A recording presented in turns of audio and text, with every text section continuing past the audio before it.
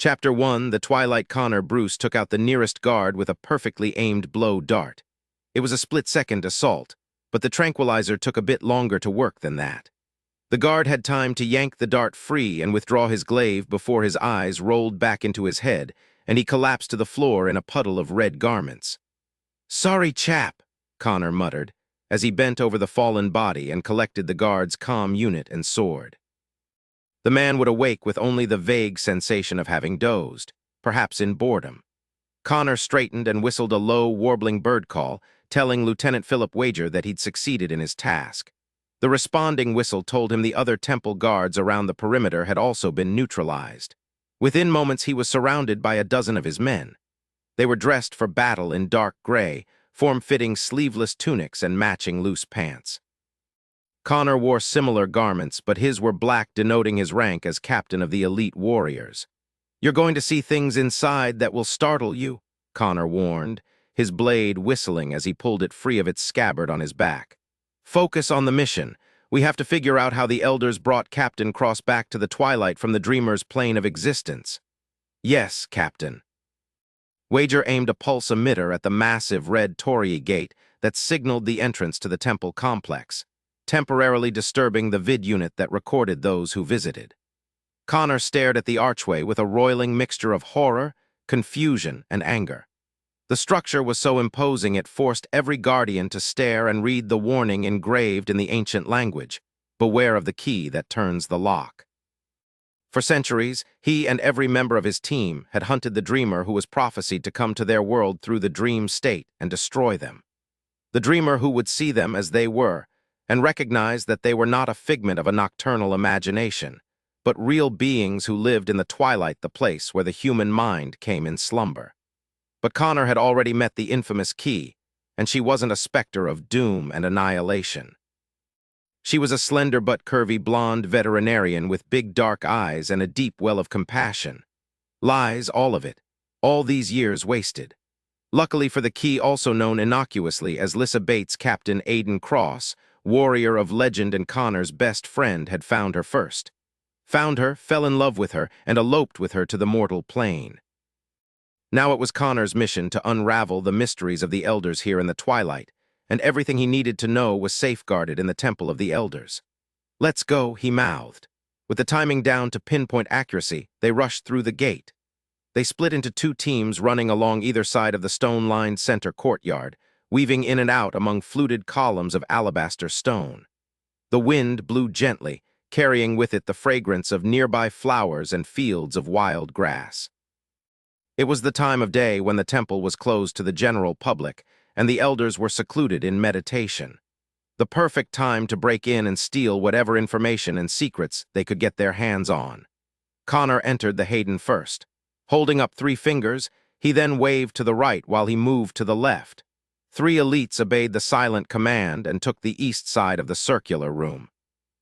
The 2 teams moved within the shadows, highly aware that any misstep would allow the vid units around the perimeter to pick up their incursion. In the center of the vast space waited semicircular rows of benches that faced the columned entryway they had just come through. Rising several stories high, there were so many benches the Guardians had lost count of the number of Elders who ruled from them long ago. This was the heart of their world, the center of law and order, the seat of power. Regrouping at the middle hallway that led to the Honden, Connor paused, and the others awaited his command. The hall to the west branched off toward the Elders' living quarters. The hall to the right went to a secluded open-air meditation courtyard. This center gallery was where it got freaky. After his first and heretofore only temple break-in, he was prepared. His men weren't. He looked at them with an arched brow, silently admonishing them to heed his earlier command. They nodded grimly, and Connor continued on. As they walked, a vibration beneath their feet drew everyone's attention to the floor. The stone shimmered and became translucent, creating the impression that the ground had disintegrated and they were about to fall into an endless blanket of stars. He groped for the wall by instinct, his teeth gritted together, then the view of space melted into a swirling kaleidoscope of colors. "Fuck me," Wager breathed. Connor had said the exact same thing the first time he'd walked this corridor. Every step created ripples in the colors, suggesting that whatever it was responded to their presence. "Is that real?" Corporal Trent whispered fiercely. Or a hologram of some sort? Lifting his hand, Connor reminded the men to keep their silence. He had no idea what the damn thing was. He knew only that he couldn't look at it or vertigo would make him sick. They moved past the private elder library to reach the control room. There was one elder there, a lone sentinel lost within a vast space dominated by high walls lined with bound volumes and a large console. As was the custom of the elders, he'd been left behind when the others retired for the afternoon, which made him the unfortunate recipient of a tranq dart to the neck. Connor dragged his unconscious body aside to give Wager access to the crescent-shaped touchpad control panel. "I'll loop the vid so you're not recorded," the lieutenant said. Wager stepped up and began to work, his posture straight and legs slightly parted, firmly entrenched in his assignment. With his long black hair restrained in a queue and stormy gray eyes, he had a renegade appearance to go along with his loose cannon reputation. Because of his volatile nature, he'd been a second lieutenant for centuries longer than he should have been. Connor had recently promoted him to first lieutenant, for all the good that did him. They were insurgents, having left the sanctioned elite warrior regiments to commandeer the rebel faction.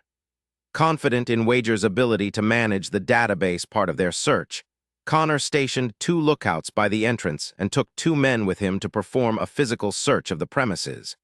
Not long ago, he'd broken into the temple with only Wager as backup. But the recent coup had forced the elders to increase the number of guards, which in turn forced Connor to charge the complex with 12 men. 6 outside and 6 inside. They moved with rapid strides further down the hallway, keeping their gazes averted from the rapidly swirling kaleidoscopic floor. Light poured in from the skylights above, and a clear door at the end of the hall provided a sunlit view of the far edge of the meditation courtyard.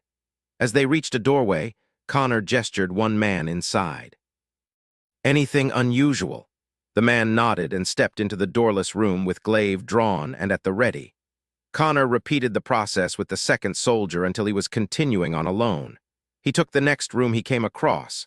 It was a dark space, not unusual since it was unoccupied, but odd in that the lighting did not illuminate when he entered. It was only the light spilling in from the hallway that enabled him to see. The center of the room was empty, but tiered metal carts on wheels lined the walls. There was a medicinal smell in the air, and as he spotted a heavy bolted metal door in the wall, his hackles rose. There was a thick viewing window built into the upper part of the massive barrier, but whether that was for someone to see in or someone to see out, he didn't know. Either way, that door was a serious deterrent and meant that whatever it guarded was important. "What the hell have you got in there?" he wondered aloud. Connor stepped over to the small touchpad in the corner and began a rapid-fire series of keystrokes. He needed to get the damn lights to turn on so he could see what the hell he was dealing with. He could use some leverage right now, and holding a valuable item for ransom would work nicely. One of the many command overrides he inputted caused the panel to beep rapidly, and then the room slowly brightened. "Yes," he grinned and turned around, surveying the small room with its stone floors and barren white walls. The sharp hiss of releasing hydraulic pressure had him rocking back on the heels of his boots. Somehow he'd managed to get the door open, too, which made things all the easier. What happened next would forever be ingrained on Connor's memory. There was a roar that sounded like fury mixed with fear. Then the heavy door flew open with such explosive force that it embedded into the adjacent wall. His glaive at the ready, Connor was prepared to fight. What he wasn't prepared for was the apparition that lunged at him, a body seemingly guardian-like in appearance, yet possessed of pure black eyes with no sclera and teeth with wickedly sharp points. Connor froze, horrified and confused. It was the gravest offense to kill another guardian, and to his knowledge murder hadn't been committed in centuries. That stayed his hand when he would have thrust, which left him open to the violent impact that knocked him to the floor. A feat never before accomplished because he was too damn big. "Fuck!" he grunted as he crashed to the stone with bone-jarring force. The thing was on top of him, a not inconsiderable male filled with unexplained ferocity. It was snarling and grappling like a rabid beast. Connor jerked to the side, rolling to gain the upper hand. With one hand wrapped around his assailant's straining neck and the other fisting and descending in brutal punches, he should have knocked the man out cold. He felt the crack of a cheekbone beneath his knuckles and the shattering of a nose, but the injuries appeared to have no effect, neither did the deprivation of air to breathe. Deep inside Connor, fear curled with insidious strength. Those black eyes were filled with a roiling madness and thick claws were ripping at the skin of his forearms. How did one defeat an enemy who had no mind? "Captain!" Connor didn't look up. He rolled onto his back again and extended his arm full length, holding his attacker aloft by the throat. A glaive whistled through the air and sliced off the top of the man's skull. Gore splattered everywhere. "What the fuck was that?" Trent cried, standing just above Connor's head with the killing blade in his hands. "Hell if I know." Connor tossed the body off to the side. He looked down at himself in disgust, touching the gunk that coated him with a tentative finger. It was thick and black, resembling old blood and reeking like it, too. His gaze moved to the corpse whose face from the eyebrows down was still intact. Brown hair grew overly long around the man's ears and nape. The skin had an unhealthy pallor and the flesh was clinging to bones. The hands and feet were both capped with long, thick reptilian claws, but it was the inky black, sightless eyes and gaping maw that were so frightening. They turned a gaunt, sickly-looking man into a formidable predator. It wore only loose white pants that were stained and torn. On the back of its hand was a seared brand, HB-12. A quick look at the cell from which it escaped revealed a thick metal interior liberally gouged. "Your room is definitely more interesting than mine," Trent said. The levity of his statement was ruined by the crack in his voice. Connor's chest labored more from his anger than from his exertion. "It's exactly this sort of shit that forced the rebellion." Most everyone would say that leading a revolt went against his easygoing nature, and they'd be right. Hell, he still had trouble believing he'd taken this step. But there were too many goddamn questions, and all the answers he had were lies. Yeah, he was a man who liked things painfully simple: wine, women, and kicking ass, as he used to say, but he had no qualms about stepping up to the plate and swinging when necessary. It was his job to protect others, both dreamers and the gentler guardians. There were thousands of his people, all were divided into certain specialties. Each guardian had their strengths. Some were tender and offered comfort to dreamers who grieved. Others were playful and filled in dreams of sports heroes or baby showers. There were sensuals and healers, nurturers and challengers. Connor was an elite. He killed nightmares and guarded his people. If he had to protect them from the elders too, so be it. "There's no way to pretend that the temple wasn't breached now," the corporal pointed out. "Oh," Connor agreed, "no way." And he didn't really care at this point. In fact, he wanted the elders to know that their secrets weren't safe. He wanted them looking over their shoulders. He wanted them to feel as unsettled and wary as he did. They owed him that much, at least, after asking him to lay his life on the line for a fake cause. Wager came running into the room with two more elite directly behind him. "Whoa," he said, skidding in the splatter before catching his footing. "What the hell is that?" "Fuck if I know." Connor wrinkled his nose. "Yeah," Wager agreed. "It stinks. It's also probably what set off that alarm on the console. My guess is reinforcements are on their way now, so we better get out of here." "Did we get anything useful out of the database?" Connor asked, grabbing a towel off one of the push carts against the wall. He scrubbed at his torn skin and clothes to remove what he could of the blood-like substance clinging to him. "I downloaded what I could. It would take eons to get all of it, but I tried to focus on files that sounded the most intriguing." "That will have to suffice. Let's go." They left with the same caution they'd used upon their arrival, their eyes scanning their surroundings carefully. Still, none of them saw the elder whose dark gray robes blended so well with the shadows.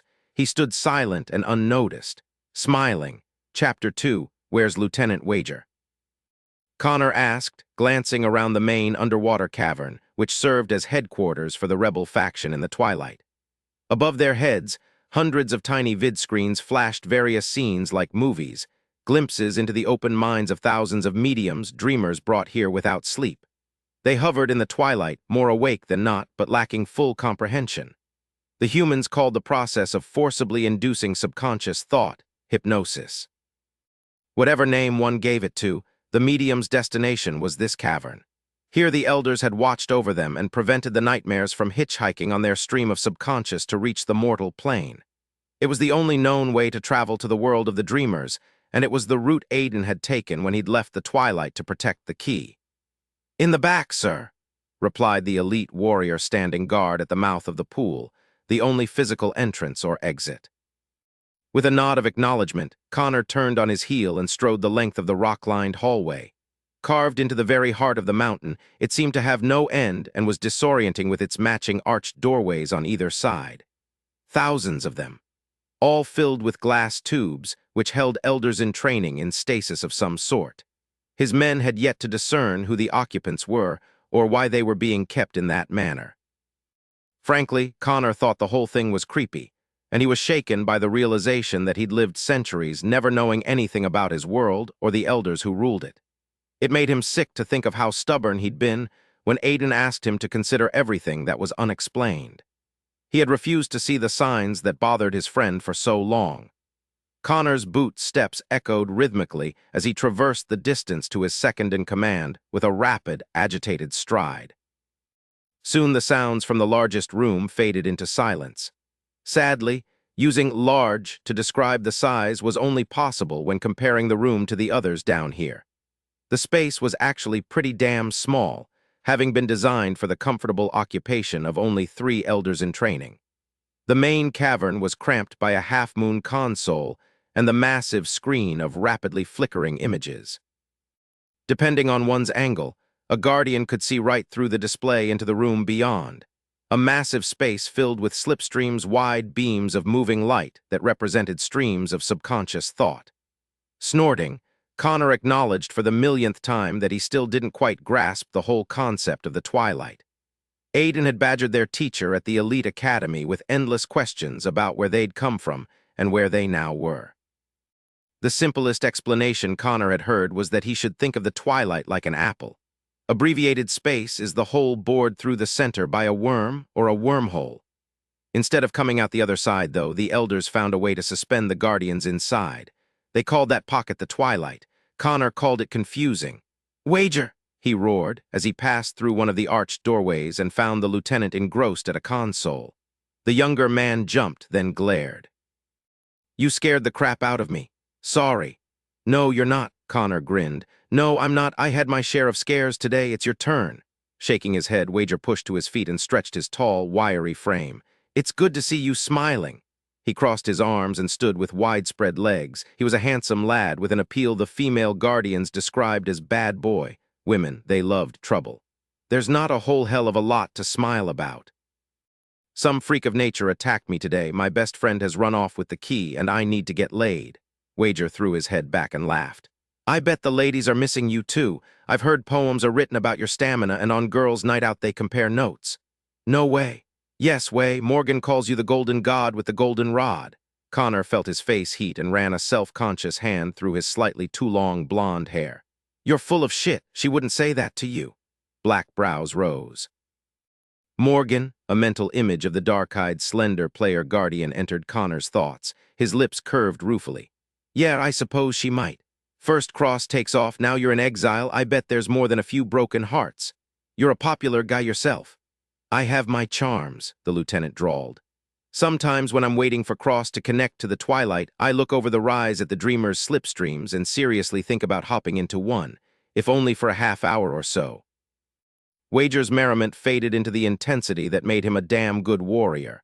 "How is Captain Cross's stream? Is it coming in clearer yet?" "No." Connor scratched the back of his neck. "It's still murky. I'm guessing that has something to do with the fact that his slipstream connects to that barren plain instead of in the valley. For most dreamers, their subconscious connected to the Twilight in the Valley of Dreams. They touched the lives of guardians through wide golden beams that rose from the valley floor and pierced the misty sky until they could no longer be seen. The varying streams of subconscious thoughts spread as far as the eye could see. Actually, I think that's a manifestation of the problem, not the cause." At Connor's raised brow, Wager explained. "Because we are physiologically different from humans, I suspect our brain waves function on another wavelength entirely. That's what causes Cross's slipstream to connect to the Twilight in a different place and to come across with a degraded intensity. When Aiden entered the dream state, he came to them in a blue stream, while the other slipstreams were clear enough to look through, almost like looking through a thin waterfall. Aiden came across snowy, like a television station with bad reception." "Okay." Connor heaved out his breath. "That puts a new spin on things." "Sure does. Corporal Trent said you had some news for me." "Yes." Wager rolled his shoulders back as if to relieve strain. Connor's hackles rose. "Let me guess, it's not good." Using information gleaned from the data chips I loaded in the temple, I found a reference to HB9. That thing in the temple was branded with HB12. I saw that. The lieutenant's lips pursed grimly. Unfortunately, the file containing the information on the HB project was incomplete because the download was aborted too soon. Shit, Connor scowled. HB project, what does that mean? It means that thing was part of a greater program, but I can't tell how extensive it was. Fuck, Connor felt like hitting something. If there are more of those freaks, we've got problems. That's putting it mildly. I have to warn Cross. Yes, Wager nodded sagely. And because he doesn't remember what you tell him in dreams, you'll have to do it in person. What? Connor gaped. Are you nuts? You've seen one of those things, the lieutenant pointed out, and fought with it. That gives you an advantage. Trent's the only other elite who saw it in action, and you know he's not ready for a mission such as this. Connor growled and began to pace the length of the stone-walled room. Think about it, Captain. Do you trust anyone else to relay the gravity of this situation to Cross? I don't. I trust you. Wager stilled, then cleared his throat. Thank you, sir. I appreciate that. You know I do. But you need me here going through the entries we downloaded from the database, and you and Captain Cross have a unique dynamic. For centuries, you have kept the elite in tight fighting form with high morale and a low casualty rate. And your friends. I think in a new world, possibly fighting a new enemy, you're going to need that support to succeed. It's a bad idea to send the highest-ranking officer away from the troops. I don't like it, not one bit. Connor glanced at the elder in training who slept oblivious in the nearby glass tube. His head hung low, his chin to his chest, his body held upright by no discernible device. This one was dark-haired and very young, not much past his teens, Connor would guess. I don't like it either, but here are the facts. I'm the best person to search the database, and you are the best person to work with Cross. By reversing that, we would be crippling both missions before they start. We can't afford to do that. Damn it, I know that. Connor scrubbed both hands through his hair. I'm not even really arguing the point, it's just the principle of the thing that gets to me.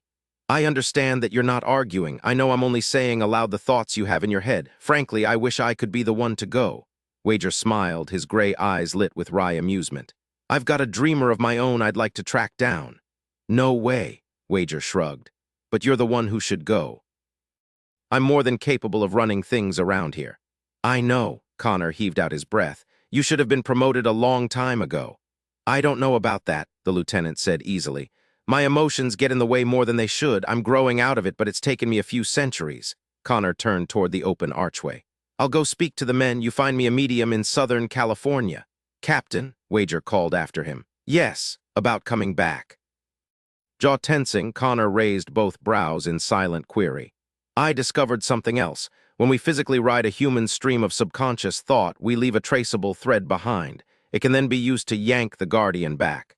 That's how the Elders brought Aiden back. Apparently, if necessary, we can pull you back the same way, but the medium is damaged in the process. Damaged. It's fatal to humans. The lieutenant crossed his arms and settled more firmly on his heels, a stance Connor had come to recognize as preparation for a difficult task. Strokes, dilated cardiomyopathy, sudden deaths are the result. Shit.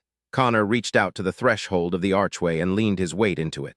That's why it's not a viable means of hopping between the two planes. I suspect that's the reason we haven't migrated over there, Wager agreed, if only in small numbers. We would have to leave guards behind to prevent the nightmares from using the slipstreams. No battalion would want that assignment indefinitely, and we'd have to leave at least that many behind to stem the flow of nightmares from the gateway and guard the valley. But we couldn't relieve them because traveling back and forth would kill thousands of mediums. Right. Every guardian understood their responsibility. Their homeworld had been invaded by nightmares, a race of shadowy, evanescent parasites. The Elders had created a fissure within abbreviated space. It had served as a portal to this conduit plane between the human dimension and the one the Guardians had been forced to leave behind. The nightmares had quickly followed, forcing their way past a formidable barrier, the gateway, and hundreds of elite warriors. We screwed up by letting the nightmares in. We can't compound the problem by killing them ourselves or taking over their world. Nodding grimly, Connor's gaze moved around the room, his brain attempting to wrap around his departure. He may never see this place again. A few minutes ago, that would have been lovely. Now he felt adrift.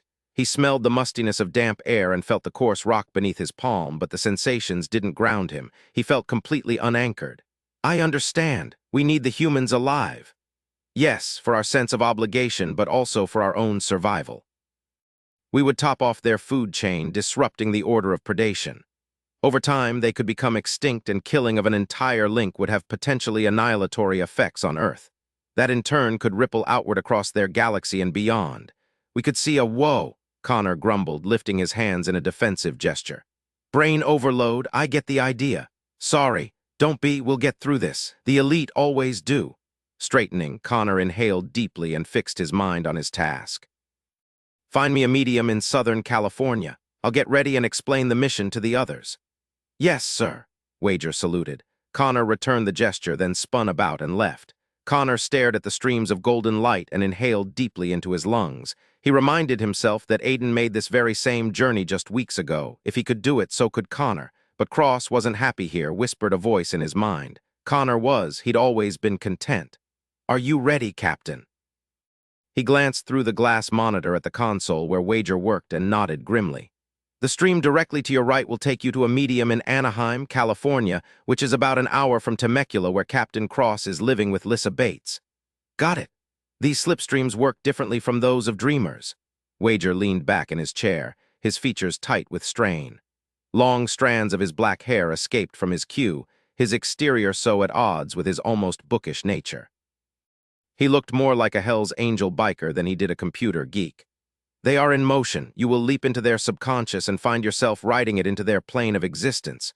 Your appearance there will cause a temporal disturbance which will affect a hitch in time. A hitch, Connor frowned. Yeah, a major slowing down. A second to them will be like a minute to you. I'm not sure how that will feel. Not good, I'm guessing. But if you hurry, it will allow you to leave without being detected. Otherwise, for the humans, 1 second you won't be there and the next second you will. That'll be hard to explain, so I wouldn't push my luck if I were you. No problem. I'll get out of the way quick. I'll be able to track you through your dreams just as you've been meeting Captain Cross in dreams. Connor gave him a thumbs up. It was the best he could do under the circumstances. His throat was too tight to speak. Despite his many centuries of living, for the most part he felt not much older than he'd been when he graduated from the elite academy with Aiden. Sure, he could no longer fight all night and tear up nightmares the next day without feeling like rubber. But that was more of a dig to his male pride than it was a sign of his age. Right now, though, he felt every one of his years. Wager heaved out his breath. I admire you greatly, Bruce. I think I'm more nervous than you are. Nah, I'm just hiding it better. Turned to face the appropriate slipstream.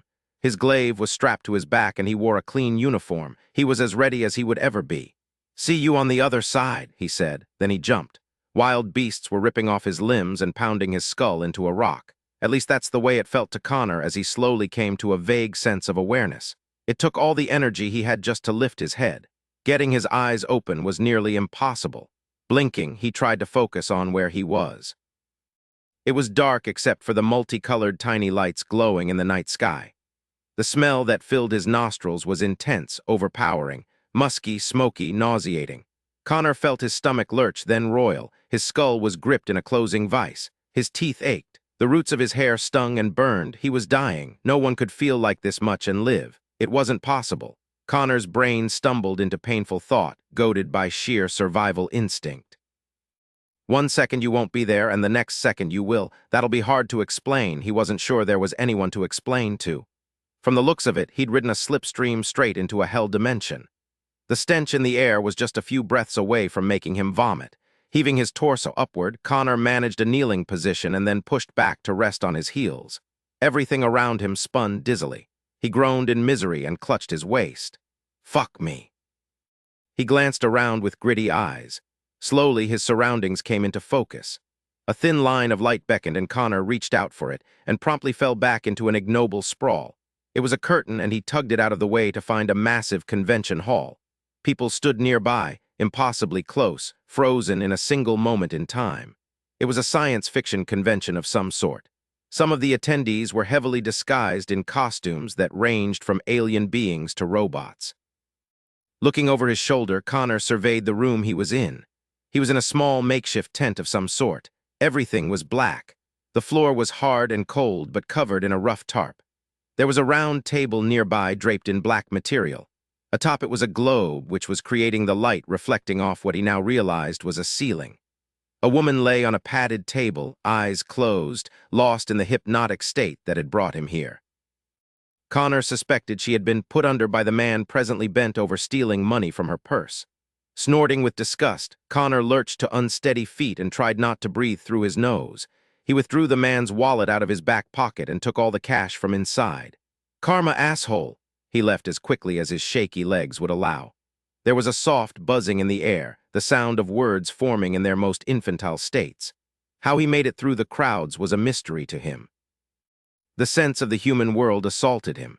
Fake smells such as perfumes, food smells, body odor. In the twilight and in the dreamer's subconscious, such sensory perceptions were dulled or stripped to their most basic, not so in reality. Connor was forced to pause at a trash receptacle by the exit to throw up. He didn't like it here. His heart ached. He wanted to go home, a home he loved and missed terribly already. Instead, he pushed open the glass doors of the Anaheim Convention Center and stepped out to his new world. Stacey Daniels knew it was ridiculous to be sitting on the couch bawling her eyes out. She should be thrilled to have some personal time for herself. "I should be making an appointment for a pedicure, a manicure, and a haircut," she muttered. She should be calling the Hot Ups driver who delivered the pharmaceutical supplies to Bates All Creatures Animal Hospital where she worked. He'd given her his card with his cell phone number on it after weeks of flirting. The accompanying wink had made the offer more than just a business one. "I could be looking forward to a night of much-needed, no-strings-attached fun." Instead, she was a miserable lump, crying because her deadbeat ex-boyfriend had finally picked up their son for an overdue weekend visit. It was pitiful and slightly deranged, but she couldn't get over it. Sinking deeper into her best friend's sofa, Stacey looked around the condo and was grateful to be house-sitting for her boss, Lissa Bates. She didn't know how she would have managed being at her own home without Justin there.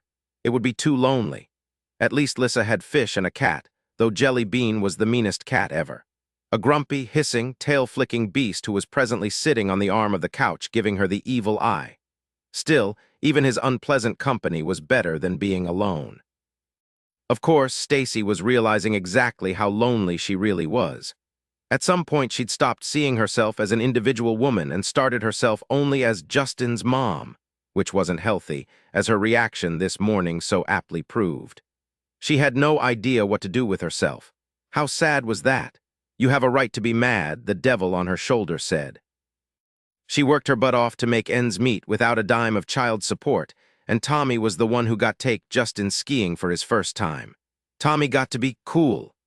Tommy got the privilege of seeing Justin's face light up with joy and wonder, all because he'd had a $20 bill burning a hole in his pocket in Reno a year ago.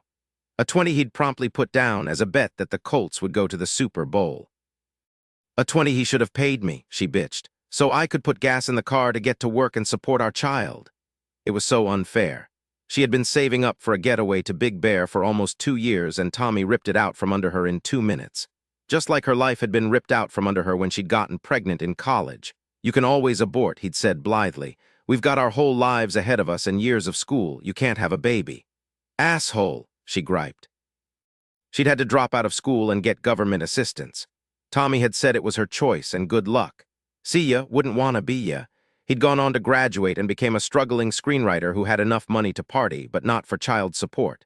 She'd gone on to a series of temp jobs until she finally found steady, good-paying, non-demeaning work at the vet hospital with Lissa. Stacey yanked a tissue from the box next to her and blew her nose. It was petty and small of her to begrudge Justin a much-wanted trip just because she wasn't the one to take him. She knew it and acknowledged it, but doing so didn't make her feel any better. The doorbell rang and Stacey turned her head to scowl in the direction of the foyer. If she'd been at home, she would have ignored it, but she was watching Lissa's house and pets while the boss was on a mini vacation with her fiancé in Mexico, so that meant watching out for Lissa's packages, too. Grumbling under her breath, Stacey stood and crossed the soothing beige carpeted living room to the marble-lined entrance hall. JB hissed and followed her, rumbling his demon cat's warning. He hated visitors. Well, he hated everybody pretty much, but especially total strangers. The bell rang again impatiently and she called out, "Hang on, I'm getting there." Stacey turned the knob and pulled the door open. You gotta give a girl a minute to get. A Viking stood on Lissa's porch. And he was devastatingly gorgeous. Chapter 3, JB's bitching halted mid-rumble, just as Stacy's speech had. Gaping, she took a long, hard look at the blonde giant who filled every inch of the doorway. He was at least 6'4", with a sword hilt peeking over his left shoulder and a powerful frame that would make Dwayne, "The Rock" Johnson jealous. His arms were massive, ripped with taut muscles that stretched the golden skin covering them. He wore a straight black, sleeveless V-neck tunic that looked painted on and pants that clung to lean hips before flowing into loose pants legs. On his feet he sported wicked-looking combat boots. "Wowza," she murmured, duly impressed. The man was hot, hot, hot, even in a costume. Chiseled jaw, a sinner's mouth, arrogantly slashed brows, and a perfect nose. In fact, all of him was perfect. At least the parts that she could see, gorgeous in a way that was hard to define. There was something different about him, a physical charisma or perhaps a foreign appeal. She couldn't put her finger on what it was that was so unique. She knew only that she'd never seen a more beautiful man ever. He wasn't beautiful in the pretty sense. He was beautiful in the Rocky Moors sense or the Serengeti sense, harsh and untamed, awe-inspiring in a wholly intimidating way. And because she was intimidated, Stacy did what she excelled at. She got spunky. Cocking her hip to lean into the door edge, she flashed a bright smile. "Hi," bright azure eyes widened then narrowed. "Who the hell are you?" the man demanded, his voice rumbling with a burr that was charming and delicious even though his attitude wasn't. "Nice to meet you too." "You're not Lissa Bates," he rumbled. "Damn, what gave me away? The short hair, the big butt." She snapped her fingers. "I got it. I'm not drop-dead gorgeous and built like a brick house." The corner of his luscious mouth twitched. He tried to hide it, but she saw it. "Honey, you're gorgeous and built, but you're not Lissa Bates."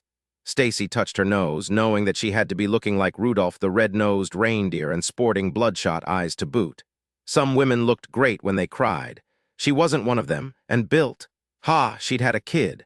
Nothing was where it used to be, and she'd never dropped the last 10 pounds from her pregnancy. Unable to think of a witty comeback because her brain was fried by his maybe a compliment, maybe a joke, she said, "Lissa's out of town. I'm watching things for her while she's gone." "Is Cross here?" He looked easily over her head and into the condo. "Who?" He looked back down at her, frowning. "Aiden Cross, he lives here." Yeah, but if you think he'd let Lissa go anywhere without him, you're nuts." "True." Something passed through his eyes as he looked at her. Geez, she had to go on vacation to wherever the hell Aiden was from. Obviously Hunkalicious on the porch was from there too. Same brogue, same sword fetish, same hotness level. "I'm going to stay here until they get back," he pronounced, taking a step forward. Stacy didn't budge. "No way." He crossed his arms. "Listen, sweetheart, I'm not in the mood to play games. I feel like shit. I need to crash for a while." "Listen, babe," she retorted, mimicking his pose. "I'm not playing." "Sorry you feel like crap, but my day sucks too. Go crash somewhere else." She watched his jaw tight. "Aiden wouldn't want me staying anywhere else." "Oh yeah, he didn't say anything to me about anyone coming by. I don't know you from Adam. Connor Bruce." He thrust a massive hand at her. She hesitated a moment, then took it. The heat of his palm burned her skin and spread tingles up her arm. She blinked. "Stacy Daniels." "Hi, Stacy." He tugged her into his chest, lifted her feet from the tile, and stepped into the condo, kicking the door shut behind them. "Hey," she protested, trying to ignore how delicious he smelled. Musky and exotic, male, it made her want to bury her face in his powerful neck and breathe him in. Absolutely bizarre considering how pissed off at him she was. "It stinks outside," he complained. "I'm not standing out there anymore. You can't just barge in here." "Sure, I can." "Okay, you can." "That doesn't mean you should." Connor paused in the living room and looked around. Then he set her down, lifted his sword holder thingy over his head, and leaned it against the wall near the door. "I'm going to bed." He stretched his arms and back in a pose that made her mouth water. "It's still morning, so don't touch that." He pointed to his sword, then turned toward the stairs. "I'm not your honey, sweetheart, or darling, and if you go upstairs, I'm calling the police." Connor grinned, which transformed his features from too hot to handle to absolutely divine. "Sure thing. Make sure they bring handcuffs and leave them behind." "They won't be leaving you behind." How in hell could the man make her hot and bothered and hot under the collar at the same time? "Call Aiden," he suggested, climbing the stairs. "Or Lissa, tell them Connor's here. See ya later." Running over to the stairs, Stacy prepared to yell up at him. Instead, she found herself admiring his confident stride. Her mouth snapped shut. She hustled to the kitchen and picked up the phone. A minute later, the odd phone ringing in a bucket sound told her the call was connecting to the hotel in Rosarito Beach, Mexico. Hello? Hey, Doc. Climbing onto one of the bar stools, Stacy snatched a pen out of the pen holder and began to doodle on the drawing pad by the cordless phone's base. She had to flip past several flawless renderings of Aiden in order to find a blank page. Most doctors had the worst handwriting. Lissa was a veterinarian, but she had an amazing talent for drawing. Hey, Stace, Lissa greeted, sounding relieved. Stacy still hadn't figured out what it was that had Lissa so stressed out.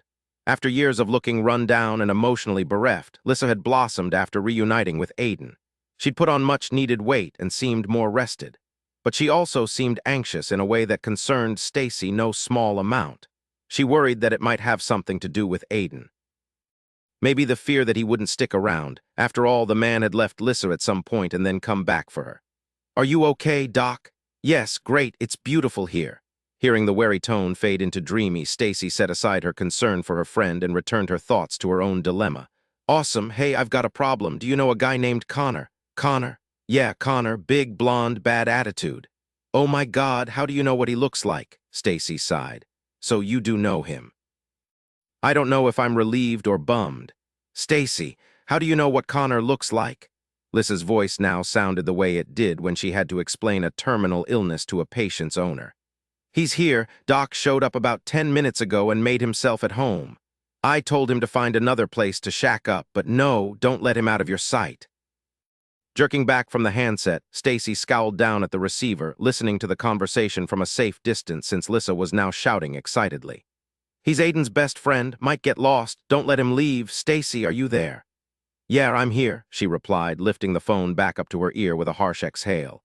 You know, the guy is hot as hell, but he's a real pain in the ass, bossy and arrogant, rude. JB is tough enough to live with, but two jerks at once.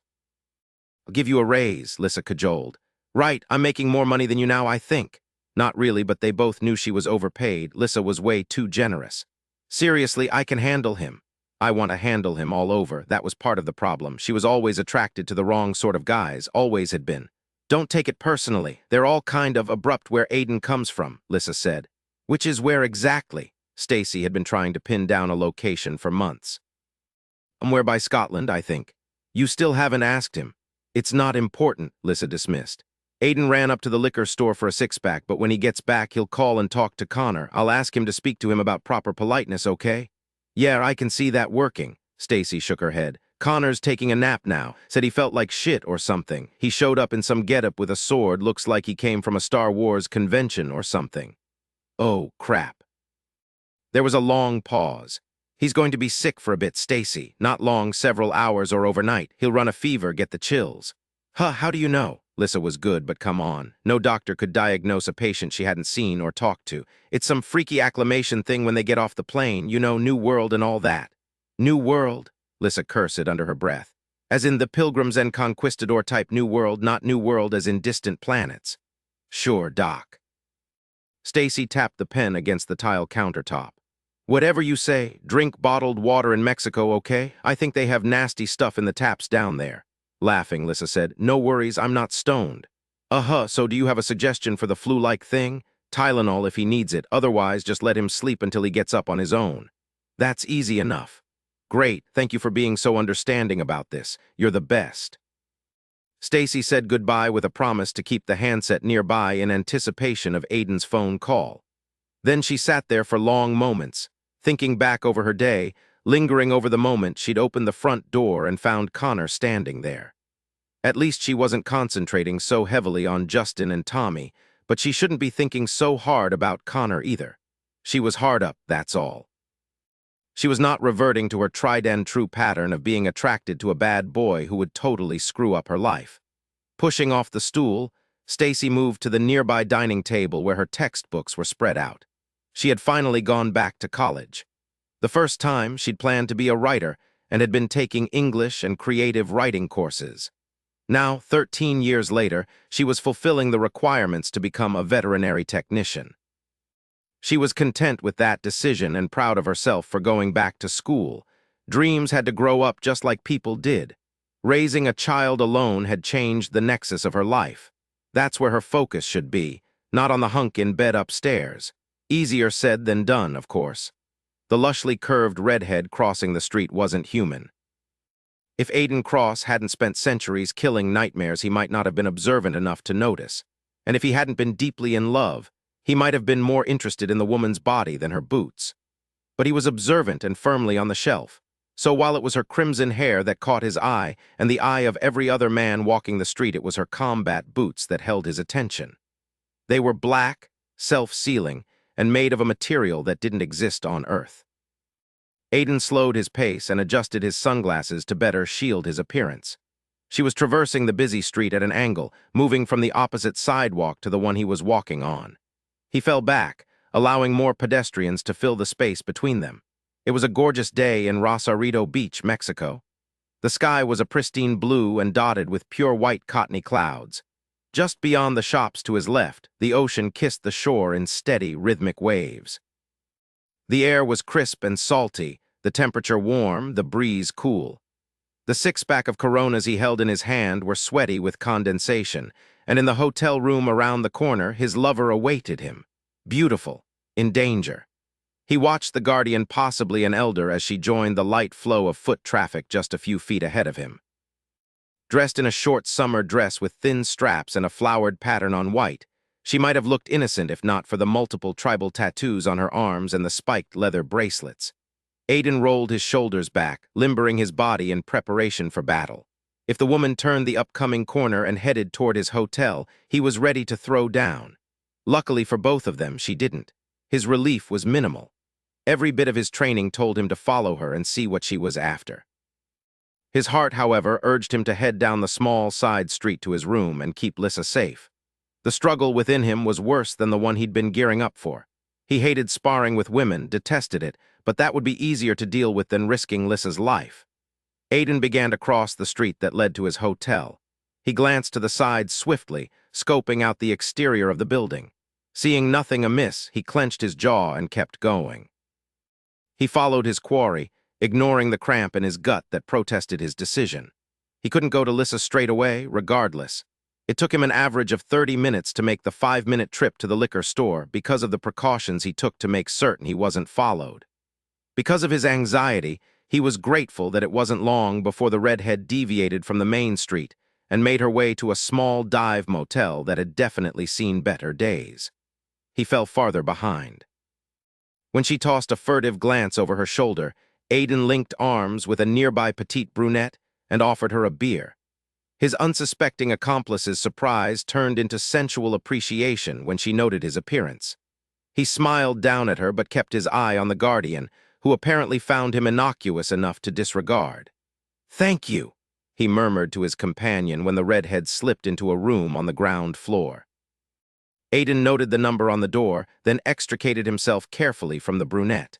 "Enjoy the beer," she called after him, but he was already heading back the way he'd come, back to Lissa. He took a long, roundabout, and thoroughly unplanned route on the return trip to his hotel, pausing to examine various ponchos, hats, jewelry, and shot glasses displayed on tables near the street. He was acutely conscious of those who moved around and behind him.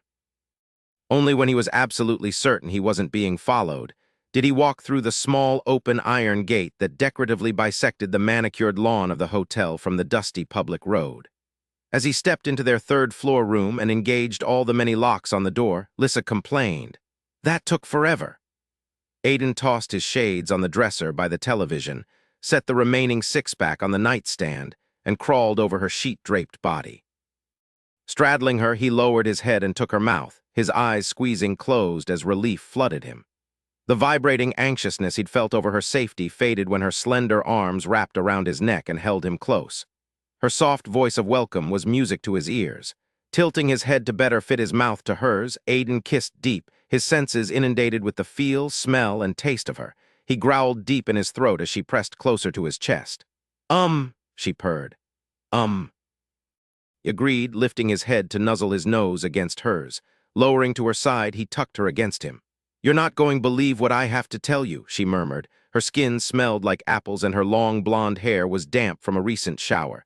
The sheets carried the lingering essence of them together and a night of closeness that had taken them from sunset to sunrise. "Oh, yeah." He cupped the back of her head and kept her close. "Yeah, Connor is at my house." There was a long pause. Imagine that. Lissa lifted her head and stared down at him. Why don't you sound very surprised? Aiden exhaled harshly. I saw another guardian. She's staying in a hotel not too far from here. Oh shit, he nodded wearily. Exactly. Chapter 4, gasping for air and racked by violent shivers, Connor emerged from the frigid lake and crawled up the sandy bank. As he pushed to his feet, his elite uniform clung heavily to his body. He was so focused on fighting off the tension that came from hypothermia that he didn't realize he wasn't alone until he was tackled and knocked backward. As a smaller, warier body wrapped around his roar of outrage reflected off the surface of the water and released his mounting tension. Connor twisted and grappled with his assailant until the moment they both fell back into the lake in an explosion of water and slapping. The sting of the unexpected impact combined with the shock of being attacked really pissed Connor off. He grabbed his assailant by the scruff of his robes and dragged him onto the shore. Wait! Dressed in gray, the man could only be an elder. Unfortunately for him, Connor wasn't feeling so charitable toward elders right now, and he was in the mood to kick some serious butt. He reached over his shoulder and pulled his glaive free of its scabbard. If you had a death wish, old man, he growled, you should have just said so outright. Cross needs you. Connor stiffened at the sound of the familiar voice. Of course it couldn't be just any elder, not on a crappy day such as today. It had to be Elder Sharon, his instructor from the elite academy. What Cross needs are answers, Sharon. We all need answers.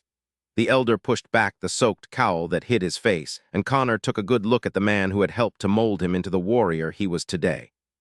Sharon's appearance had changed so drastically, he was nearly unrecognizable as the vigorous master he had once been. His dark brown hair was now pure white, the suntanned skin now an unhealthy pale, and his pupils were so wide and dark they swallowed the whites of his eyes altogether. In that respect, he looked very much like the thing that had been sealed up in the temple. Disgust filled Connor only to be quickly replaced by fury. Aiden had looked up to Sharon as one would a father. Deserted by his birth parents for entering the elite academy, Aiden had needed a parental figure and turned to Sharon to fill that role. It angered Connor further to think that his friend's trust had been so misplaced. For his part, Connor came from a long line of elite warriors. Male and female alike, the Bruces all joined the elite. Live and die by the sword was their family creed, which was why Connor had little patience for lies and deceit. Time was precious, even for a nearly immortal. Aiden's parents, however, were a different breed of guardian altogether, one a healing guardian, the other a nurturer. They couldn't understand the path their son had chosen, and the constant questions they'd pestered Aiden with had eventually driven him away. The Crosses couldn't understand why their only child needed to be working against the nightmares, not repairing the damage they caused after the fact. Since they were the only family Aiden had, that left him with only two bonds, Connor and Sharon. And Sharon had been unworthy of such esteem and affection. Others have been sent to the mortal plane after Cross, Sharon said grimly, both hands clasped tightly around the hilt of his sword. Powerful elders, he will require assistance. We're not as out of the loop as you might think, Connor scoffed, circling his adversary with slow, steady steps. And while you're in a sharing mood, why don't you explain what that thing was in the temple? Sharon stilled, his sword lowered. I warned them. I told them the system was untried and unsecured. It was too risky, but they were determined. What are you talking about? Connor's gaze narrowed on the elder, his wariness increasing. He'd seen this ruse before, the one where a combatant pretended to lose interest in the fight only to strike with the element of surprise. Sharon paused mid-step. The cavern was our primary means of controlling the flow between the mortal plane and the Twilight, but we knew that such heavy reliance on one location left us too vulnerable. We altered a room in the Temple of the Elders in an effort to attract medium slipstreams. It worked to a lesser extent, but the temple is not secure from nightmares. It isn't. That struck a deep chord of unease in Connor. He had always looked at the shining white edifice of the temple and felt peace. It was untainted by their enemy and filled with the history of his people in the Hall of Knowledge. While he'd never personally made use of the information there, it had calmed him to think of it. No, Sharon pushed back the sodden shank of pure white hair that fell over his brow. The nightmares have grown more desperate. The older ones have learned to stalk their prey, rather than simply attack in a frenzy. Every shadow you see is suspect, and only the cavern is safe, though we are not certain why. Something to do with the water, I suspect. Maybe it's too darn cold, Connor suggested, shivering in the gentle breeze. With a wave of his hand, he heated the air around him, forming an insulating pocket. Outside of that immediate space, the velocity of the breeze picked up exponentially and the sky darkened with roiling clouds. We do not know, Bruce. I tried to dissuade the others, but they felt the risk was worth the gain. And what exactly is the risk? Sharon's lips pursed. That nightmares will. Thunder cracked and blackness descended in an all-consuming blanket. The elder screamed and the clouds began to take shape, reconstituting into the familiar form of nightmares. Thousands of them, Connor awoke in terror. He jackknifed upward in the bed, startled by his surroundings, his brain taking a moment too long to register where he was. His heart raced, his skin was coated in sweat. The mortal plane, he was in hell. His chest heaved with labored breaths as he swung his legs off the side of the bed and dropped his head into his hands. Nightmares, the bastards. As if the smells of this world weren't bad enough, now he had nightmares to deal with. Disgusted, Connor pushed heavily to his feet and stripped out of his clothes, leaving them in a pile on the floor. He opened the door to the guest room he'd selected after seeing that the other 2 bedrooms were occupied. One was the master suite, the other smelled like the hottie who had opened the front door to him. His mouth curved grimly. At least there was someone he liked about this place. Stacy was round, ripe, curvy perfection. She was the kind of woman a man could hang on to. His body reacted at the thought, and his blood began to simmer from the combination of too long abstaining, too crappy a day, and too fine a woman. He wanted to wrap his fist into that riot of tight black corkscrew curls and possess that lush red mouth of hers. Even with teary green eyes and red nose, her heart-shaped face had been alluring in the basest sense. He wanted to see it flushed, glistening with sweat and etched with the emotion of the moment. If he hadn't felt as if he was dying, he would have cheered her up right. Of course, better late than never. He needed cheering up, too. He felt torn, angry, and disillusioned and lost. It was the last that affected him most. He prized a firm foundation. Aiden was the adventurer. Connor liked his life well-defined and without surprises. He didn't like this sensation of free-falling and knew just how to find a spot of peace in a frenetic world. That spot was inside Stacy, and she was downstairs waiting for him, although she didn't know it yet. Connor went into the guest bathroom and took a cold shower. It felt like heaven to wash up after the day he'd had so far, and when he stepped out into the hallway a few minutes later, he felt better contained, less restless and more in control. He thought about getting dressed before heading downstairs in search of food, then decided against it. He didn't feel like putting his uniform back on until it was cleaned, and as far as he was concerned, the towel wrapped around his hips made him decent. His lack of attire might just rile Stacy, too, which could be the impetus needed to get her into his bed. Passion of any kind could be turned to intimacy, with the right persuasion. And Stacy already wanted him, even if she didn't want him. He'd fulfilled enough human fantasies to know that sometimes women denied their desires for reasons that had nothing to do with the connection itself. Whether a man had a good job, liked kids, was faithful, a decent cook, knew how to fix cars, or wore a suit to work, the reasons for saying no to intimacy were way more numerous than the reasons for saying yes. Guardians didn't have such unrelated concerns. Closeness was comfort and desire and a necessary slaking of needs. It promoted health and elevated moods. It was as necessary as breathing, and although some guardians partnered permanently, most kept their options open.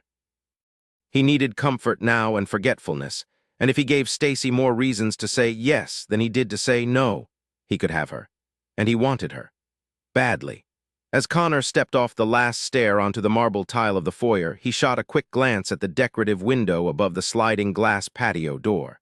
The reddish tint to the sunlight told him it was late afternoon, and a glance at the cable box above the television affirmed that it was a little past 6 o'clock.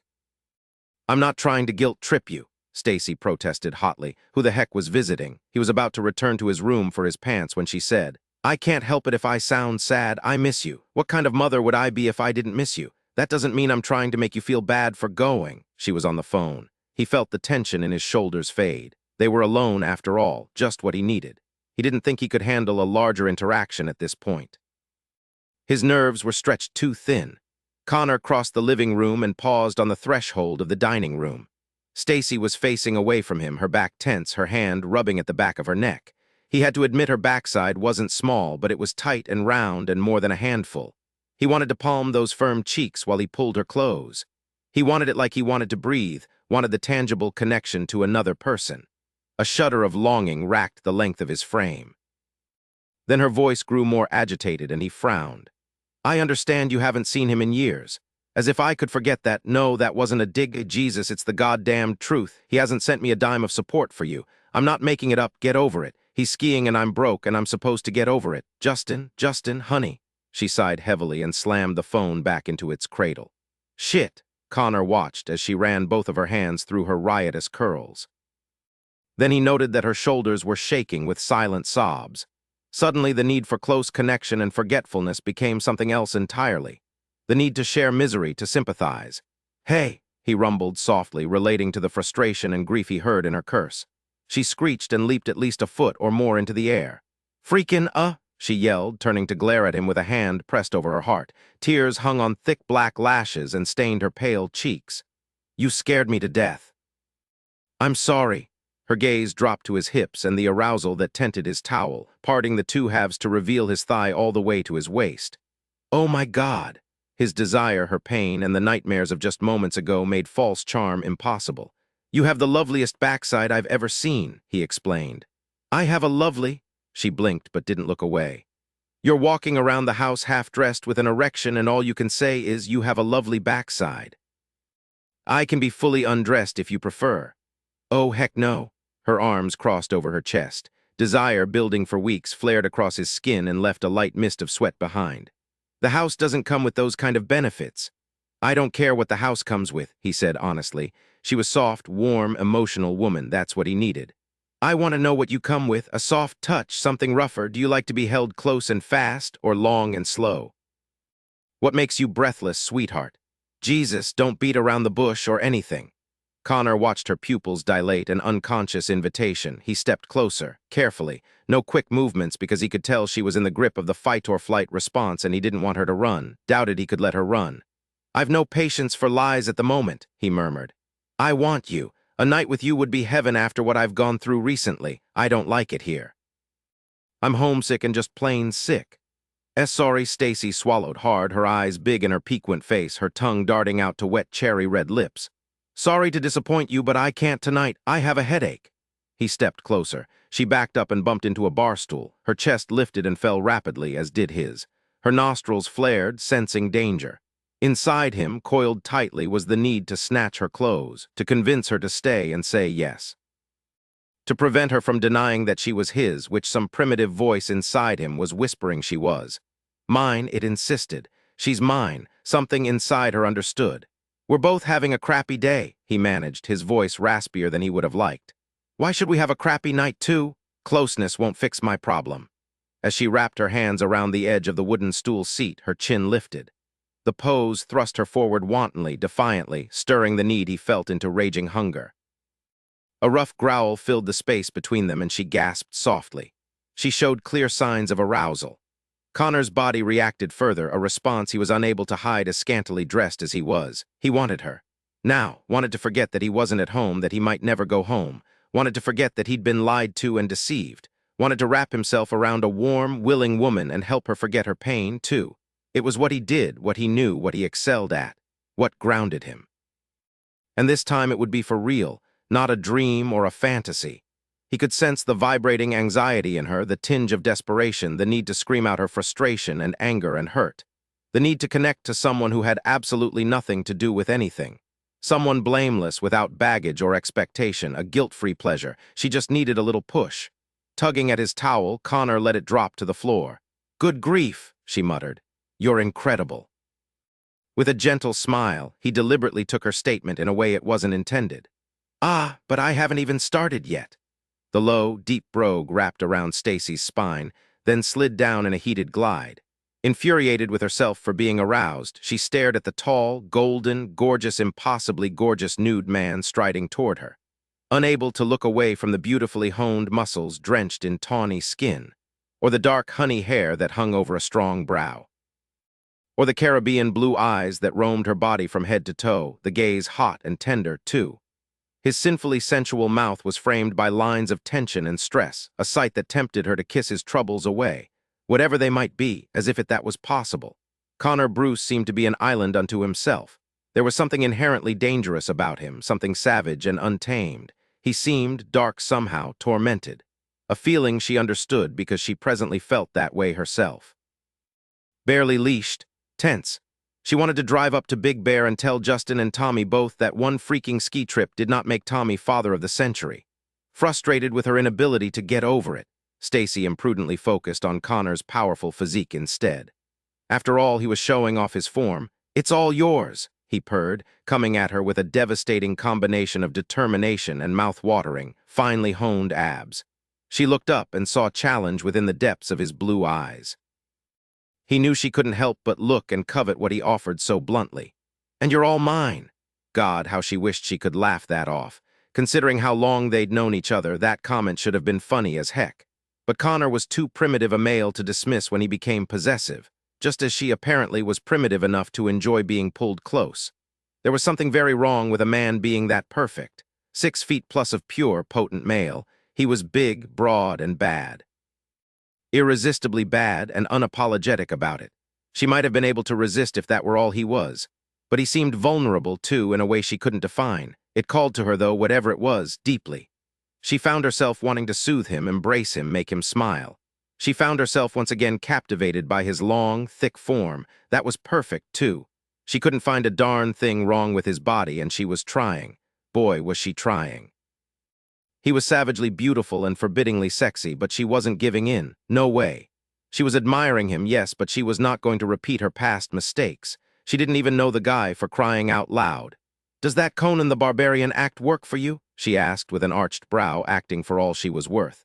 "'Cause it sure as heck isn't working for me." His lips curved in a boyish smile. She was stunned by her reaction to it. It was the kind of charming curve that made one want to smile back. "Prove it."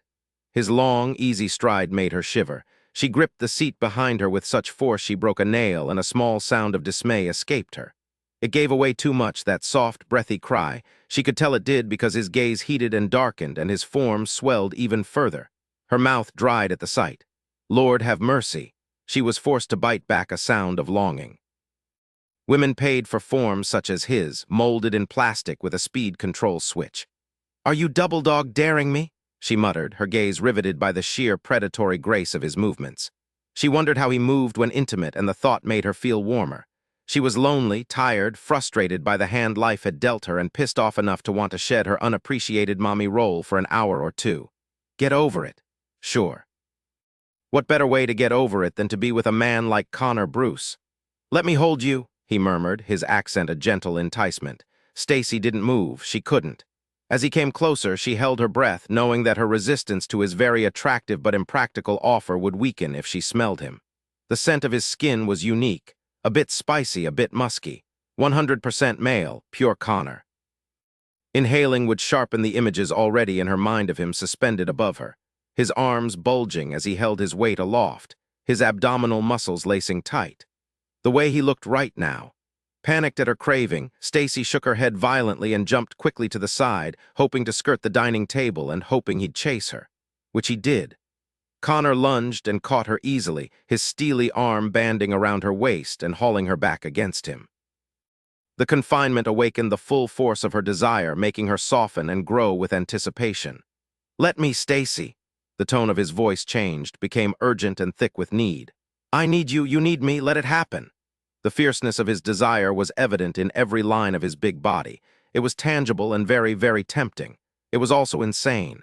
"Darn it," she snapped, struggling because it turned her on more to do so, not because she had any expectation of getting away. "You can't just haul me off to bed." "You're right, I won't make it that far. Right here will have to do." "Here," she croaked. "This is nuts, we don't even know each other." He tightened his embrace and nuzzled against her sweetly, his tongue gliding across the fluttering pulse at her throat.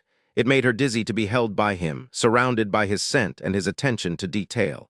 She had no doubt that Connor would find every sensitive zone on her body. She also had no doubt that she wanted him to. God, it had been so long since she'd had great closeness with someone who was focused on pleasuring her. Someone who seemed to need to pleasure her. "You're thinking too much," he whispered with his lips to her ear. He reached up and cupped her unfettered breast. His palm was warm, his squeeze firm but gentle. She felt the sensation shoot straight through her and tingle madly. A rough sound rumbled up from his chest. The urge to close her eyes and melt into him was strong. People don't just hop into bed with strangers because they had a crappy day. Why not? Why deny yourself something you want? It's called maturity. She changed tactics and hung like a deadweight in his arms. He didn't appear to notice. The man was brawny enough to carry an elephant. Sounds like self-torture to me. I suppose you just barrel through life thinking you can do whatever you darn well please because you're attractive. He pressed a hard, quick kiss to her temple and used both hands to gently hold her breasts. You're attractive and you don't do what you want, Stacy snorted. Compliments will not get you into my pants. Connor reached up and cupped her cheek, angling her mouth to meet his. No, he whispered against her lips, but this will. He pulled her close and kissed her, his tongue thrust deep into her mouth, stemming her protest. Yes, he purred, you're ready, sweetheart, she whimpered as he pressed close. Tell me you want me, he rasped. The tension was intense, her breath panting, her legs straining. Oh, I'm going to come, oh God. Jesus, she'd gone so long without she was hair trigger ready. Tell me you want me, he repeated, her hips swiveled and rocked. Does it matter, she gasped, bucking like a wild thing within the cage of his powerful arms. Yes. His teeth sank into the taut muscle at her neck and she cried out in surprise. It does, I want you to want me back. She spasmed on the verge of climax.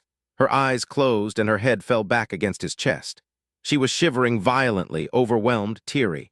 Her entire day had been an emotional overload and now he'd added desire and longing to the mix. Yes, she sobbed, her nails digging into the forearm crossing between her breasts. It felt so good to be held and embraced. Wanted. Push your jeans down. Stacy grabbed her waistband and shimmied her pants down to her knees, blinking back hot tears. Straightening, she reached for her purse on the granite-topped breakfast bar and pulled out the string of condoms she'd picked up a week ago. They were Magnum XL, a joke she thought would add levity to her upcoming birds and the bees talk. Now she hoped they weren't too small. Connor was big, a circumstance that only made her feel more aroused, less resistant. My God, he was going to be with her. Soon, he thrust one foot between her legs and stepped down, shoving her pants down to the floor. Her body bumped against his steely erection and his breath hissed between his teeth. His grip on her torso tightened. Her heart leapt with a flare of fright. He was a huge man and he seemed barely in control. SHH, he crooned, releasing her only long enough to put his hand beneath her shirt. With his hand over her racing heart, he paused, his chest heaving against her back. His face was damp and feverishly hot and he pressed his cheek to hers roughly. This isn't me. I'm not like this. I'm pushing you too fast. I'm not like this either, she whispered, setting her hand over his through her tank top and moving it down to her breast. Her fingers rested atop his and squeezed, urging him to touch the heavy, aching weight of her flesh. And you're not going fast enough. I'm going to be with you. I can't help it. His brogue was so thick she could hardly understand him. Hard and fast, then we'll start over. I'll make it good for you. Do it right. Shaking her head, Stacy leaned forward, offering the most private part of her body to him. Just do it, right or wrong. Connor rumbled something, then he tore open the box of condoms and broke into a foil packet. She forced herself to breathe in and out carefully, willing her brain to feel less dizzy, telling herself that this was a one-night stand, not a darn relationship. He didn't have to be permanent material. He just had to carry the right equipment and show her some consideration. The man was best friends with Aiden, who was a great guy. That didn't make Connor a great guy, but it did make him slightly better than a complete stranger. And they were adults. They could indulge in a little closeness and still be civil. She wasn't repeating past mistakes because she had no expectations that this would go beyond a moment of fulfillment. Right? Right. Stacy had almost convinced herself that this encounter was only slightly more involved than using a vibrator when Connor grasped her thighs and lifted her effortlessly, stealing her balance in more ways than one. With a startled cry, she clung to the bar stool and felt the world tilt. Then he was there, the fat tip of him at her entrance. She moaned as he nudged, and he made a soothing sound that might have calmed her if she weren't out of her mind with lust and 100 other emotions. Relax, he urged hoarsely. Let me in, I've got you. Panting, she willed herself limp, afraid that she would be too heavy and startled to realize that he held her aloft easily. He eased in an inch and she felt every part of him because she hugged him so tightly. Oh, touch yourself. Connor shuddered as he brought more of his form into her. Get yourself off. You're so tight. Stacy clung to the seat with one arm while reaching a hand between her legs to rub. She was stretched wide and tight to accommodate him. She was swollen, hot, slick, more aroused than she'd ever remembered being. He sank deeper, pushing with shallow, rapid movements that made her whimper and beg. She felt herself around his form and he groaned, his fingertips digging into the flesh of her thighs. "That's it, baby," he whispered hoarsely. "Suck me in, take all of me." With a relieved cry, she found her release, her fingers rubbing, her body flooding with moisture, easing his way. He moved in and hiked with a grunt. In a distant part of her brain, Stacy heard the phone ringing, but it didn't mean anything, and a moment later all she could hear was the deafening rush of blood in her ears. "Hang on," he ordered. He began to move with a savage rhythm, pumping high and hard, his powerful thighs flexing between hers. Her eyes closed and her cheek rested against the hard wooden seat, sliding back and forth in her own sweat, her body on fire because his was. His form was like a burning brand inside her. She was hot, but he was hotter. Unbelievably, the tension coiled tight again, building, growing, his heavy form moved repeatedly. The rim of his form grazed a sensitive spot inside her and she was instantly on the edge. "Oh God," she whimpered, "I'm coming again." He spread her legs wide and struck deep, expertly stroking across that magic place inside her that caused her to wail in mindless pleasure. His satisfaction was tangible as she arched taut beneath his relentless drives. For all his warnings of haste, he seemed in no hurry to finish now that he was in her. Unable to bear any more and slightly afraid of what would happen to her if she found that intensity again, Stacy reached between her legs and touched his form. Connor cursed and swelled, filling her. "I'm not going to last." Tightening down, she hugged him with her inner muscles. He jerked violently and with a guttural shout began to finish. His form strained and bucked with the force of his release in a brutal, wrenching moment. He lowered, taking her with him. First to his knees, then to his back, his sweat soaking her tank. His brawny arms circled around her, all the way to the floor, where he held her with his lips to her temple, still finding his release. Chapter 5. "Hi, you've reached Dr. Lissa Bates and Aiden Cross. We're sorry we're not available to answer your call right now. If this is an emergency." Aiden hung up the phone with a muttered curse and flopped back onto the bed. Lissa pushed up onto one elbow and stared down at him with her big dark eyes. "No answer?" He shook his head. "Maybe Connor is still sleeping and Stacy ran out for a bite," she suggested. "Maybe. We'll have to try again later on the cell phone when we cross back over into San Isidro." He watched the pendant he had given her for protection swing gently between her full breasts. When they'd first met, she had been plagued by restless sleep, a result of her uncanny ability to block both guardians and nightmares from her dreams. Now she was a vision, her pale skin kissed by the sun, her eyes no longer marred by shadows, her lush figure filled out and not so lean. But as wonderful as the package was, it was the contents he loved: her kindness and compassion, her deep love for him, and her desire for his happiness. "Are you sure it was a guardian you saw earlier?" She asked for the 100th time, her hand caressing the hard ripples of his abdomen. "Pretty darn sure. Either that or an elder. We'll know for certain when we head back over there and I search her room." Lissa's wince caused him to cup the back of her head and pull her down for a quick, hard kiss to her forehead. "Trust me," he urged. "I do. You know I do." She sighed, her thick lashes lowering to hide her thoughts. "That doesn't mean I'm not going to freak out when you put yourself in danger. The thought of you hurt terrifies me. I know how you feel, hot stuff, because I feel the same way about you. That's why we have to follow through. If we're being hunted, I have to know." Aiden lifted his hand and rubbed a lock of her hair between his fingertips. "We need to know if she's after you or the Taza, or both. Shoot, maybe she's here for something we don't know about yet." Lissa sat up and arranged herself against the headboard. She sighed, the sound blending with the waves that crashed on the beach outside their balcony. "Being the key sucks." He hummed a soothing sound. "I'm sorry, baby." There was nothing more he could say, and they both knew it. "It's worth it to be with you." Her sweet voice was low and fervent. He lifted her hand to his lips and kissed the knuckles. "Want one last beer before we check out?" Her smile affected him deeply, tempting him to stay in bed longer when they really had to be going. Aiden sat up and left the bed before his heart overruled his brain, something it did often because he loved Lissa so much. It drove him crazy that he couldn't shake the feeling that their time together was limited, that there was an hourglass somewhere draining the sands of time. For an immortal, that was saying something, and what it was saying wasn't good. "You're always taking care of me," she murmured. Looking after me, supporting me, I don't know what I'd do without you. You'll never find out, hot stuff. Lissa stared into the dark blue eyes of her lover and hated the anxiety that vibrated deep within her, the feeling of dread and doom that was making her nauseous. Her instinctual response to hearing that a guardian was nearby was to run far away, not hunt them down and find out what they wanted. She watched Aiden move to the table by the open sliding glass door. He used his pocket knife to slice up one of the dozen limes he'd picked up yesterday. Then he cradled a handful of slices in his palms and carried them back to the nightstand.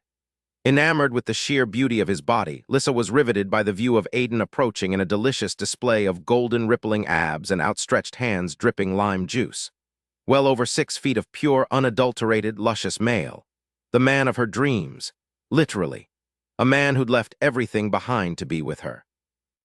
A man who was determined to save her from his own people who wanted her dead, regardless of any risk to himself. She loved him so much it burned like fire in her chest, making it hard to breathe. Do you ever consider that protecting me, working for MacDougall, and hunting the artifacts are altogether too much for you to handle by yourself? She watched him sit on the edge of the mattress and reached out to rest her hand atop his shoulder. The muscles bunched as he popped the cap off the bottle and stuffed the opening with a lime slice. The scent of his skin, something exotic and spicy, hit her at the same moment as the smell of tangy citrus. If there is one guardian here, there could be more. He twisted and met her gaze head-on. His irises were an intense deep blue resembling a rich sapphire, unique just as the rest of him was. Sculpted jaw and winged brows, raven-black hair, and a body built for a woman's pleasure. He was hard, chiseled, and dangerously gorgeous, and he was hers. She refused to lose him. I know. He passed the bottle to her, then reached for his own. The powerful muscles in his arms flexed with the movement, inciting shivers of sensual awareness in her. They'd spent all day in bed, connecting with one another, yet she wanted him still. She would always hunger for him and the physical connection that made their love a tangible thing. Connor would only have come if it were a matter of life or death, he said, sounding weary. Unlike me, he was happy in the Twilight. To him, this plane is probably hell. Great, she muttered. Sounds promising. Aiden had refuted the ancient prophecy of his people that said she was the key destined to destroy his world and the human world. He had left his home in the Twilight because of his love for her. No other guardian would have such a potent impetus. Don't give up hope yet. He joined her against the headboard, stretching out his long legs bared by loose khaki shorts. Dusk was rapidly turning into night, but neither of them made any effort to turn on a lamp. The bathroom door was cracked, and the light spilling from there was enough for both of them. Tipping the bottle up, Aiden drank in large gulps and then settled back with the beer in his lap. Maybe there is a way to track the Guardians through dreams now that they're here. Maybe he brought good news. I hate feeling so helpless. Lissa's fingers picked restlessly at the bottle label, her eyes drifting to the sword and scabbard lying atop a nearby chair. I can't read your language, so I can't help you with deciphering the journals you stole. Borrowed indefinitely, he corrected, laughing. She snorted. I have no combat skills, so I can't help you fight. I don't have centuries of memories like you do, so I can't help you find the artifacts. He reached out and stilled her restless fingers with an icy, wet hand. That doesn't mean you're not helping. Your very important job is to keep me recharged. That's why I brought you along this time. I wanted to come. I hate it when you're gone for days or weeks at a time. I miss you too much. Aiden looked her with a soft smile. I need you with me. It's not merely a matter of convenience. Every time you take a breath, you give me reason to live. Every time you smile, you give me hope. Every time you touch me, you make my dreams come true. You keep me going, hot stuff. Aiden, her eyes stung. He could say the corniest things, but it never sounded corny coming from him. He put 100% of his effort into everything he did, even loving her. I was dying before I met you. She knew he had been, not physically, but emotionally.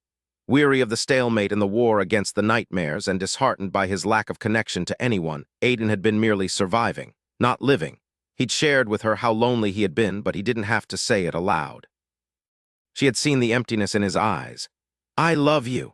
She leaned over and pressed her lips to his. Despite their differences, which were as vast as being from two separate species, they were very much alike.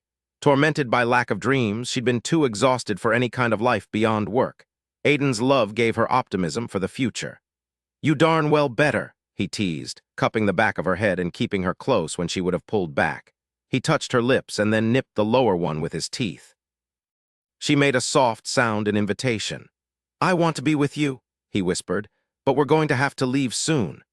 Lissa nodded and caught her pendant in her fist. Odd how a stone made of nightmare ash melted into a glass-like material from the decimated guardian homeworld could change her life. But it radiated a unique energy, a combination of guardian and nightmare that kept both factions at bay in her dreams, enabling her to sleep normally. "I tossed my stuff in the duffel when I got out of the shower earlier." "Perfect." He kissed the tip of her nose. "We should wait until it is completely dark to check out. Then I'm going to ransack that motel room and hopefully figure out what our guardian friend is up to. We can take off from there and head down to Ensenada, where we'll pick up the relic for MacDougal and meet with the shaman there." "Got it. I'm the getaway driver." "Yep, lead foot." Aiden took another long pull of his beer. "At least this time I was able to guarantee us 2 weeks' worth of search time. I'm not leaving Mexico without that Taza." Earlier in the month, he had been only hours away from an auction bid on an obscure dream doll when his employer, Sean MacDougal, called him back to California for his opinion on a possible sword purchase. Aiden had been furious, but didn't have any choice in the matter. MacDougal was an eccentric and exceptionally wealthy collector of antiquities, and Aiden's first-hand knowledge of history and his expert grasp of every language on Earth had made him perfect for the job of MacDougal's acquisitions team leader. The position provided him with the means to travel the world at will, all expenses paid. Truly the only way they could afford to have Aiden searching for the artifacts mentioned in the Elders' journals. Keeping his job was a necessity. "I don't understand why the Elders waited until now to send guardians after the artifacts," Lissa said, thinking aloud. "Why not before you came here? Because before the key you were found, they were safer here. The Twilight is small. Over centuries, the items would have been discovered there. Here they were far from the reach of the curious." Heaving out her breath, Lissa tossed back the sheets and slid off the bed. Aiden's low whistle of appreciation as she stood made her smile. She grabbed a spaghetti-strapped sundress and slipped it over her head, then grabbed her beer and went out onto the balcony to admire the last of the coastal sunset. A moment later, his arms bracketed her, one hand clutching the railing, the other holding his beer. His lips nuzzled the top of her shoulder, and the embrace of his much larger body was a welcome comfort. The sense of a barbecue drifted up from somewhere below. Nearby, on the small plastic table in the corner of the balcony, an open bottle of suntan oil released the faint smell of coconut. For Lissa, the sights and smells inundating her were expected for a busy tourist resort town in Baja California. She worried about Aiden, though, knowing that centuries of living in a bubble, technically a conduit between two planes of existence, as he had explained, had made such a barrage of sensual input intense and disturbing. "Do you miss it?" she asked softly. "The Twilight?" She felt his smile curve against her skin. "Not in the way you might think."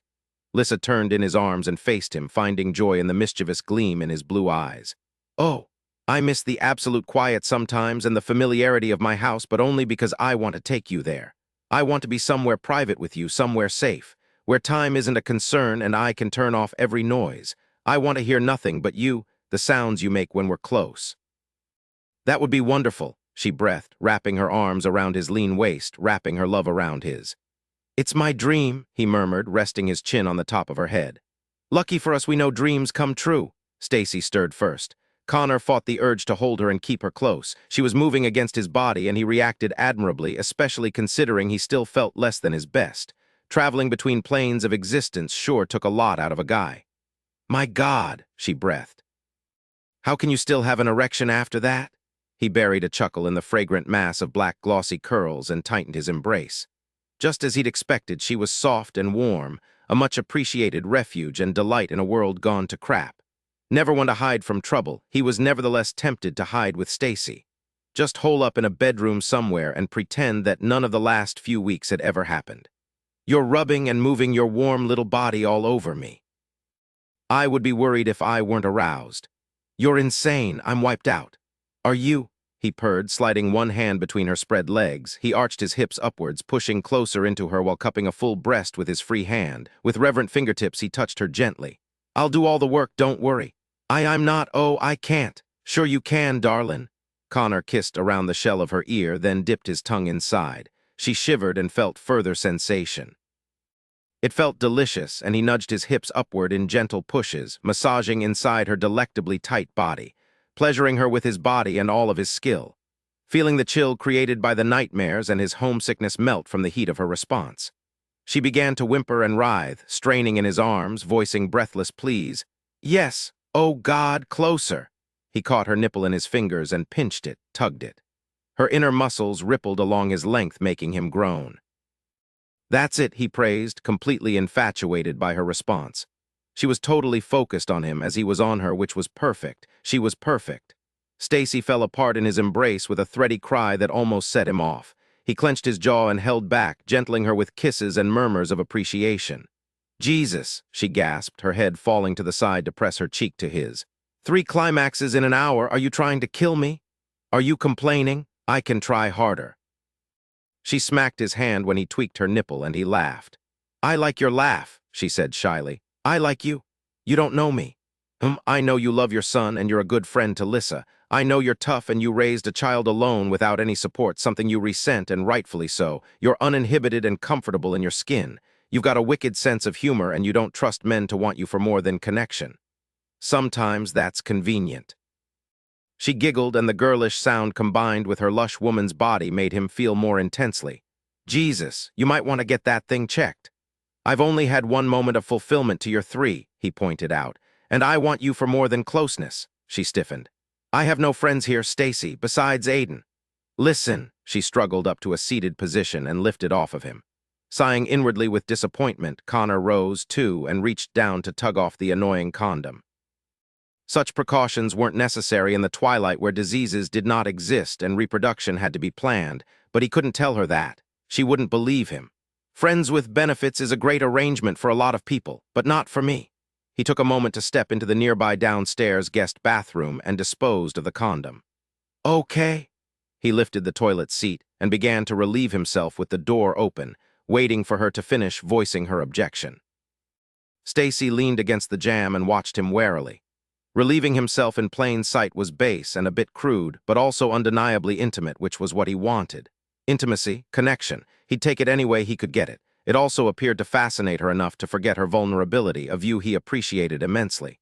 I can't decide if you're completely rude and arrogant, she murmured, almost to herself, which I hate, or if you're simply open and confident, which I like. You like me.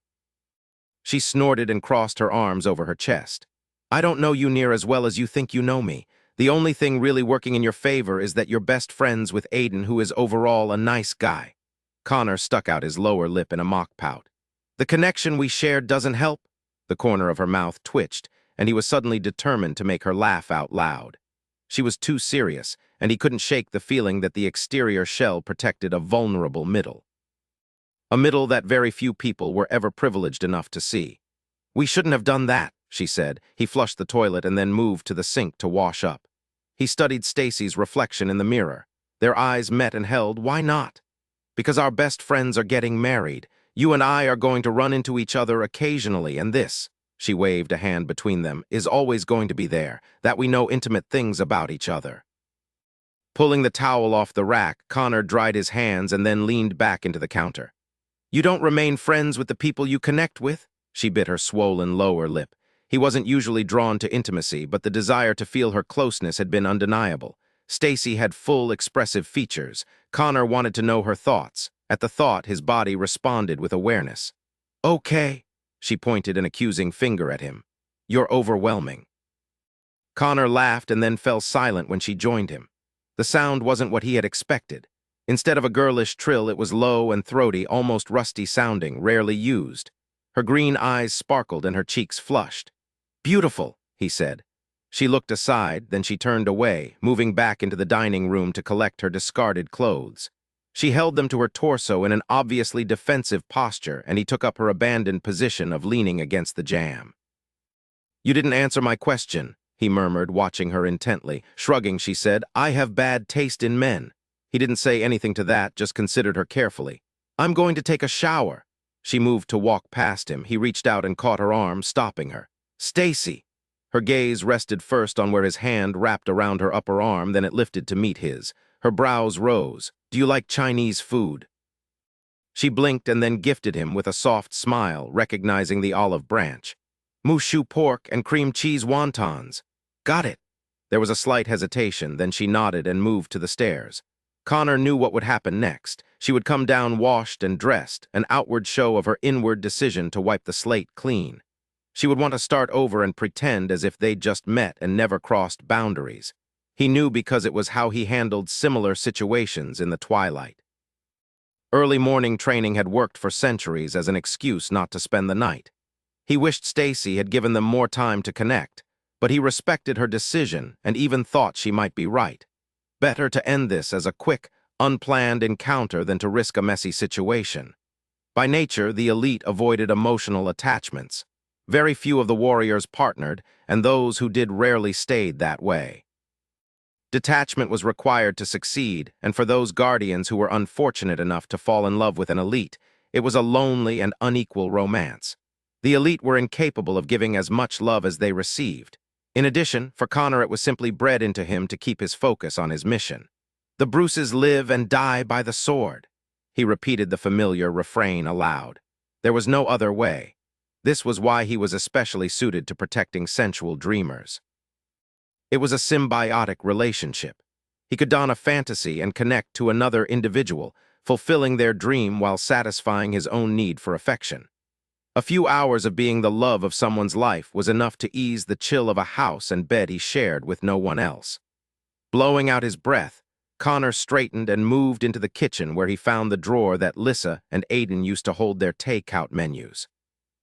They ate at Peony's Chinese restaurant so often they had an account there, a bit of information Connor knew because he'd visited with Aiden in the dream state.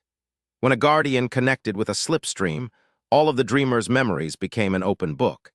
Everything stored in Aiden's brain was now stored in Connor's. It had been a brutal acclimation at first, the rush of centuries of recollections, both Aiden's and the thousands of dreamers Aiden had protected.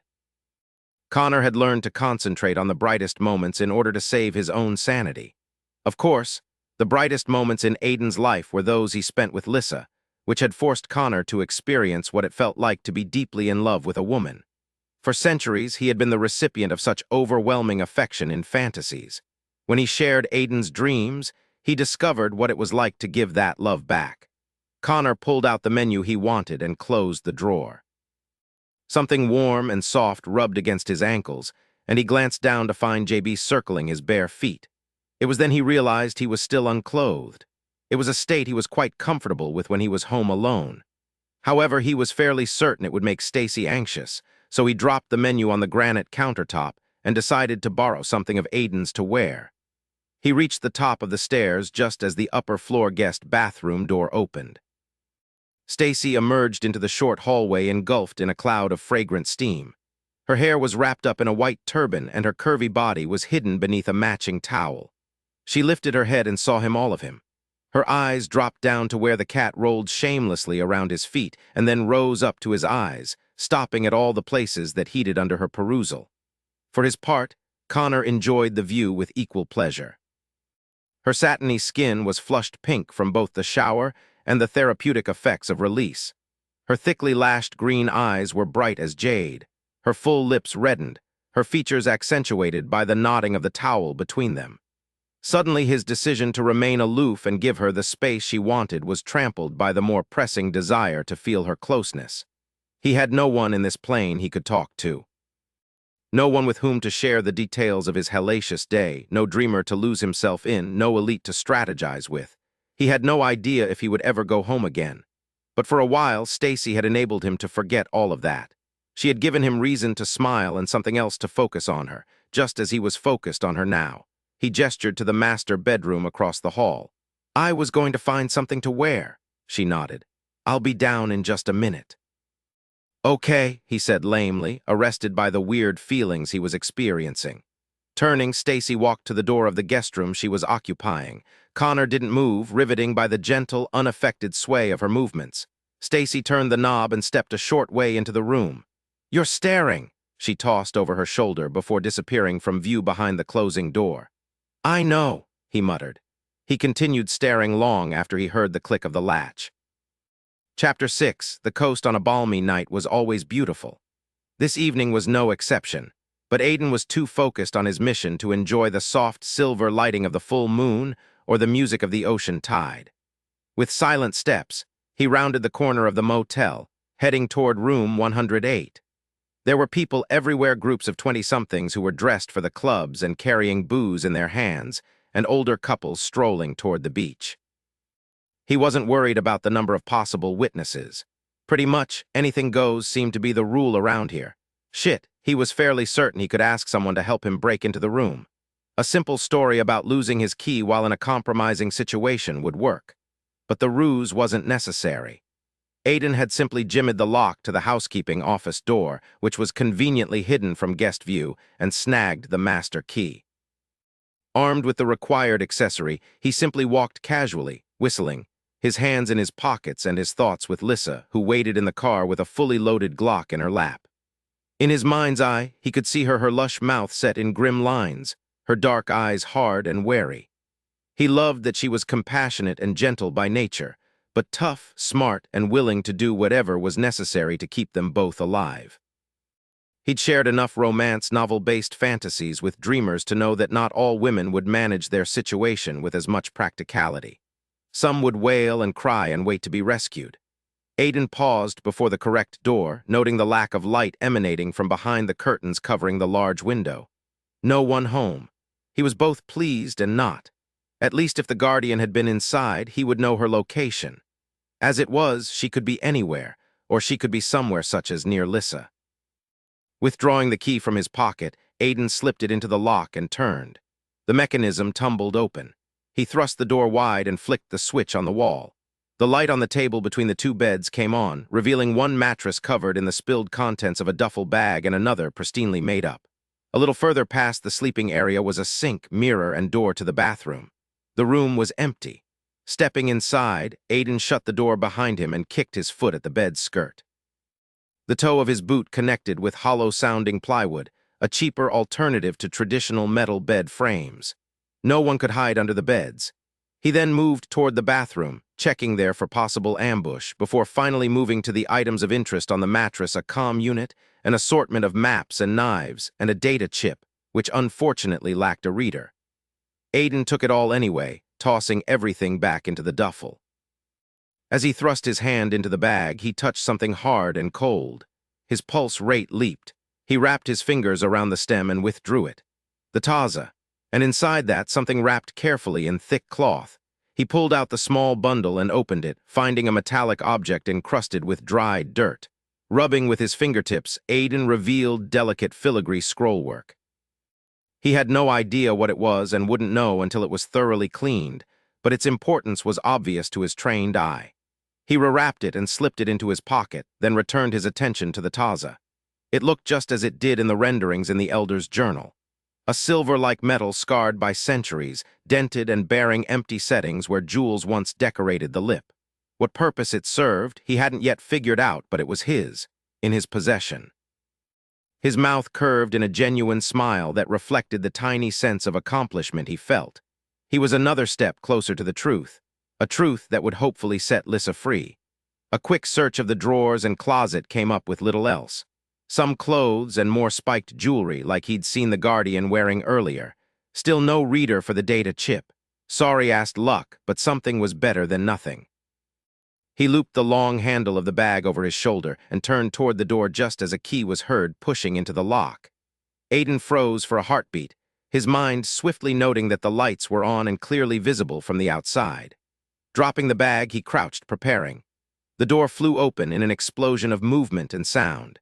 His adversary lunged straight for him, her movements visible only as a blur of red hair and flowing black skirts. A scream of frightening volume and pitch rent the air, startling him and galvanizing him into action. Aiden sprung upward just as her body would have hit his. The opposing velocity of his attack jarred them both, the brutal impact forcing a grunt from him and a cry of something akin to rage from her. They hit the floor in a tangle of limbs. She was swinging punches and he was right there with her, fighting back, refusing to allow his brain to acknowledge her gender. It was her or him. He couldn't look at the altercation any other way. She rolled him to his back, levering her torso up with one hand so that she could free her other for a downward punch. It was then that Aiden caught a quick glimpse of her face. A brief flash, but that was enough to shock him into stillness. Stunned, he didn't deflect her swing, taking the full force of her fist in his jaw. The bite of pain snapped him out of his horror. Feet flat to the floor, he bucked his hips upward, tossing her over his head. He rolled to his stomach and crawled atop her kicking feet, absorbing her barrage of blows with gritted teeth. His arm drew back and punched hard to her temple. It was an assault that would have knocked a large man out cold. The redhead only bared her fangs and hissed like a wild animal. "What the hell?" Aiden growled, struggling to restrain the feral guardian. Together, they crashed into the nearby dresser hard enough to bang the furniture into the wall. Her nails tore at the exposed flesh of his forearms and snared his shirt. The experience was unlike anything Aiden had ever experienced in centuries of living. The woman was possessed, unrelenting, and somehow tapping into some power that allowed her to continue when anyone else would be unconscious. In the end, he had only one choice. Grimly determined, Aiden fought to maneuver into position and encircled her head with his arms. Then, twisting like he would a twist-top beer, he attempted to snap her. A task that should have taken less than a minute, except she was unbelievably strong and snarling like a mad beast. White-hot pain seared deep into his leg, giving him the final adrenaline surge he needed to wrench her neck far enough. The splintering of her spinal cord reverberated through the room. The resulting dearth of noise, broken only by his gasping, labored breathing, was chilling. Aiden stared down at the lifeless body in his arms, still mentally grappling with her eyes, which were solid black with no pupils or irises for relief, and her teeth, which were jagged and wickedly sharp within the gaping hole of her mouth. Whatever the hell she wasn't a guardian. That was for damn sure. Aiden pushed to his feet and then stumbled back down onto one knee with a curse. Looking at his leg, he saw the dagger embedded there, explaining the vicious spear of pain he'd felt earlier. Damn it. Yanking the blade free of his thigh, Aiden ripped off a strip of the redhead's flowing black cotton skirt and tied it around as a makeshift bandage. He would be fully healed by morning, but he had the interim to get through. Shit! He glared at the dead thing on the floor. How the fuck am I going to carry you out of here with my leg like this? But he couldn't leave her behind. She wasn't human, and he couldn't be indicted for murder. Aiden pushed to standing again, leaning heavily against the television while the room spun. He was heaving in oxygen as if he'd run a damn marathon, and now that the adrenal rush was abating slightly, he was becoming aware of the multitude of scratches and minor scrapes that wounded him. His leg hurt like hell, too. Reaching down, he grabbed the duffel again. Then he slung the dead weight of his unwanted burden over his shoulder and exited the room. He was several doors down when a group of dressed-to-impress young men rounded the corner in front of him and asked, "What's going on, man?"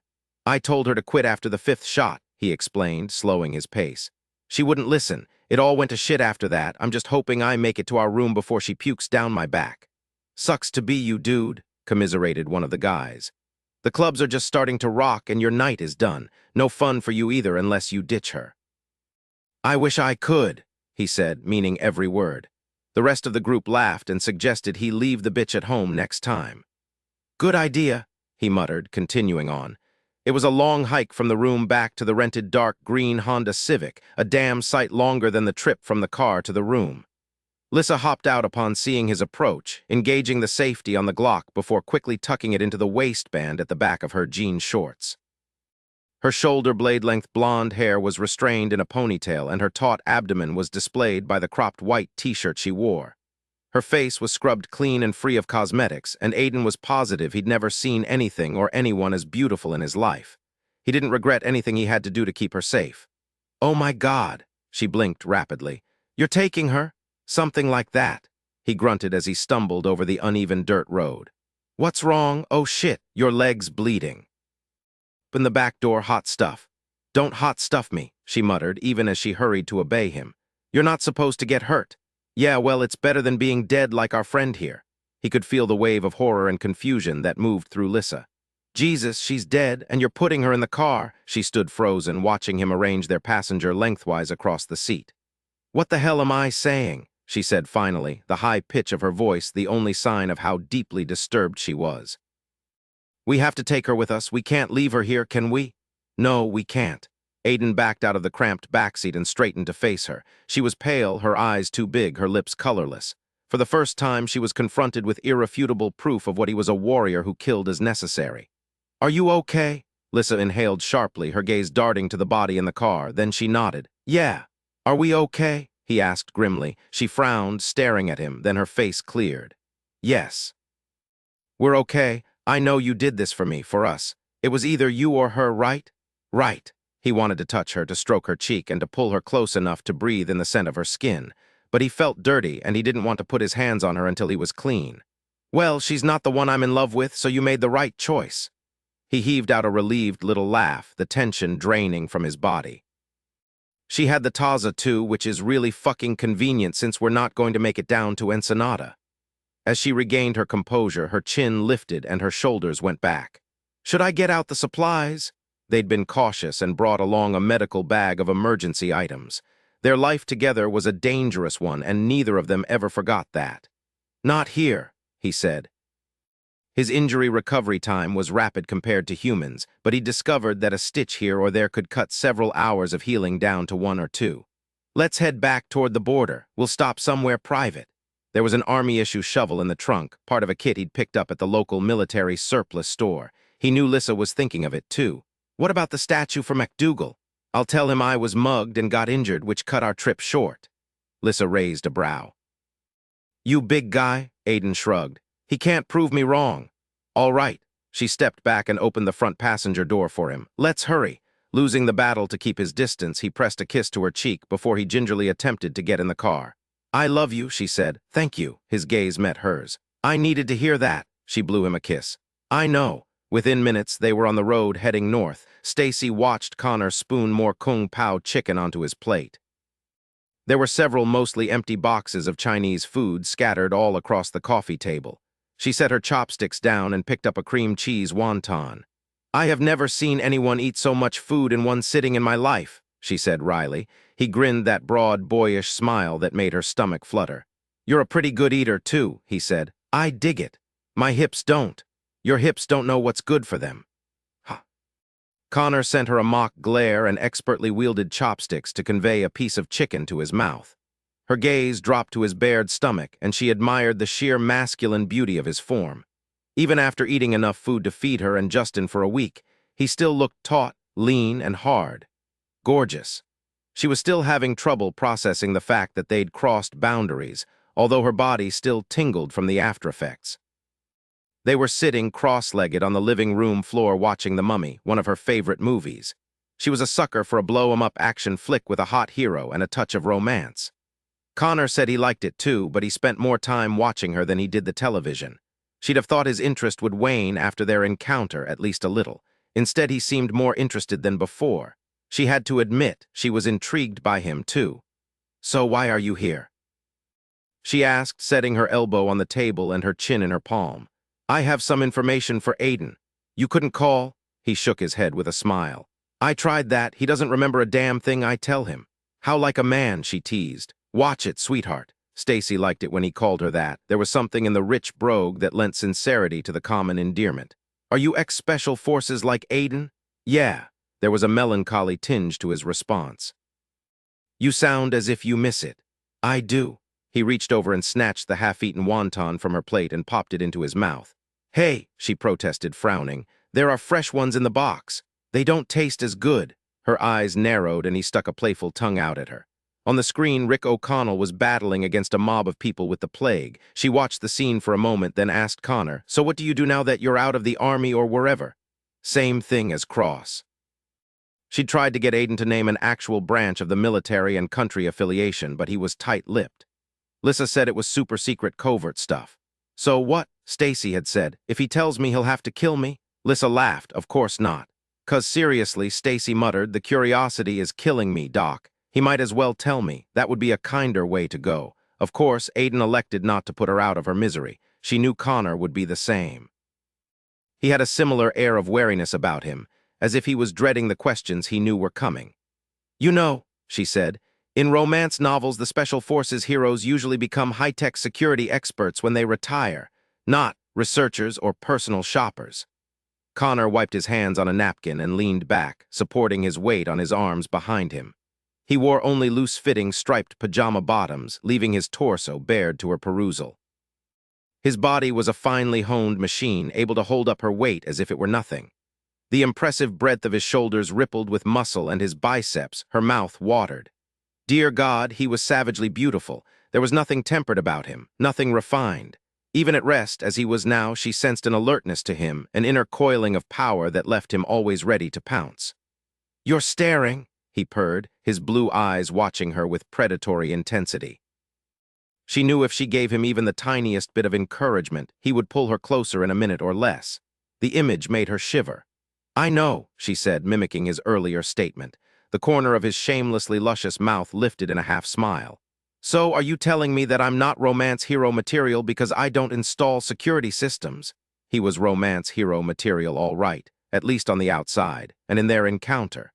"I didn't say that." Stacy shrugged lamely and dragged her gaze back to the television. It was torture to look away from all that golden skin, but it was self-preservation, too. "I'm just saying that I wouldn't expect guys such as you and Aiden to be interested in hunting down old stuff for old guys with too much money. I think you would be bored after all the excitement of what you used to do." "The black market isn't without danger," he said softly. "Anytime different people want the same thing, it can get ugly. If they want it bad enough, it can get deadly." She glanced at him. "Doesn't sound like a dream job." Connor's lips pursed a moment, then he said, "In my family, we all join the military. It's a given." "Really?" His shoulders lifted in a small shrug, which did wonderful things to his pectorals. "Really? So you never had something else you wanted to do?" "I never considered anything else." "That's sad, Connor." The sound of his name spoken in her voice shocked them both. Stacy could tell it affected him because he blinked rapidly and looked a little confused. For her part, she knew that the way she was thinking about him was far from friendly. It was intense. She wanted to be close to him. His dark honey-hued hair was a little too long, curling over his nape and around the tops of his ears. She wanted to touch it, run her fingers through it. "What's your dream?" he asked, his intimate tone drawing her deeper under his spell. He gestured with his chin toward the dining table where her ridiculously expensive textbook sat ignored. "Are you working toward it now?" She almost said yes, as part of her positive thinking overhaul she was working on. Instead, she revealed something she'd never even told Lissa. "I wanted to be a writer," she confessed, twin brows raised in visible surprise. "A writer? What kind of writer?" Stacy felt her face heat. "A romance writer." "Really?" Now it was his turn to sound shocked. "He did it really well, too." "Yep. What happened?" "Life happened." "Huh," he straightened, then startled her by stilling her fingers, which were restlessly spinning a fortune cookie around. The feel of his touch was warm and comforting. His hand was so large it dwarfed hers. The man was at least twice her size, and yet he could be so gentle. "That's the last thing I would have guessed you would say." "I know. You're so practical. I wish. Did you give up your dream?" She stared at their physical connection, his skin so much darker than hers, the knuckles dusted with barely discernible golden strands of hair. "Sure, it was silly anyway." Connor couldn't think of what to say to Stacy's dismissal of something that was obviously important to her. He wasn't a nurturer or a healer, and he wasn't a man who spent time talking to women. At least not words that weren't for the purposes of connection. When women came to him, it wasn't conversation they wanted. The best he could manage in the way of comfort was to stroke the center of Stacy's soft palm with his calloused thumb. The chaste contact aroused him.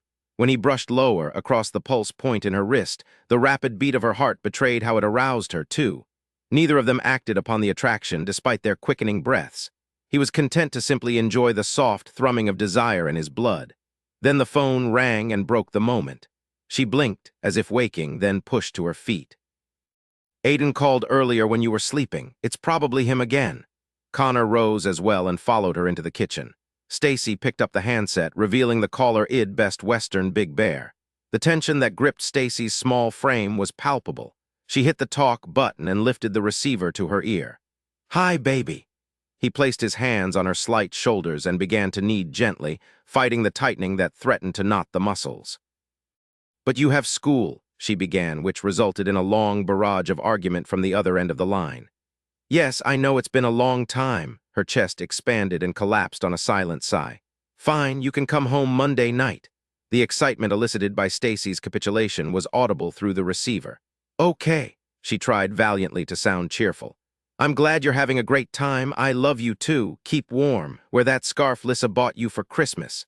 She managed a weak laugh. Yeah, who knew you'd actually use the damn thing? Of course. Don't worry about me. I'm watching The Mummy at least 100 times. Yes, so what? It's a good flick. Okay, good night. Love you. She hung up and the arm holding the handset fell to her side in a defeatist gesture. Hey, Connor murmured, caressing the length of her arm until he reached the phone. He tugged it from nerveless fingers and set it on the breakfast bar. It's okay. He'll be back soon. That's just it, she said, turning to face him only because he caught her shoulders and forced her to. I don't know if he will come back or if he'll stay with me when he does. He stared down at her unhappy face with its pink-tipped nose and turned down mouth. Cupping her cheek, he brushed his thumb across her cheekbone. He's 14 years old, she said mournfully. He wants a dad, a man he can emulate and learn from. Tommy lives in Hollywood, where it's glamorous and there's something going on every minute. Justin hates it here in the valley.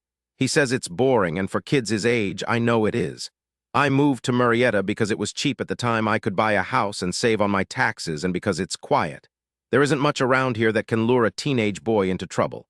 See, he said, a practical woman just as I said. A brave woman, a strong woman, a woman he admired. She faked a smile and it hit him like a punch to the gut.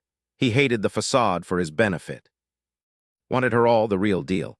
Connor Bruce, best known as the guy with whom you don't get emotional, wanted Stacy's emotions. If Tommy decides he wants to try being a father full-time, she continued tearfully, Justin will go. Tommy is as much a kid as Justin. They'd have a blast together. Her head fell forward, hiding her features in a mass of dark curls. Tommy would probably sue me for child support too, which would make his life easier. And even if he didn't, I would still send them money. God only knows how they would eat otherwise. 1 meal a day on the set, if Tommy's lucky enough to be working for once. A soft sob rent the air, and Connor did the only thing he could do. He caught her chin in his fingers and lifted her mouth to fit his kiss. It was a gentle offer of comfort, just lips, no tongue. He took nothing from her and offered consolation the only way he knew how. You're getting ahead of yourself, sweetheart, he murmured, nuzzling her nose with his. I'm sorry. Stacy kissed him back, tiny kisses, sweet kisses. I'm a basket case today, hormones or something. I swear I am not normally like this. It's okay. Surprisingly, it was. Stepping back slightly, Connor bent and caught her up behind the knees and lifted her into his arms. He carried her out of the dining room and back into the living room, where he sank into the down-filled couch with her in his lap. She fit perfectly there, her lush body settling warmly against his bare skin. He tucked her head under his chin and rocked her, taking and giving. The connection he'd sought and needed so desperately earlier, re-established without intimacy and yet strengthened by their earlier encounter. Having got the intense moment out of the way, they'd exposed the other feelings, laying them out in the open between them. Understood and shared. Thank you, she whispered wearily, curling tighter against him.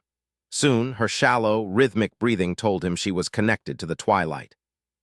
She was at his home, where he longed to be. Dreaming. He hoped it was of him.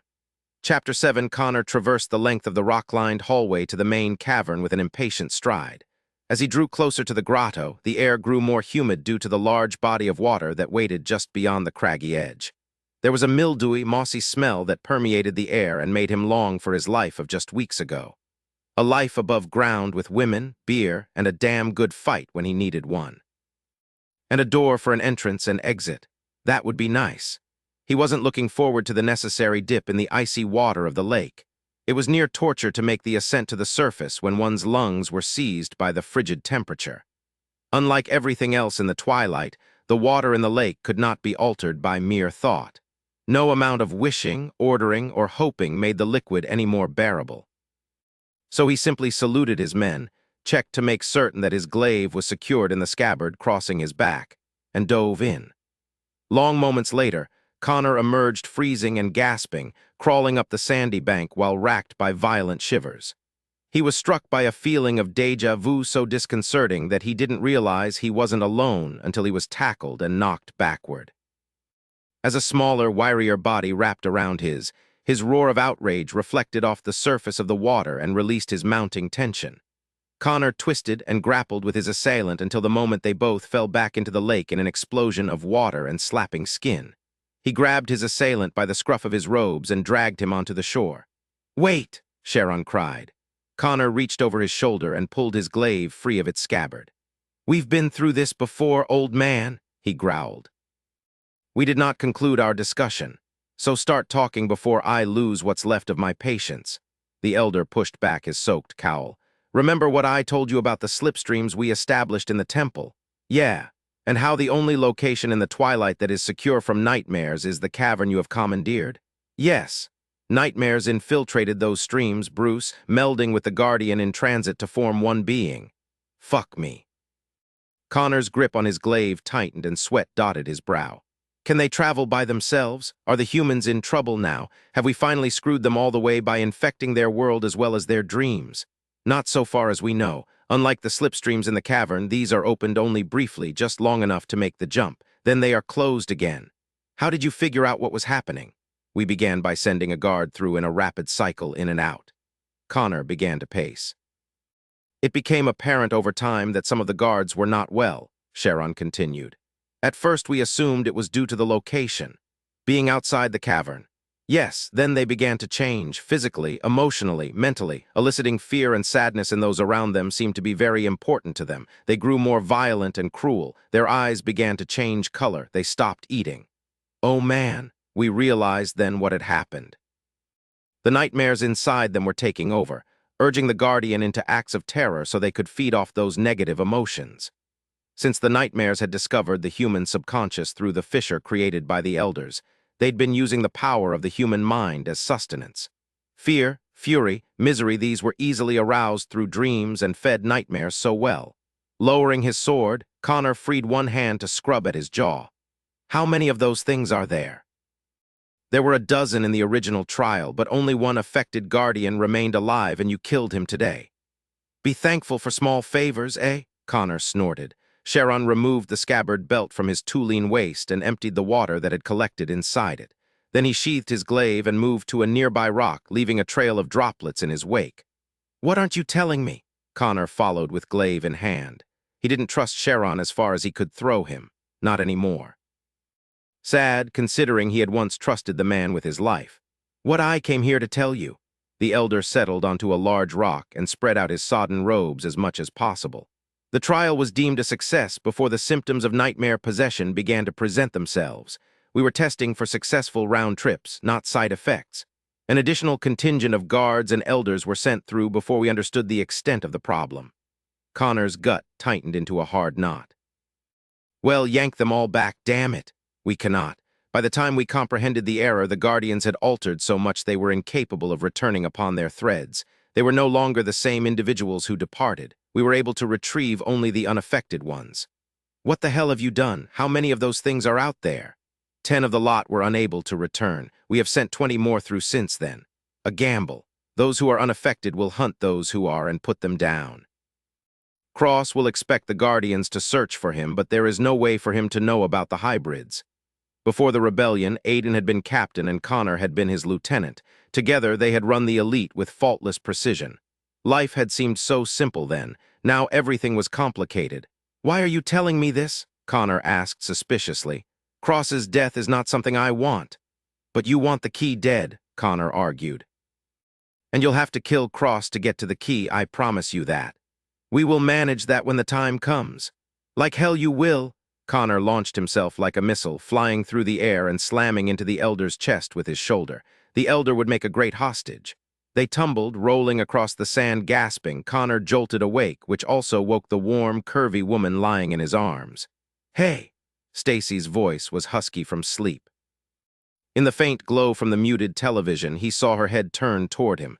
They lay on the sofa, him against the back, her against him. Are you all right? Did you have a nightmare? He pushed up and climbed over her carefully. Yeah. Want me to make you some hot tea or something? No. Bending, he kissed her forehead. Go back to sleep. I just remembered something important and I better write it down before I forget it again. Connor moved over to the breakfast bar, turned on the recessed spotlights above it, and grabbed the notepad he'd seen there earlier. Then he pulled a chair back from the dining table, borrowed the mechanical pencil lying atop Stacy's textbooks, and turned his attention to finding a clean sheet of paper. As he flipped through pages of lovingly drawn renderings of Aiden, Connor's heartbeat slowed. His breathing deepened and became more regular. The pictures of Aiden before him were not of the same Aiden he'd been fighting alongside for centuries. The Aiden captured by Lissa in detailed pencil lines appeared younger and happier. His eyes were bright and the lines of strain less apparent. Connor studied the images for long moments. Then he heard movement on the couch. He pivoted to find Stacy curled on her side, her eyelids fluttering as she drifted back to sleep. He smiled, once again noting how the chill created by his dreams faded just because she was near. It was amazing what the feeling of female comfort could do for a man. He could see how Aiden's relationship with Lissa had changed his friend in wondrous ways, which only made Connor more determined to succeed in his mission. He was here for a reason. His actions in this plane of existence would keep the people he cared about safe. It also kept the promise he'd made long ago to protect the dreamers from the mistakes of the elders. Refocused on his task, Connor returned his attention to the blank paper before him and tried to collect his thoughts. Aiden didn't remember the conversations they'd had in his dreams. There was no reason for Connor to think that his own brain was any different, which meant the 2 meetings with Sharon were products of his imagination. Still, despite knowing how dreams worked, he had a very hard time believing that the fantastical story Sharon had told him was a product of his mind. He didn't think up shit like that. He considered himself more brawn than brain. Unless the elders had a way the Guardians didn't know about, or perhaps Wager had gleaned more information from the data chip. Confused and a bit horrified by the many possibilities, not the least of which was the idea that what he'd dreamed might be the truth, Connor began to write. It was the sound of a door opening and the distant rumbling of a garage opener motor that woke Stacy. Groggy and too comfortable for words, it took her a minute to comprehend where she was. Scrubbing at heavy-lidded eyes with her fists, she shifted a little and found herself wrapped in a heavy cocoon of large, sleepy mail. Her brain geared up slowly, piece by piece, registering the heavy arm and leg that were slung across her, the soft lips and warm breath that caressed her shoulder, the morning hardness that poked insistently into her buttocks. They were on the couch in the living room, spooned on their sides, Connor's chin above the top of her head, his big body half draped over hers. She normally needed a thick blanket to stay warm, but his body heat resembled a blast furnace at her back. Despite her silky spaghetti-strap pajama top and matching pants bottoms, she wasn't cold at all. Blinking, Stacy looked through the dining room into the kitchen and discovered 2 faces bearing equally shocked expressions staring back at her. Horrified at the thought of Connor smelling her morning breath, Stacy snapped her mouth shut and attempted to extricate herself from his embrace. He was dressed, too, of course, but that didn't make the situation any less embarrassing. There was no way they'd ever be able to pretend that nothing had happened between them. Connor's response to her wiggling was a grumbled protest and a large hand cupping her breast. Her nipple, shamelessly happy with the attention, puckered wantonly into his palm, which set off a now predictable reaction in his cock. He purred, snuggling closer and rocking his hips against her suggestively. Aiden and Lissa's mouths fell open. Stacy winced and smacked at Connor's hand. "Stop that!" she hissed. "They're home." She could tell moment the information sunk in. He stiffened against her, then muttered a barely audible curse. Lifting his head, he looked over her shoulder and said, "Cross." "Bruce," Aiden returned tightly.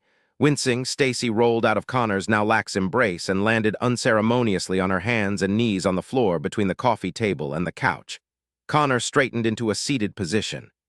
"You guys are back early," she said with mock cheerfulness as Connor rose and pulled her up with him. "How was your trip?" Breeze on through the storm, she thought. It usually worked, at least temporarily. "I was stabbed in the leg," Aiden muttered. "I helped bury some freak of nature."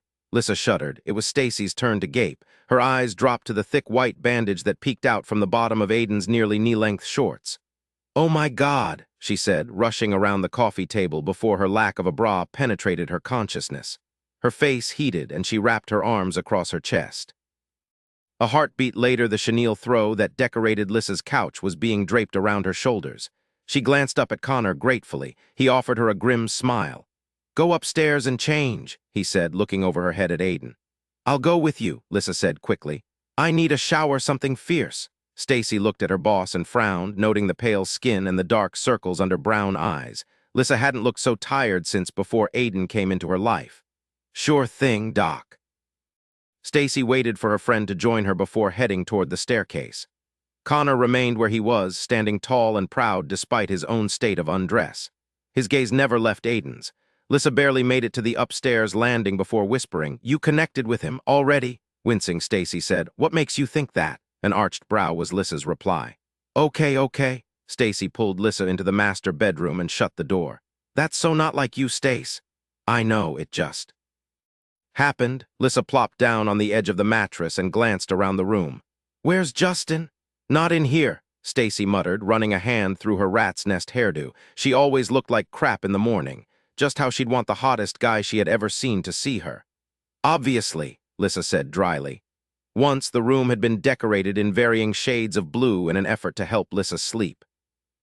Now it was decorated Oriental style, with a massive standing shoji screen placed before the sliding glass door to the left of the bed and black towels with gold-embroidered kanji characters on them in the open bathroom on the right. A bright red satin dragon comforter covered the bed, and the mattress was framed in intricately carved wood and topped with a lacquered multi-paneled painting on the wall. It was an exotic and unique bedroom, sensual and seductive. Very different from the soft taupe that decorated the rest of the condo or the Victorian-era theme of the veterinary clinic. Prior to meeting Aiden, Stacy would never have imagined her friend in such surroundings, but it suited the woman Lissa had become. As Caucasian as she was, and Lissa was about as Barbie perfect as a girl could get with dark, almond-shaped eyes, the international flavor of the room spoke to an adventurous side Stacy hadn't known about. "Tommy came into some money," Stacy said. "He picked up Justin and took him to Big Bear for the weekend." Lissa blinked. "Oh, wow. Yeah, that was my reaction, too. When was the last time they saw each other?" 5 years ago." Stacy dropped into the wooden-backed chair by the door. "So how was your mini vacation?" Shaking her head, Lissa said. "Oh no, you're not changing the subject that easily." "Hey, you had a funeral for a freak of nature," Stacy protested. "That's way more interesting than my personal life." "It wasn't a funeral, it was roadkill," Lissa muttered, towing off her mud-stained white Vans and stretching lengthwise across the end of the bed with her head propped on her hand. "We couldn't leave it there, it was gross." The horror in Lissa's voice roused exasperation in Stacy. Too much was too much. "I know you love animals and all, Doc, but pulling over to bury roadkill is just nasty." "Let's get back to the topic of you doing the nasty," Lissa said with undisguised eagerness. Stacy laughed. "This is so high school. Isn't it? So what happened?" Blowing out an exasperated breath, Stacy gave up trying to be evasive and began to explain what she didn't quite understand. "Man," Aiden muttered, scowling, "your night with Stacy is going to come back and bite me in the ass." Connor's jaw tightened and his arms crossed his chest. No way in hell was he getting chastised for his private business. "I hate to tell you this, Cross, but my personal life has nothing to do with you." Cursing under his breath, Aiden cleared a spot amid Stacy's textbooks on the dining table and set a black duffel bag down. "When your personal life includes Lissa's best friend, it does." "Oh, how so?" Aiden shot him an arch glance over his shoulder. "Here's how it will go. You're going to piss Stacy off for one reason or another. She's going to complain to Lissa. Lissa will complain to me. I'll say, 'Leave me out of it.' And she's going to say, 'You're sleeping on the couch.' You're leaping to conclusions." "Conclusions based on historical knowledge," Aiden said, unzipping the bag and withdrawing the contents one by one. "That's why I stopped double dating with you, remember? One of us would mess up and we'd both end up paying. This is different. Yeah, it's worse. I've got Lissa for the long haul, Lissa's got Stacy for the long haul, and Stacy has good reason not to trust men. She's got a taste for guys like you." "What is that supposed to mean, dickhead?" Connor growled. "Lissa told me Stacy has a history of connecting with men who don't stick around." Aiden pulled a metal cup out of the duffel and set it gingerly on the table.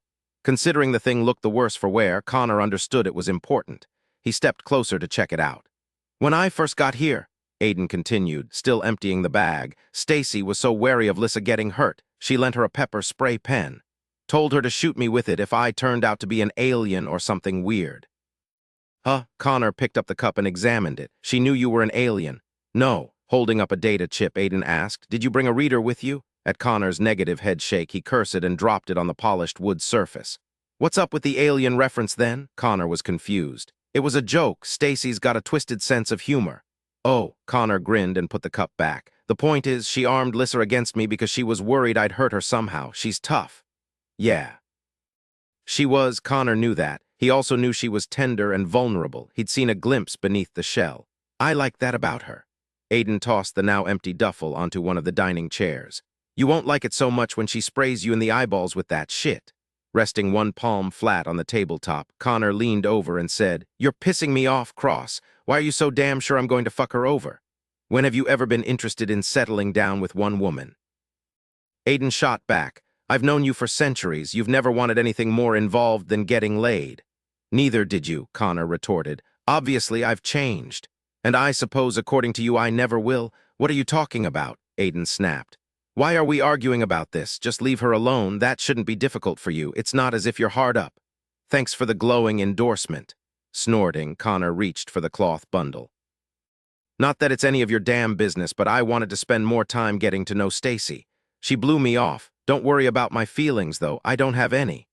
If he hadn't been in a bad mood, Connor might have found amusement in Aiden's disbelieving glance, but he felt shitty, and so it wasn't funny. It sucked. The whole thing sucked. "Forget it, Cross," he grumbled. "I can't change what's already been done, and it was over before it started." "Good." Aiden watched him unwrap the linen and reveal a grimy, dirt-covered blob. "What is this?" "Hell if I know. We'll clean it and see." Pulling out one of the chairs, Aiden sank into it with a weary sigh and began to remove the medical tape that held a large bandage to his thigh. Connor set the blob on the table before following suit and withdrawing a chair for himself. "What happened to your leg?" "Some whacked-out chick happened to it." The cotton fell away from damaged skin, exposing a puckered pink scar beneath a row of perfect stitches. Aiden's eyes lifted and met Connor's. "She was one of us, I think. She had elite boots on and—" Aiden waved his hand over the pile on the table. "All of this was hers." "Whacked out, eh?" Connor groaned and ran his hands through his hair, lacing his fingers together at his nape. "As in creepy eyes and a serious need for dental work?" Aiden stilled. "That's why you're here." "Yep." She had razor-sharp teeth and pitch-black eyes. No sclera at all. How the hell is that possible? "According to the dreams I've been having, she's what happens when the elders screw up." "Dreams?" "I know." Connor heaved out his breath. "I don't know if my imagination is smarter than I gave myself credit for or if someone in the Twilight is communicating with me.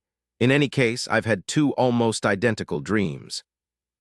In each one, Sharon finds me by the lake and tells me that the elders tried to replicate the medium slipstreams from the cavern inside the temple, and nightmares infiltrated the streams, merging with the guardians who made the journey, which created those whacked-out things. He called them hybrids."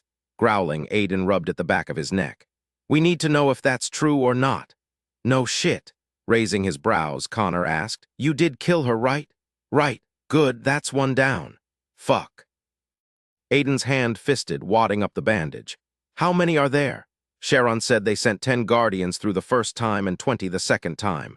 There's no telling how many of them were infected. Remembering the games he used to play during training at the academy, I'm guessing they sent more than that and he's keeping the real number to himself." "I agree." Standing, Aiden moved to the kitchen and tossed the waste in the trash. "I need coffee," he muttered. "Lissa and I haven't slept in 2 days. I spotted the redhead yesterday afternoon and we've been running nonstop ever since." "Red hair?" Red wasn't a natural color in their species. Pure white, various shades of blonde and brown, hair so black it looked liquid, yes. Any shade of red, impossible. "Yeah, it's what first caught my eye, neon red. You couldn't miss it. It threw me off because no elite would deliberately draw attention to themselves." Aiden snagged a bag of coffee beans from the freezer and tossed it on the counter. "Now I'm guessing the nightmares need to feed is what drove her to do it. Similar to waving a cape before a bull to bring it close enough to kill." "If we want to put stock in my dreams," Aiden grimaced. "It might be crazy, but what else have we got to work with?" Connor watched his friend move around the small galley kitchen with quiet efficiency, pulling mugs from the dishwasher and filling the coffee maker with water. "You look happy," he noted. Aiden had a loose-limbed grace and easy smile that hadn't been seen in ages. In fact, that inner contentment had been absent for so long, Connor had forgotten Aiden ever had it. "I am," Aiden said. "Do you ever get homesick?" "All the time." The ready reply startled Connor. "You don't show it. You look centuries younger." The silver strands that once lined Aiden's temples were far less numerous. They were now barely noticeable unless one was actively searching for them. "You've been in my head. You know why." Yes, Connor knew why. Having melded with Aiden's subconscious, he had experienced Aiden's existence in live action and living color.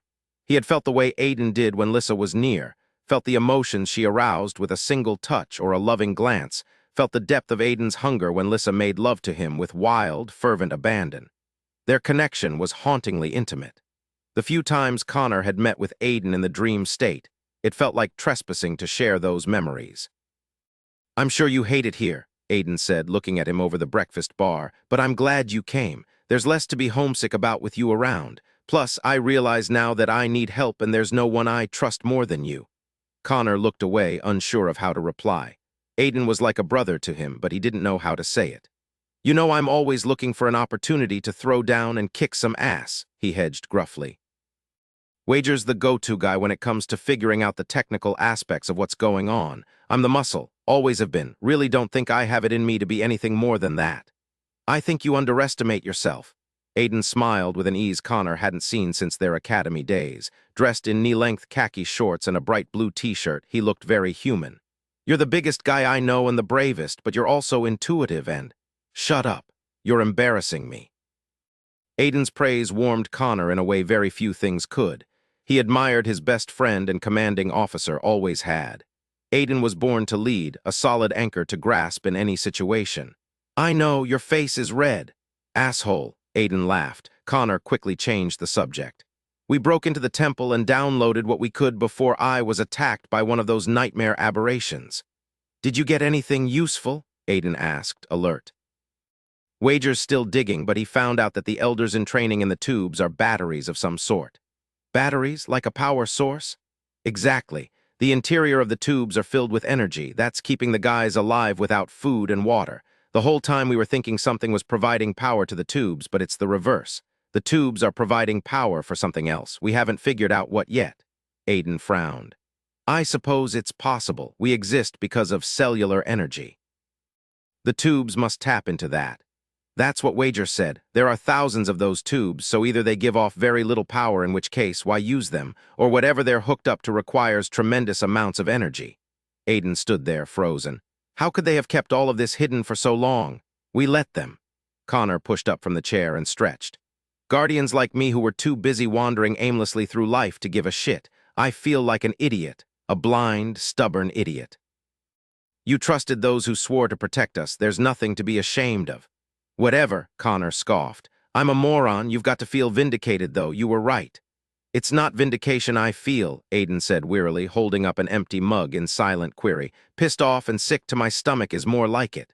Connor shook his head in response to the offer of coffee. "So where do we go from here? Where the hell do we begin?"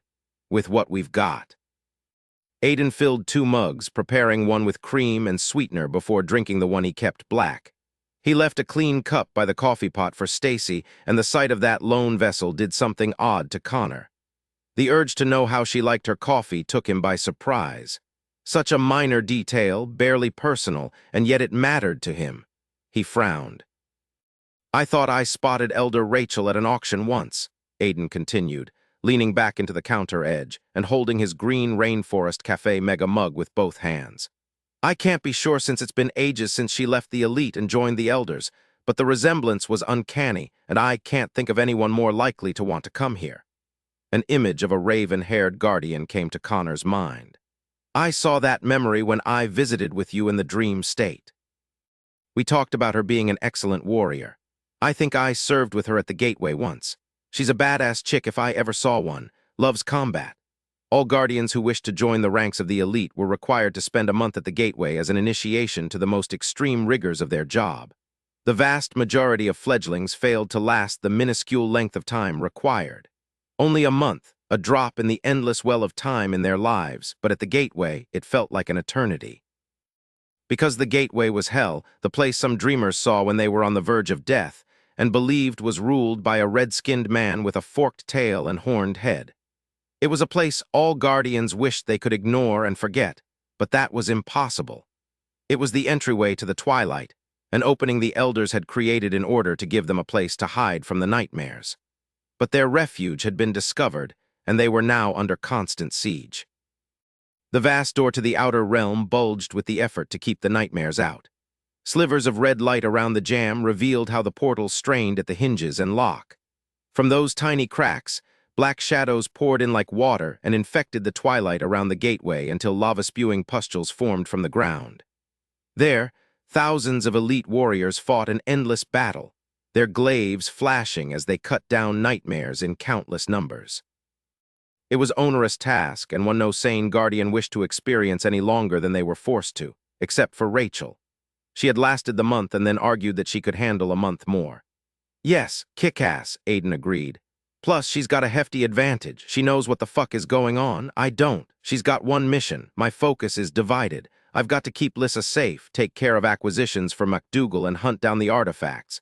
And now that we've got those things to deal with, there's no way for you and I to do it alone. Two against a widespread group of freaks. I might as well give up, grab Lissa, and go hide out on a deserted island until everything blows up. Snatch a little peace while I can. Shit, Connor blew out his breath. You're right, we need reinforcements, but hell if I know who'll want to come here. The men under my command are committed to the cause, but this is asking a lot. Yeah, it is. For most of us, the Twilight is the only home we've ever known. There aren't many around who remember the old world. Asking them to leave everything behind for this, he waved his arm in a sweeping gesture, is a tall order. It sucks, but what choice do we have? Aiden rubbed one hand across the morning whiskers that shadowed his jaw. The redhead had the Taza I was searching for, so they're tracking the artifacts. I need to concentrate on keeping MacDougal happy because he's paying the bills. We need someone to hunt the artifacts while I'm working and a group to hunt the hybrids. The thing that attacked me was insane. One of them is going to get caught or killed, and then the dreamers will know they're not alone in the universe. And anyone close to you is in danger too and needs protection. The elders will use whatever they can for leverage. You think I'd kick Stacy to the curb because of boredom. Fact is, I'd stay away from her because hanging with me could get her killed. Narrowing his gaze, Aiden studied him carefully. Here's the thing, though, Connor continued, too impatient to try explaining feelings he didn't understand. The round trip isn't without its consequences. The medium is destroyed on the return. Aiden stilled. Destroyed, killed, murdered, game over. Fuck, pretty much, so it's not as if we can promise a temporary assignment. There was a long pause, then, thank you. The two words were spoken with such feeling that Connor was taken aback. For what? For giving up your home for me. Shit. Aiden's eyes reddened and Connor panicked. Hey, don't get excited, man, it's okay. No, it's not, it's awesome, I don't know what to say. Don't say anything, Connor said hastily. Lissa entered from the living room and Connor almost kissed her with relief. Coffee, she crooned. She sported a damp ponytail, clean clothes, and smelled like apples. Dressed in a dark pink velour jogging suit, she looked revived and beautiful. She found the cup Aiden had prepared for her and lifted to her tiptoes to kiss him full on the mouth. Thank you, baby, she whispered. Connor, grateful for the opportunity, slipped away to change and get ready for the monumental task ahead. Chapter 8. For a man once lauded for his honor, Michael Sharon's present life filled with lies and treason was an end even he could not have foreseen. The shadowy beings they called nightmares were nothing compared to the nightmare of deceit he dealt with daily. As his body flew through air across the distance between the rebellion headquarters and the Temple of the Elders, Michael surveyed the beauty of the landscape rushing by beneath him. Rolling, grass-covered hills, lush valleys with roaring rivers, magnificent waterfalls, all a carefully crafted stage to stave off discontent. It saddened him that he had come to disdain the paradise he expended great effort to maintain, but the perfection of their surroundings was as evanescent as the dreams his people guarded. Beneath the facade lay a foundation firmly mired in untruths, but only the elders and the rebels knew this. The majority of guardians were happy here, and they would remain that way if they were kept ignorant of the uprising. That deception was his most pressing task, and it grew more difficult by the day. Captain Aiden Cross was a warrior of legend, his mere presence enough to make the other guardians feel safe and secure. Cross's disappearance was beginning to cause undue speculation, and now the loss of Bruce would compound the problem. They were the two most visible and acclaimed members of the elite warriors and lifelong best friends. The Guardians wouldn't understand why two men so fiercely loyal to their people would betray them so brutally. Their desertion would raise questions regarding what had so disillusioned them, and the option to make them villains was not one Michael wanted to utilize. He thought it best to keep both men in the good graces of the masses. Hero worship was a powerful emotion, and it could be a useful tool in the future. History was filled with tales of great feats accomplished by invoking the memory of a beloved figure. The gleaming white temple came into view, and Michael slowed his airborne glide, drifting into a vertical position and then lowering gently to his feet. He paused a moment to pull up the cowl all the elders used to hide their emaciated features from public view. He'd once been a handsome man, ages ago. The loss of physical beauty, however, was a small price to pay to achieve his aims. Outwardly prepared, Michael stepped through the massive red torii gate the elders used as a motivator. Its warning engraved in the ancient language, "Beware of the key that turns the lock," had given the Guardians both a goal and hope, two things required to maintain mental health. If he could keep the knowledge of the coup contained, the message could continue to serve its purpose. As he crossed the open-air center courtyard, he left a trail of droplets in his wake. His robes were still soaked from his confrontation with Bruce and would have to remain that way for the time being. He was expected, and punctuality was the best way to stave off unwanted curiosity. Knowing he was being watched through the vid monitors, Michael kept his movements to a leisurely pace. He paused at the Chizuya. Dipping the waiting ladle into the fountain, he rinsed out his mouth and washed his hands, his gaze sweeping over the center courtyard, a place that brought comfort to most Guardians but felt like a prison to him. Releasing his breath, he cleared his mind, knowing that a confident and casually arrogant mien would be required to get him through the audience ahead. He had suggested meeting with Bruce, but the events he had set in motion during that discussion were entirely of his own design. It was a complicated dance he engaged in, and a misstep would cost him everything. Michael crossed the center courtyard and entered the Hayden where the other elders awaited him. His peers, or so they called themselves. In truth, there were very few of the many who shared his goals. The cool interior engulfed him, the room's rounded walls hidden in shadow due to the light that illuminated only the dead center of the space. He came to a halt within that beam, and it immediately dimmed, revealing the hooded figures who sat before him in semicircular rows. Has Captain Bruce connected with Cross and the key Elder Sharon? If he has not done so yet, he will shortly. The benches above him exploded in a hum of dozens of conversations. Michael waited patiently, his stance wide, his hands clasped at the small of his back. With a toss of his head, his wet cowl was thrown back to better convince the others of his sincerity. No one feigned sincerity as well as he did. What do you suggest we do now that Bruce is out of the Twilight? We should send an elder to lead the team recovering the artifacts. Discussion swelled again, hundreds of voices competing to be heard over the din. Sharon. He smiled inwardly at the feminine voice. Yes, Elder Rachel. Who would you send on our behalf? Who would you prefer? Rachel stood, pushing her hood back to reveal raven tresses and snapping green eyes. I will go and lead. You were exactly who I had in mind, he drawled. Elder Rachel was a warrior of singular skill who had a rare gift for command, much like Cross and Bruce. Her appearance was also a plus.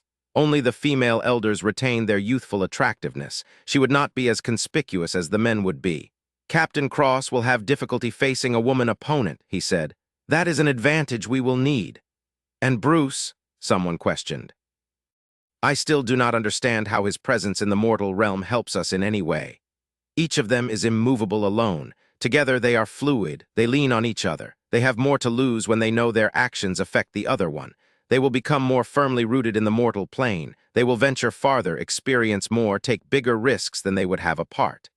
It will take too long, someone complained. Michael sighed inwardly.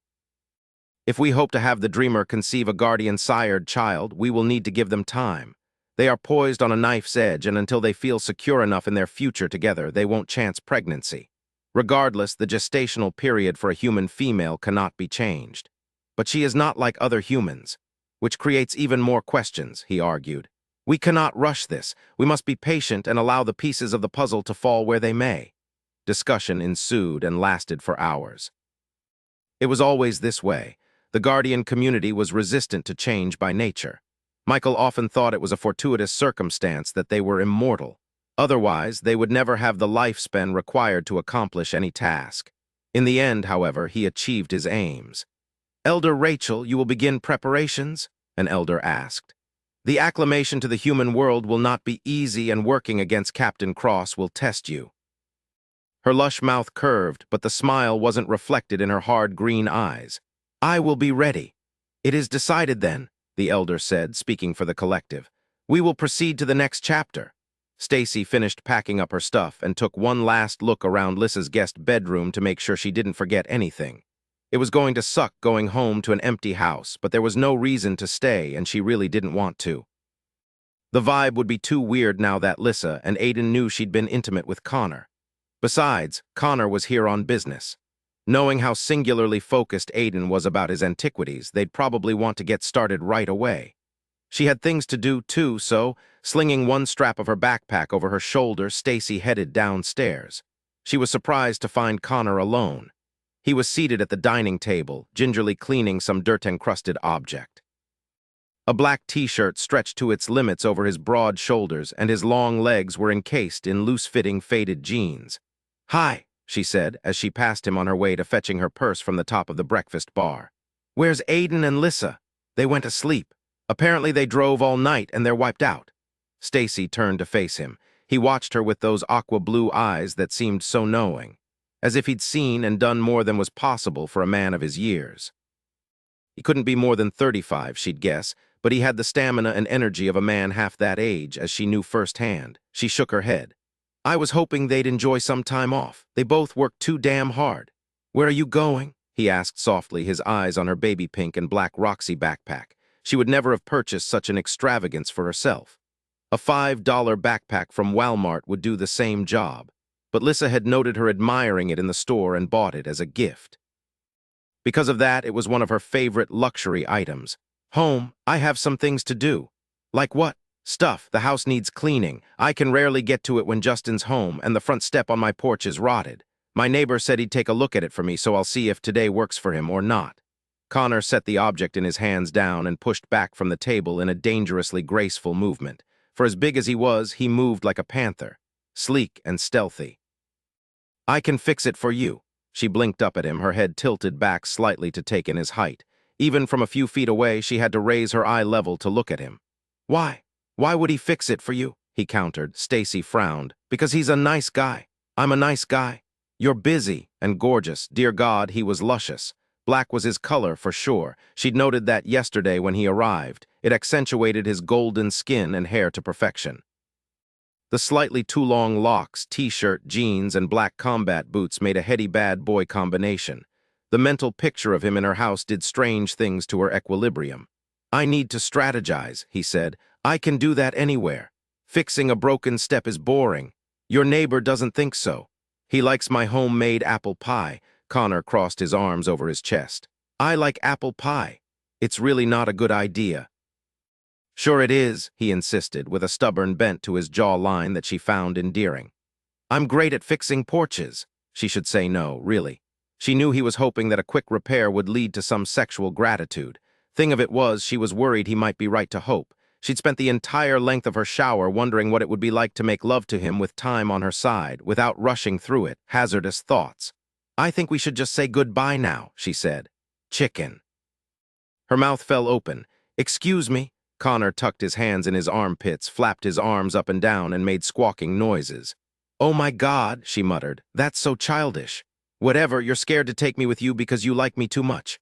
"I do not." "Liar," she set her hands on her hips and asked, "Why do all men regress to being big babies when they don't get what they want?" He stuck his tongue out at her.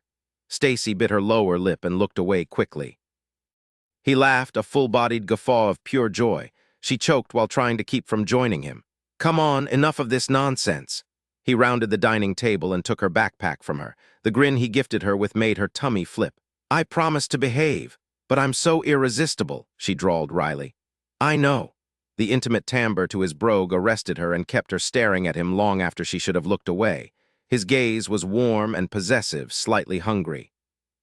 She was asking for trouble with a capital T by taking him home with her, letting him play man of the house for the afternoon, allowing him to imprint himself on her home. She sighed. "What if I don't behave?" Connor stepped aside and gestured toward the foyer. "I won't say no," he warned. "If you're hoping I'll agree to play the gentleman, think again." "Fine." Stacy led the way to the front door and he opened it, pausing a moment to collect his sword. "But I'm putting you to work, Mr. Big Strong Man who can do the chicken dance. Bring it on, sweetheart." He followed her out the white wooden gate that enclosed Lissa's flagstone patio. They walked together to the small guest parking area and Stacy hit the remote on her keychain that popped open the trunk of her Nissan Sentra. Connor tossed her backpack and his scabbard inside, then began whistling as he moved to the passenger door. "You're too happy about this," she muttered, "and you're too worried." He paused and stared at her over the roof of her car. "We had sex, Stacy, great sex." His voice lowered and the brogue thickened. "I've been inside you. If I can't be happy spending time with you after that, what kind of guy would that make me?" Stacy swallowed hard, blinking. She'd seen this look on his face before, austerely intent, serious. He wore it just as well as he wore amusement. "You're fucking with my head. I don't like it. By telling you the truth, by being perfect." She hissed, glancing around to make sure they weren't being overheard. "Stop it." His mouth curved in a tender smile. "You're nuts, you know that?" "Yeah." She yanked open her car door and slid behind the wheel. "You don't have to hang out with me."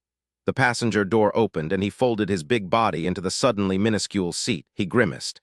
"Move the seat back if you won't go away," she said. He shook his head and looked exasperated. "I'm not going anywhere. Get used to the idea." Rolling her eyes, Stacy leaned over and reached between his legs to find the manual seat release. "Don't think you're going to make me feel guilty that you're squished. Push back." He didn't move. "Jesus H. Christ," she smacked his shin. "Why are you so stubborn? Push back." He still didn't move, not one muscle. Turning her head to complain, she found herself eye level with an impressive bulge in the crotch of his jeans.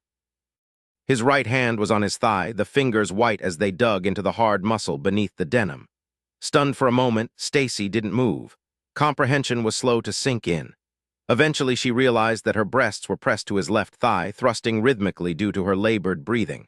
Her gaze lifted, noting the rapid lift and fall of his chest before coming to rest on his face. His expression was mocking. "This is supposed to make me more comfortable." Stacy glared and straightened. "You did that on purpose." Connor snorted and moved the seat back himself. "Let's go, sweetheart." They pulled out of Lissa's gated condominium complex and sped down the road to Stacy's part of town. Old Town, they called it, but it was presently going through an overhaul. The new police station and town hall were being built in one large complex, and new businesses were filling the once empty plots. Murrieta was a new town with an old history. Within a block of each other, one could find a Starbucks and a farm. The dichotomy was one she relished, country charm with all the modern conveniences. "Do you like it here?" Connor asked, surveying the passing landscape with a curious eye. "I do. It's perfect for me." "What do you like about it?" She glanced aside at him. "What's not to like?" He wrinkled his nose. "It stinks." "Okay," Stacy pondered that a moment. "We are in a valley." At his raised brows, she explained, "Smog tends to sit in valleys." "Wonderful," she shrugged. "If you think it stinks here, don't go to Norco." "Sounds like a gas station," he said. She laughed.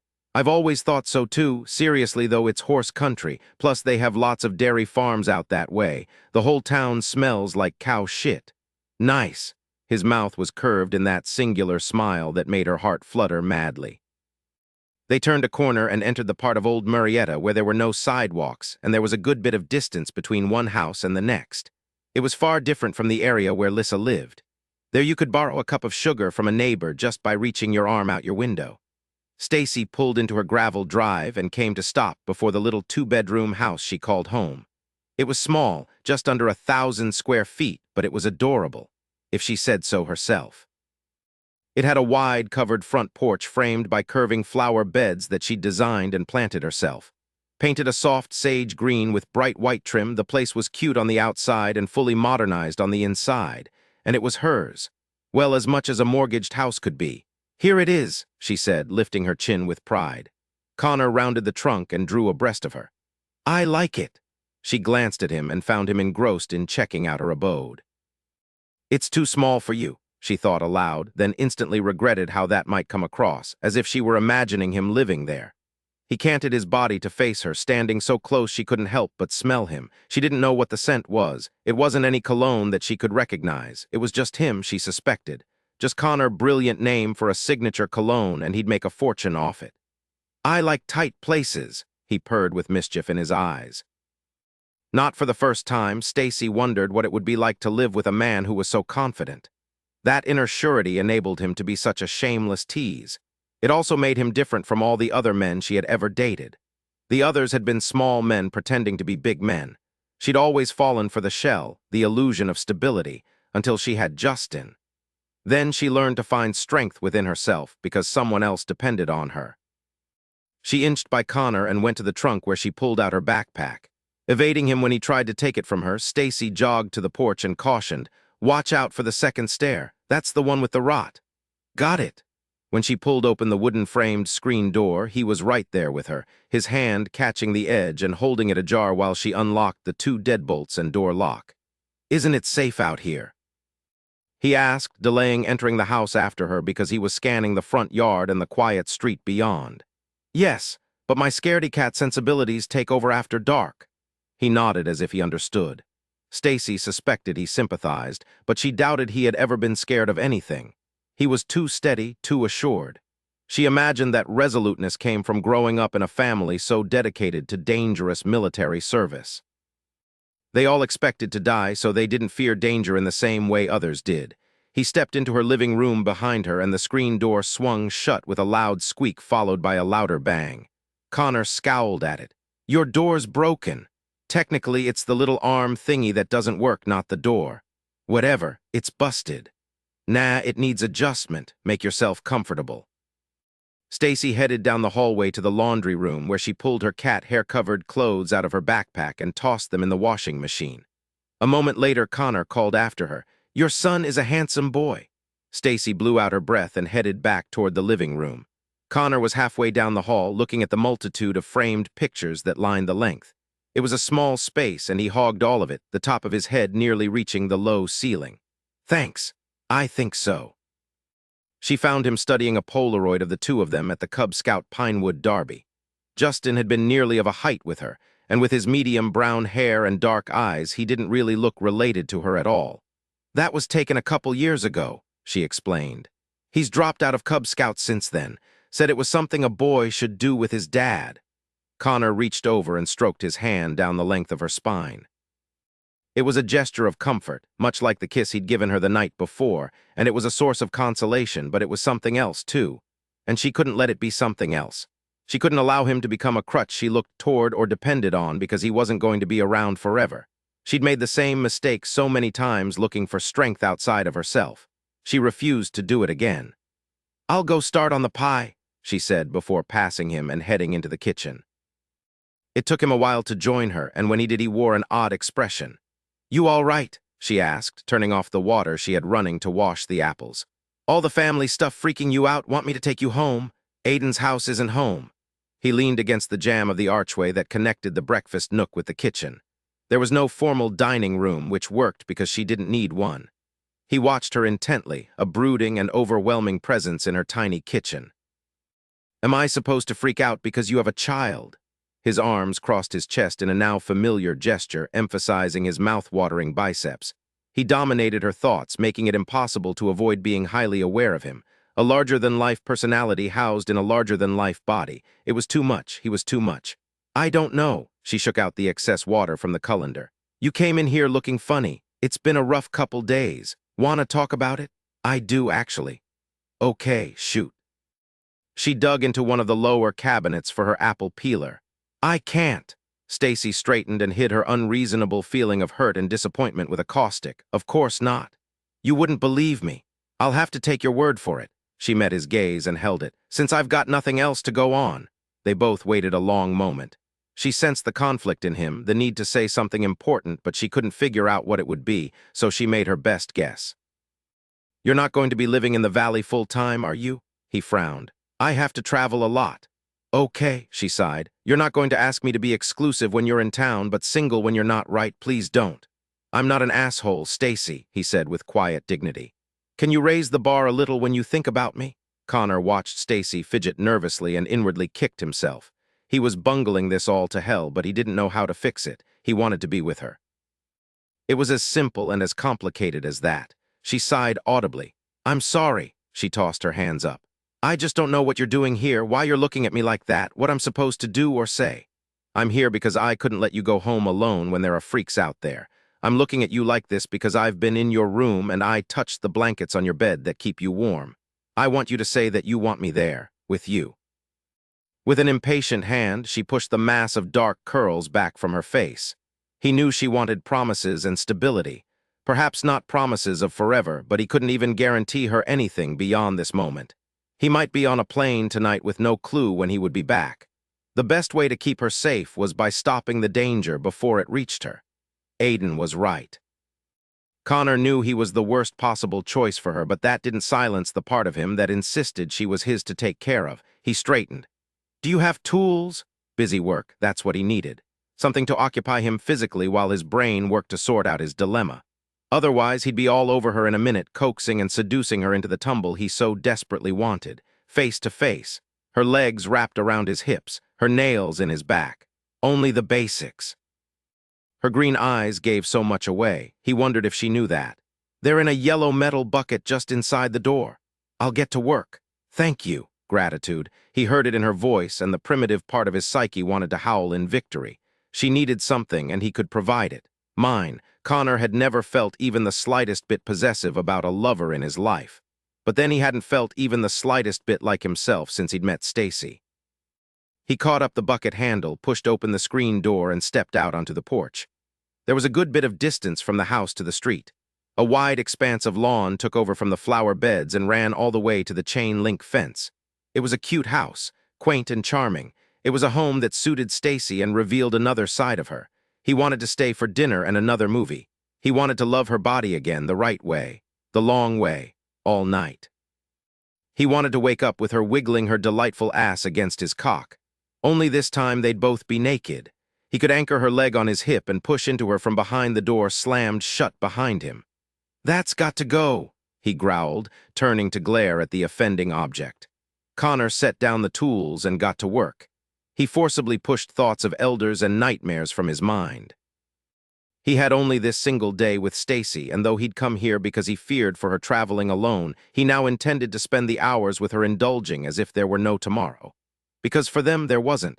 Chapter 9 there. Pushing to his feet, Connor stood on the now-repaired step and jumped up and down. It bore the abuse beautifully. "Yum," Stacy purred. Glancing up as the screen door opened, he watched her step outside. Hi back." Connor knew that look she had in her eyes. Other women had been giving it to him for ages. It was the first time he'd gotten it from Stacy, though, and coupled with the unconscious licking of her lips, it heated his blood. "Sweetheart," he purred, "you look ready to eat me alive." "Have you been out here shirtless the whole time?" she asked, a bit breathlessly. She'd put her hair up into adorable pigtails and was carrying 2 glasses filled with reddish liquid on ice. For some reason, the girlish hairstyle made him hot as hell. There was nothing immature about Stacy, but the look brought to mind some role-playing that he'd love to indulge in with her. "The last half hour or so. I'm sorry I missed it." His mouth curved. "I'm still here." She looked as if she was considering his offer. He helped her along a little by reaching down and stoking the straining length of his erection through his jeans. "Christ, you're brazen," she muttered, eyes riveted. "You want me. I want you back," he said simply. "My body gets ready to follow through." Pointless to pretend otherwise.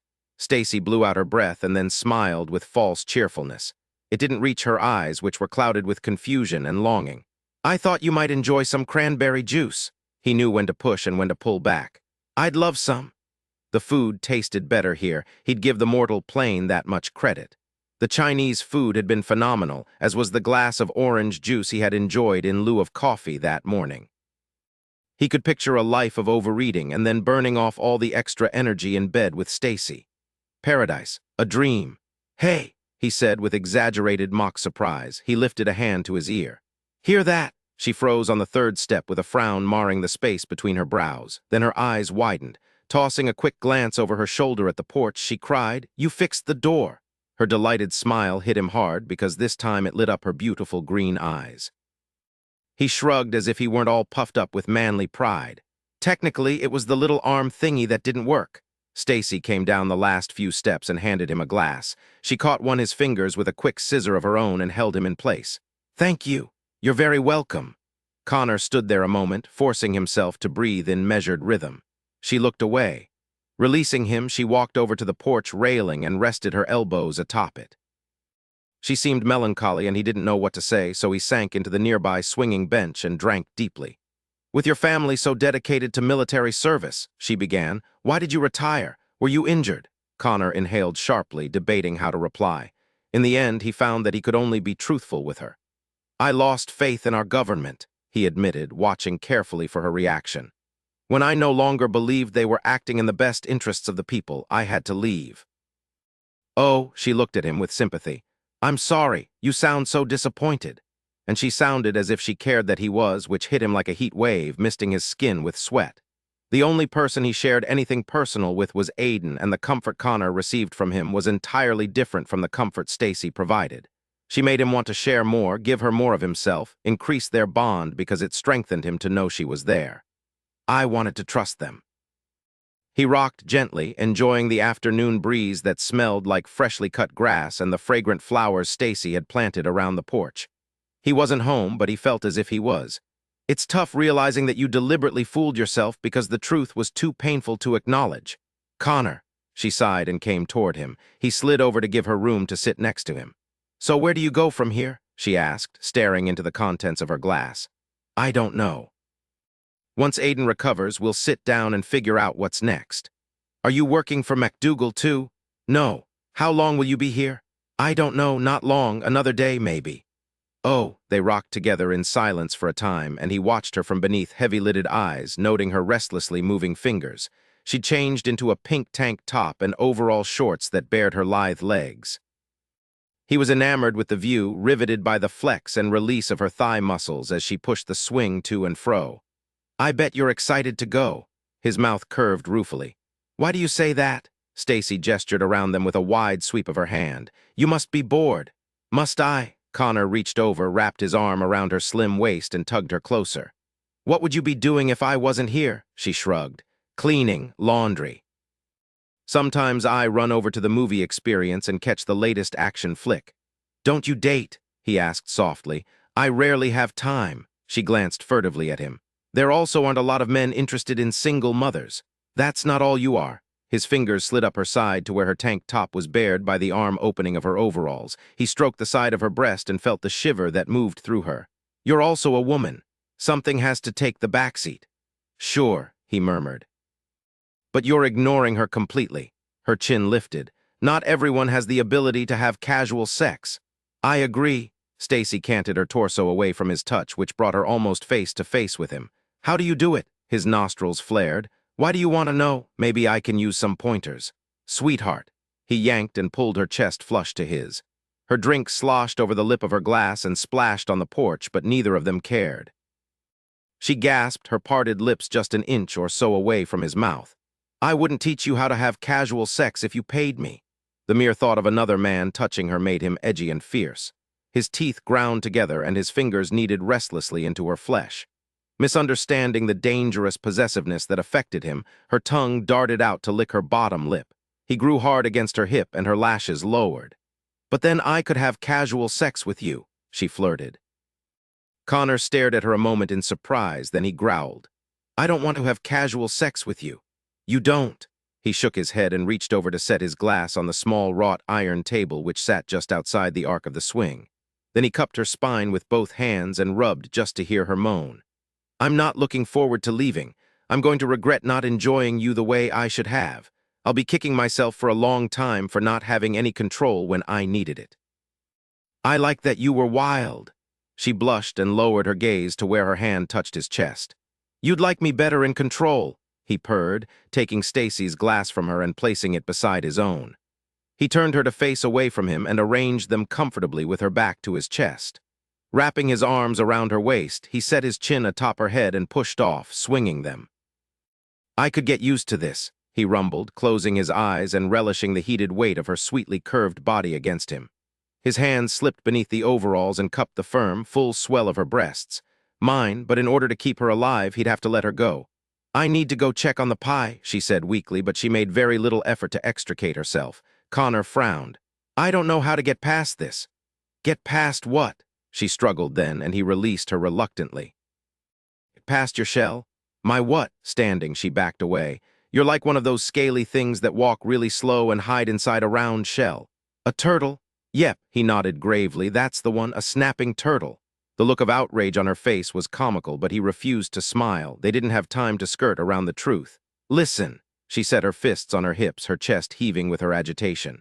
It's not fair to ask me to have non-casual sex with you when you're leaving. I know.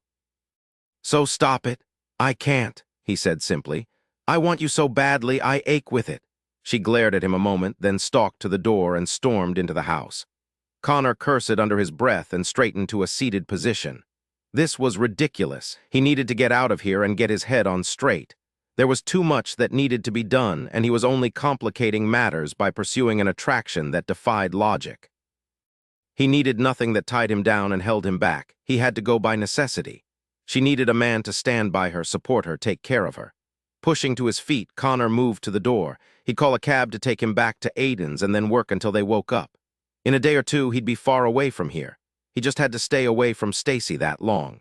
As soon as he stepped into the house, the scent of cinnamon, butter, and apples hit him hard enough to bring him up short. He paused just inside the threshold and raking the tiny living room with a sweeping gaze. The walls were painted ultra-pale yellow, the couch and oversized chair covered in blue and white stripes, the coffee and end tables scratched and dented in a way that made a visitor comfortable and relaxed. It was homey and inviting, which was far removed from his starkly furnished bachelor quarters in the Twilight. He'd rarely spent time at home alone, preferring to hang out at Aiden's. He wanted to spend time here. Stacy. Connor tightened his jaw and sat on the couch. He caught up the phone handset from its cradle, reached into the white wicker basket under the table where the yellow pages were stored, and started flipping through the listings. He sensed the moment Stacy walked into the room and glanced up at her. "I'll get out of your," he halted mid-sentence, gaping. The pigtails were gone. The shoes were gone. With her fingers at the metal clasp of her overall straps, he knew she was getting ready to be comfortable, too. "Oh, hell no," she said grimly, reaching into a pocket and tossing a string of condoms at his chest. "You're not getting out of this now." As he caught the foil strip, every muscle in his body tensed to the point of pain. Coupled with the sight of the overalls falling to the floor, he groaned. Control? He'd thought he would have control if they were close again. Was he insane? "What are you doing, sweetheart?" he asked gruffly. She arched a brow, grabbed the hem of her tank top, and yanked it over her head. Her beautiful body moved with the violence of her movements. They were the most gorgeous curves he had ever seen, pale and tipped with long, rosy nipples. His desire for her flooded his mouth with moisture, and he swallowed hard.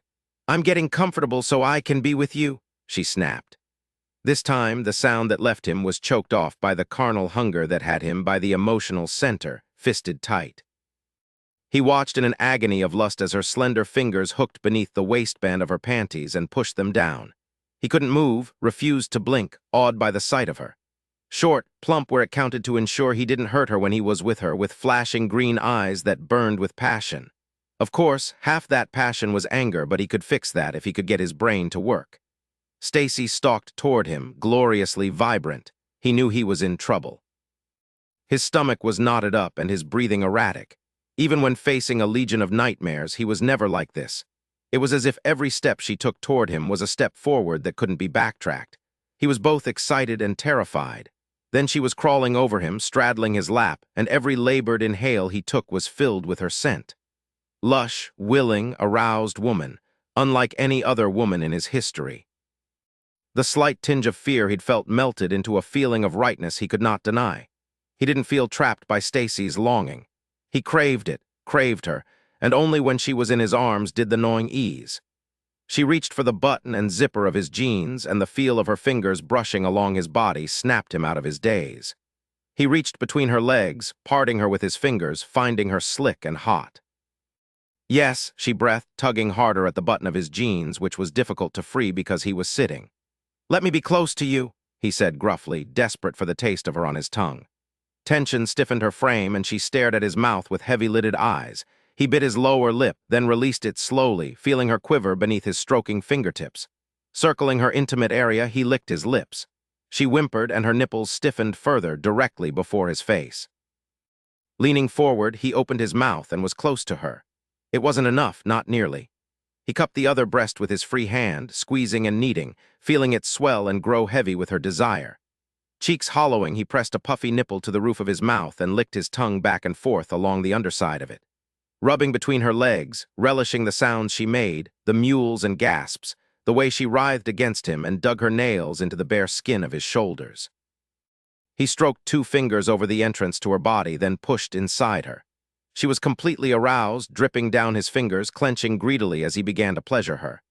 In and out, working her closely with every bit of skill he possessed, making her aroused and beg for his presence. "Please, be with me," He loved it, would never get enough of it, not for his ego, but for her, because he wanted her to be happy. He wanted to be the man capable of making her happy. Connor, please.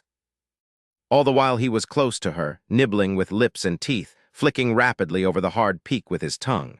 She began to grind her hips, seeking his closeness, lifting and falling, riding his plunging fingers. She was so aroused he could hear it as well as feel it, the wet sounds so erotic he feared he would lose himself. He withdrew his fingers with a growl and released her breast with a wet popping sound. I need to be closer to you. Unable to wait for her help, Connor caught her by the waist, twisted his body, and lay on his back lengthwise along the couch. She cried out in surprise as he pulled her up and over his mouth, then moaned his name as he lifted his head and connected with her intimately in one heated swipe. His body hardened further at the taste of her, making Aiden's jeans painfully tight. Connor reached down and freed himself, hissing with relief as the pressure lessened, and the open air cooled him enough to take him down a notch. Lower, he rasped, tugging her thighs. Stacy blinked at the golden god sprawled between her obscenely widespread legs and felt the slickness of her lust coating her inner thighs. She'd never been so aroused. He was all over her, devouring her, just as she had suspected he would be. There she'd been, pulling the finished pie out of the oven, imagining what it would be like if they were dating. Imagining what it would be like if this were the beginning and not the end. From the way he was always touching her and teasing her, she guessed he would be the kind of man who would want her on the kitchen table because he couldn't wait to get to the bedroom. She pictured him coming up behind her while she worked at the sink, pushing down her shorts, then pushing closer to her. He was a primitive, highly sexual male, and she wanted him. Never in all of her years had she met a man such as him. What if she never did again? Intense closeness. Nothing held back closeness. No holds barred closeness. She'd only had closeness like that once in her life. Last night, with Connor, and it had been phenomenal. Would she be kicking herself later for not enjoying more when she had the chance? In that moment, with a bubbling apple pie in her gloved hands, Stacy had decided that she was a big girl and she could take it. There were worse things in the world than having a two-night connection with a guy you liked and who liked you back. Come down, he repeated, pulling at her, his lips parted and glistening, his gaze dark and hungry. Be close to me so I can feel your closeness. Stacy shuddered violently. He was the type of man who enjoyed being close to a woman intimately, would enjoy driving her crazy and owning her in such a highly personal way, branding her, making her his. Today she wanted to be his. Clutching the back of the sofa for balance, she came down, biting back the sounds that would have escaped as his hot breath gusted across her wet skin. Yes, he purred, his large hands holding the cheeks of her behind and urging her into him. He started being close to her, long, slow connections, dipping into each groove and crevice, breathing harshly against her. He teased her intimate area, fluttering featherlight and hummingbird quick across it. Right there, she whispered, rocking into the maddening motion. A firm connection would set her off and she tried to catch it, swiveling her hips, chasing his tongue. Knowing damn well what she needed, Connor moved away from the tiny protrusion, tilted his head and connected with her. Ah, God! She was shaking, her fingers white with the strain of gripping the couch back. Connor growled and pulled her closer, holding her hips and seeking closeness with his mouth, his tongue moving fast and deep. Seductive noises filled the air as he drank her down with rough, hungry groans. The resulting intimate pleasure was devastating, her eyes squeezing shut, her teeth grinding together. Her silence seemed to incite his ardor further. He lifted her and rolled to the side, setting her bottom on the wooden coffee table before looming over her.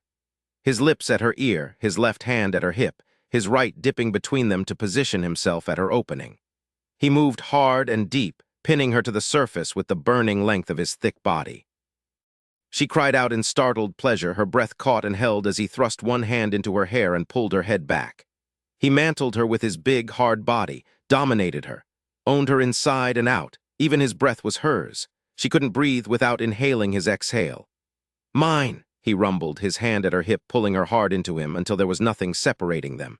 He flexed powerfully inside her as if to say, I am in you, a part of you. The sensation caught the tail end of her intimate pleasure and caused her to clench tighter around him, reigniting the fading convulsions of her climax. He groaned as she rippled up and down the length of his body, his sweat-slick forehead pressing tightly to hers. You were made for me. The fit was perfect, if a little snug. Prior to meeting Connor, she could have sworn she couldn't take a body that big, but he made her so damn hot and wet.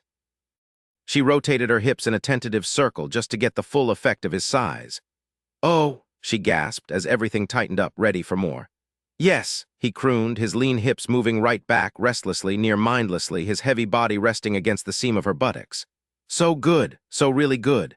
Her arms were behind her, palms flat on the coffee table, propping her up. "Be with me," she begged, rolling her hips into him, feeling every bit like a desirable, passionate woman. Something she hadn't felt like in far too long. "I am being with you, sweetheart."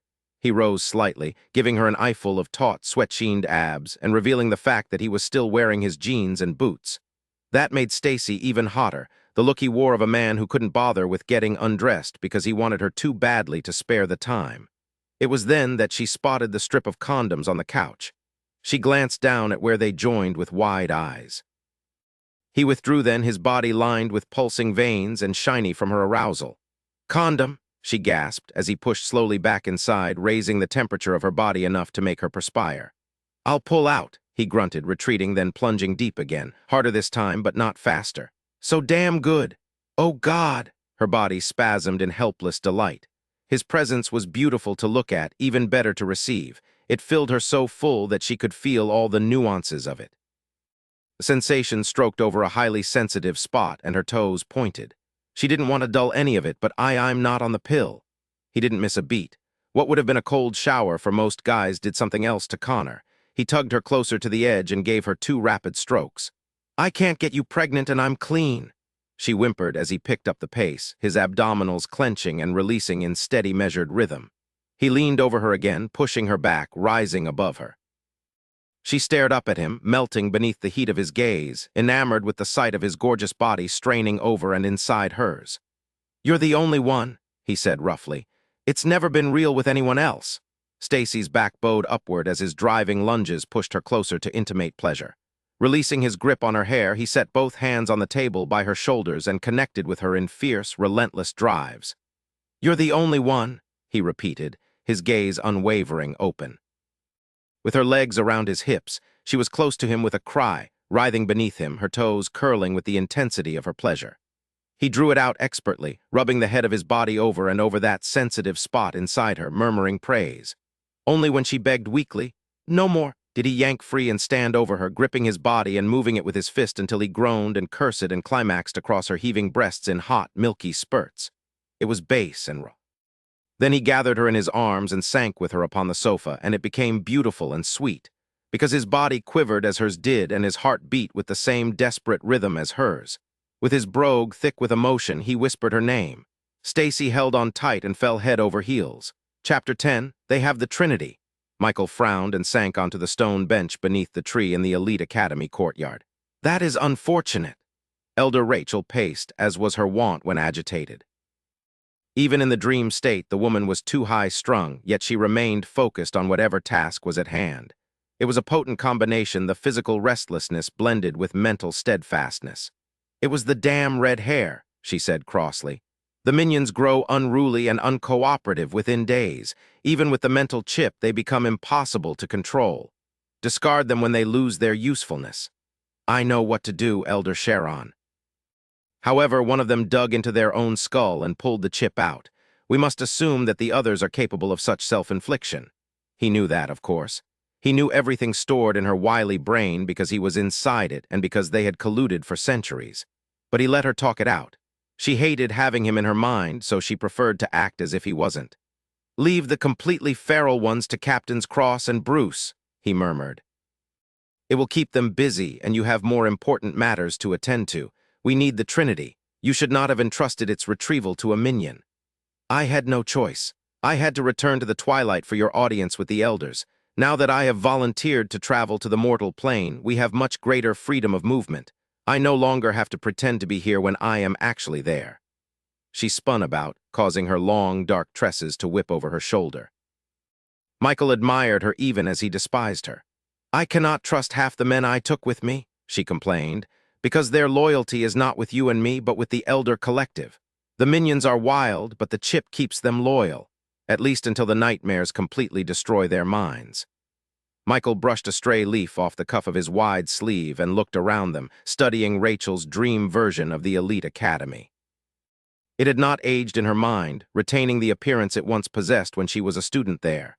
The center courtyard where they met was circular, lined with gravel and shaded by immense trees. Surrounding the hub were various open-air amphitheaters where combat training took place, and in the large building to the south, classrooms were in session. "It is time to move to the next stage," he said finally. Rachel stilled, her green eyes widened. "I began to doubt that you would ever proceed." She had suggested it weeks ago, but he held off. It seemed a waste to use such a tool without devastating effect. Now the time was right. "Never doubt me," Sharon said, pushing to his feet. His gaze stayed locked with hers as he pulled up his cowl. "It will be done as we agreed." "Excellent," he bowed and moved to the edge of the slipstream. "Until you dream again." Connor stared down at the dozing woman in his arms and knew he was in deep trouble. His chest was tight and hot, making it difficult to breathe. Every inhale smelled of sweat and closeness. Every exhale was a moment closer to when he would have to leave. Stacy was beautiful in near slumber. The tight lines of stress and strain around her mouth and eyes were eased in relaxation, leaving behind a face of youthful loveliness. Creamy smooth skin, dark arched brows, cherry red lips. He could wake up every day like this, with this woman, in this house. He'd trained enough young men for the elite that he had confidence in his ability to help Justin, too. Connor knew the type and was familiar with the effects brought on by the lack of a father figure. He had seen it with Aiden. It wouldn't be easy, but for this he cupped Stacy's cheek with his hand, caressing the curve of her cheekbone with his thumb for her. It would be worth it. Adjusting her, he pulled her closer and took her mouth, pressing his lips to her softly parted ones. Her moan made his arms tighten around her. He wanted to keep her, discover her, share himself with her. Perhaps what felt good now would feel as good a month from now. A year from now, years from now, promise. There were signs of promise between them, and the thought that it might never come to fruition was difficult for him to bear. It was one thing to be alone when you knew you were happier that way. It was another to be alone when you had someone you wanted to be with. Being close to Stacy's lips, Connor was intimate with her lush, soft mouth. Infatuated with the taste of her, he thrust his tongue deep, plunging long and slow, the way he wanted to be close to the rest of her. If only he could get past the feeling of urgency, the sense that at any moment she would be ripped from him and he would lose this chance to enjoy her. Her hand lifted and slipped into the hair at his nape. The simple touch moved him profoundly for its sheer artlessness. It wasn't a touch designed to arouse. It was a touch intended only to hold him close, to keep him near so she could decimate him with her returning ardor. Stacy gave as good as she got, her tongue stroking along his, her mouth twisting and seeking beneath his, her lips clinging to his. He pushed to his feet, lifting her with him, never breaking the kiss even as he moved down the hallway to her bedroom. "Are we going to do it again?" she whispered dreamily into his mouth. "Heck yeah." Connor hefted her around to where her legs straddled his hips. It was enough to make him fully aroused, having her curvaceous body tucked up tightly against his. She was completely ready, a crude claiming that appealed to the primitive beast inside him. No other man could have her. He'd marked her, made her his. With her arms around his neck, she leaned back and looked down at his arousal rising up eagerly between them. "You left the condoms in the living room." He growled low, wishing he could tell her the truth. From sharing Aiden's dreams, Connor knew that Aiden and Lissa were certain their species were reproductively incompatible, despite their external similarities. But Connor knew that telling Stacy he was a being from another plane of existence would kill the moment, if not any possibility of a future between them. "I'll get them," he assured her. A slow smile curved her mouth and she hugged him, nearly making him stumble as her affection hit him like a physical blow. He carried her into the bathroom and set her down. "Get in," he said, turning back to return to the living room, "but don't wash. I want to be close to you." "Yes, sir," she teased. She was bending over the tub turning the faucets when he tossed a mock glare over his shoulder. The view was inspiring. He jogged the distance to the condoms, shut the front door and locked it, then jogged the distance back to Stacy. He heard the shower running as he entered the bedroom, and images of water coursing the length of Stacy's luxurious body set his blood on fire. Tapping the automatic release of one boot with the toe of the other, Connor took in the decor. Pale lavender walls, royal purple velvet coverlet, and black shears covering white plantation shutters made the space rather exotic in comparison to the country look of the living room. To him it revealed so much about her, the dichotomy between her public spaces and her private one. He wondered if this setting would inspire a different side of Stacy, and eager to find out, he shoved his jeans to the floor and strode into the bathroom. Pausing on the threshold, Connor studiously examined his surroundings. As he had done with every other room in the house, he sought clues to the woman who lived there. The bathroom walls were painted a deep purple like the comforter in the next room, and the ceiling was decorated with painted silver stars. A hint of whimsy. "I'm not wearing anything and you're looking at the ceiling?" she asked with warm amusement. He turned his attention to the view of Stacy through the sliding glass shower door. Standing in a cloud of mist, she was his fantasy in the flesh. She slid the door open in invitation. "I think it might be too small in here for you," she said, blinking water-laden lashes at him as he approached. "I like tight places," he reminded, climbing into the shower tub with her. The space was cramped, but he didn't care. It just meant that they were pressed up against each other, which was just the way he wanted it. Her hands came up and touched his abdomen. His muscles tightened instinctively, responding to her attention. Her tender fingertips traced over every groove and plane of taut muscle, and he bore her fascination with gritted teeth and aching heart. "You're so beautiful," she whispered in what sounded like awe. He cupped her face, forcing her to look at him. "Tell me how to make this work." She gazed up at him with liquid, glistening eyes. The green was clear and vivid, gorgeous. "Connor," the resignation in her tone drove him crazy. "There has to be a way." "How?" she asked simply. "How long will you be gone? When will you be back? How long will you stay when you are back?" "I don't know, darn it." He pushed her head back and devoured her mouth, bruising it, taking it, thrusting his tongue fast and deep. As steam rose around them in an ever-thickening fog, she whimpered and clung to his waist. "If you want something bad enough, it hurts," she cut off.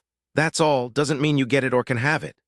"Nonsense," he spat, furious with himself, with the elders, with the lies and deceit that made his leaving unavoidable. "I told you I tried to make you listen." He nuzzled his cheek hard against hers. "Walking away isn't the answer," she laughed softly. "You're too stubborn. Maybe, but I know I can't stand the thought of not having you.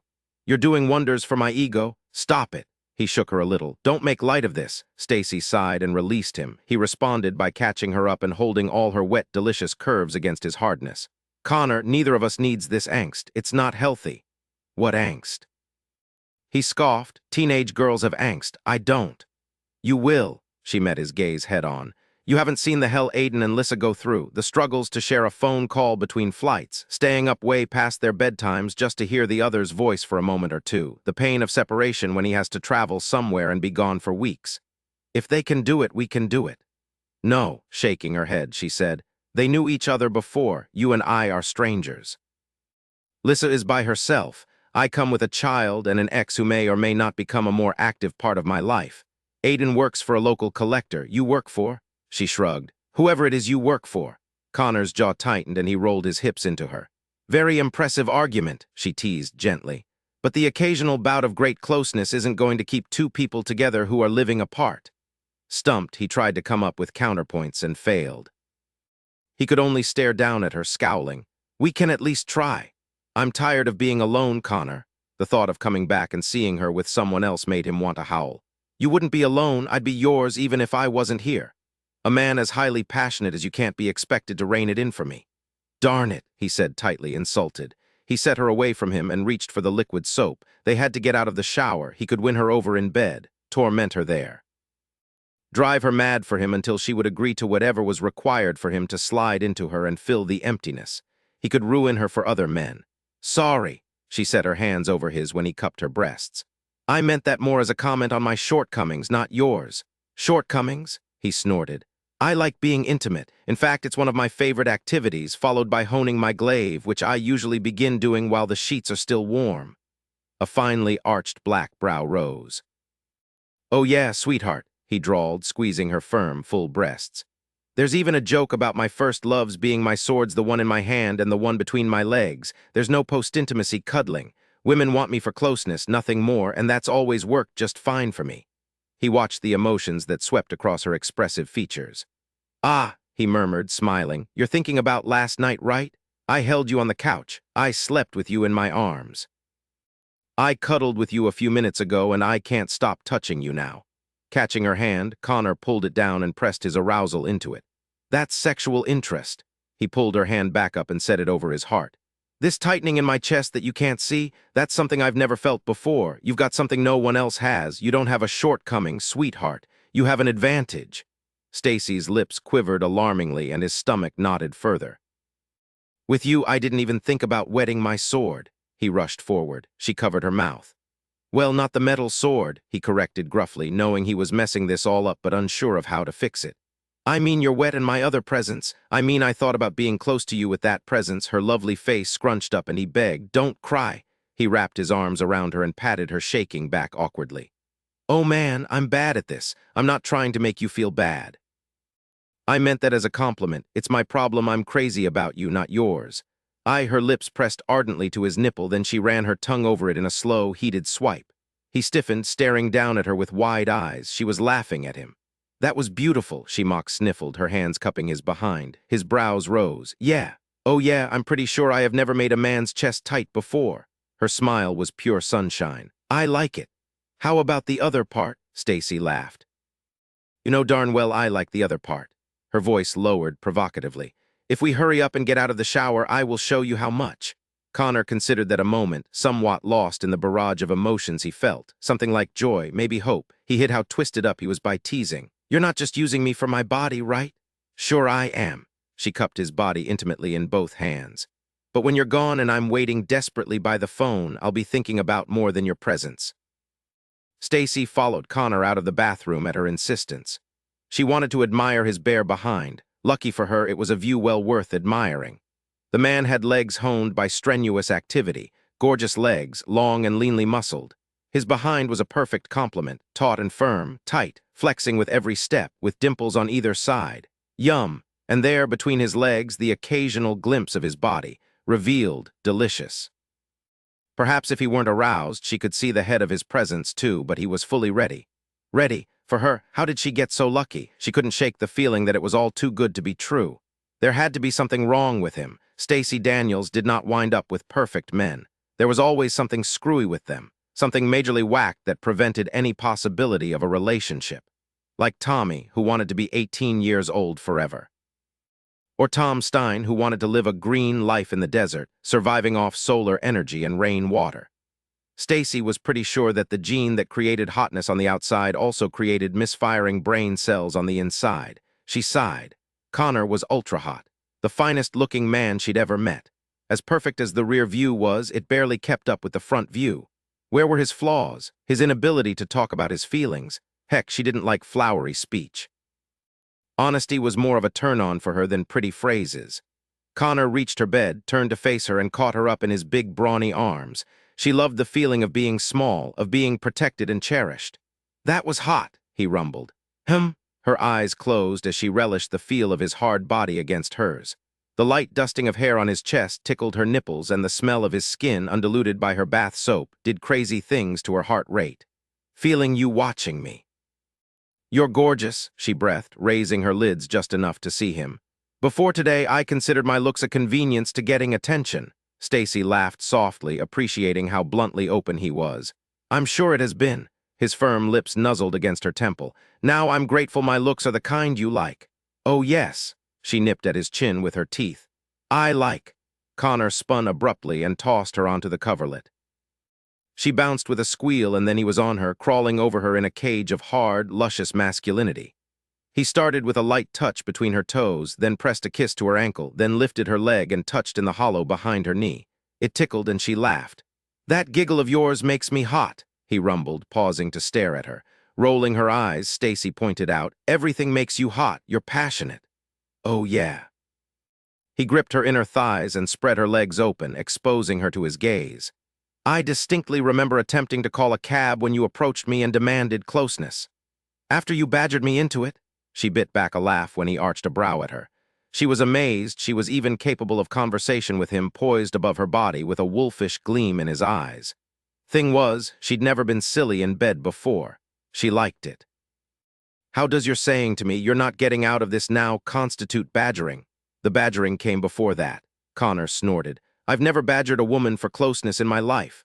You also didn't fight when I gave in, she argued, sticking her tongue out playfully. His aqua gaze darkened and heated at the sight. Gave in, he scoffed. I'm a guy, sweetheart. Throw gorgeous attention at us and we're not going to say no. Her mouth fell open on a choked laugh. I did not throw my attention at you. Uh, Yeah, he winked, added in combination with his boyishly charming smile. It was devastating to a woman's equilibrium. You did, passionate woman. Goodness can't get a break around this place. Closeness last night, closeness again today, closeness right now. He sighed dramatically. Oh, far be it from me to wear you out, she said, crossing her arms over her chest. Let's just go eat pie. Connor stuck his lower lip out in a mock pout. I was going to be close to something else. Considering where he was, she got the idea. Nah, that's okay. This passionate woman is amazingly not in the mood for closeness anymore. A total bald-faced lie. She was completely ready. When he glanced down skeptically and then grinned, she knew he could see it. I can put you in the mood, he purred. Please. She faked a yawn. His low growl made her laugh. You're going to pay for that, he threatened, tickling her. Ah, stop it. She tried to roll away from him and succeeded only in ending up on her stomach, a distinct advantage for him. He came over her immediately, laughing, his lips to her ear. He said, I'm going to make you beg me for it. Stacy shivered with anticipation. I'd like to see you try. Boy, would she ever. No trying involved, sweetheart. He was close to her ear, then dipped inside. She grew hotter, wetter, as if he knew. He pushed his big hand between her legs and stroked her. Yum, he said. Someone's interested already. Not me. She gasped as he found her intimate area and rubbed in gentle circles. He hummed a skeptical noise and she buried her smile in her pillow. She felt him move, felt the bed dip and sway, and then his tongue, hot and rough, moving the length of her spine. She gasped and writhed, the sensation both ticklish and arousing. Connor pinned her hips still and was intimate with her at the small of her back. Stop wiggling, he ordered. I was hoping you'd move so I could get up and get some pie. Connor grumbled something and was playful with her. Then he rolled her over, angled his body down, and pushed inside her. Stacy whimpered and arched upward. God, it felt so darn good. He was huge everywhere, even there, and the sensation of being stretched to her limits was incredible. He planted his hands on either side of her head and glared down at her. It was an intimidating picture he made, but the warm amusement in his eyes belied the tough image. So deliciously tea-cat, he said, rolling his hips into her. I can do this all day, she gasped when he flexed inside her. You might be able to talk me into that. He pulled out slowly, then returned in a long, torturous glide. I thought you wanted pie. I changed my mind. Connor pumped out and then in again. As he was close to her slowly, and with such skill, her eyes slid closed on a low moan. He reared up and kneeled, draping her legs over his muscular thighs, rocking back and forth. The thick head of his presence rubbed inside her, stroking across a bundle of nerves that made her nipples tighten and stab into the air. He moved hard and she cried out as he found the end of her, the mixture of pleasure and pain curling her toes. You're so deep, she slurred, cupping her breasts to ease their swollen ache. I want to get deeper. His abdomen laced tight as he grabbed her hips and plunged to the root, grinding against her. He was thicker at the base, which caused her intimate area to tilt downward and catch added friction. Connor! Her head thrashed in near delirium, unable to bear the depth and leisurely pace of his attention. It was unbelievably good, impossibly good. A few more strokes like that and she was going to have the most intense, intimate pleasure of her life. Yes. Yes. Pulled free and slipped off the bed, Stacy struggled up onto her elbows and gaped at him. Where are you going? He looked over his shoulder and blinked innocently. I'm going to get you some pie. You said you wanted some. Why what? Now. I wouldn't want to force you into closeness or anything. Get back here, he grinned and paused at the door, lounging insolently into the jam. Not wearing anything with a full raging intensity, he made a stunning picture. Intense woman, he teased. Come on, she cajoled impatiently. Please. Was that begging? Her gaze narrowed. Get over here now. He crossed his arms and studied her intently. What will you do when I'm gone and you're interested? Play with myself, she said easily, but that's not nearly as much fun as playing with you and you're here. Do it, he urged, his hot gaze dropping to her widely spread legs. I want to watch. She considered that a long moment, watching her. The way his lips parted and his breathing sped up told her the idea of witnessing her excitement turned him on. Will you remember this when you're away? She asked, pushing her splayed fingers through her intimate area. Connor licked his lips and took himself in hand. I'm ready now. The pads of her fingers rested over her intimate area, and she rubbed in languid circles, shivering from both the lack of his body heat and her building arousal. She'd need a faster pace to reach intimate pleasure, but that wasn't the point of the exercise. The point was to get Connor focused so he'd come back and finish what he started. She moaned and his entire body jerked. "Darn it," he rasped, straightening. "Oh!" Her neck arched back, thrusting her breasts into the air. She rubbed harder and a little faster, reaching lower to gather the readiness, then rising up to continue her motions. Then his fingers were there, pushing inside her, seeking closeness, being intimate. She was panting, twisting, and he was standing there next to her. His gorgeous face flushed, his jaw taut, his irises swallowed by dilated pupils. His attention was between her legs, where he was being intimate expertly, where she was enjoying herself frantically.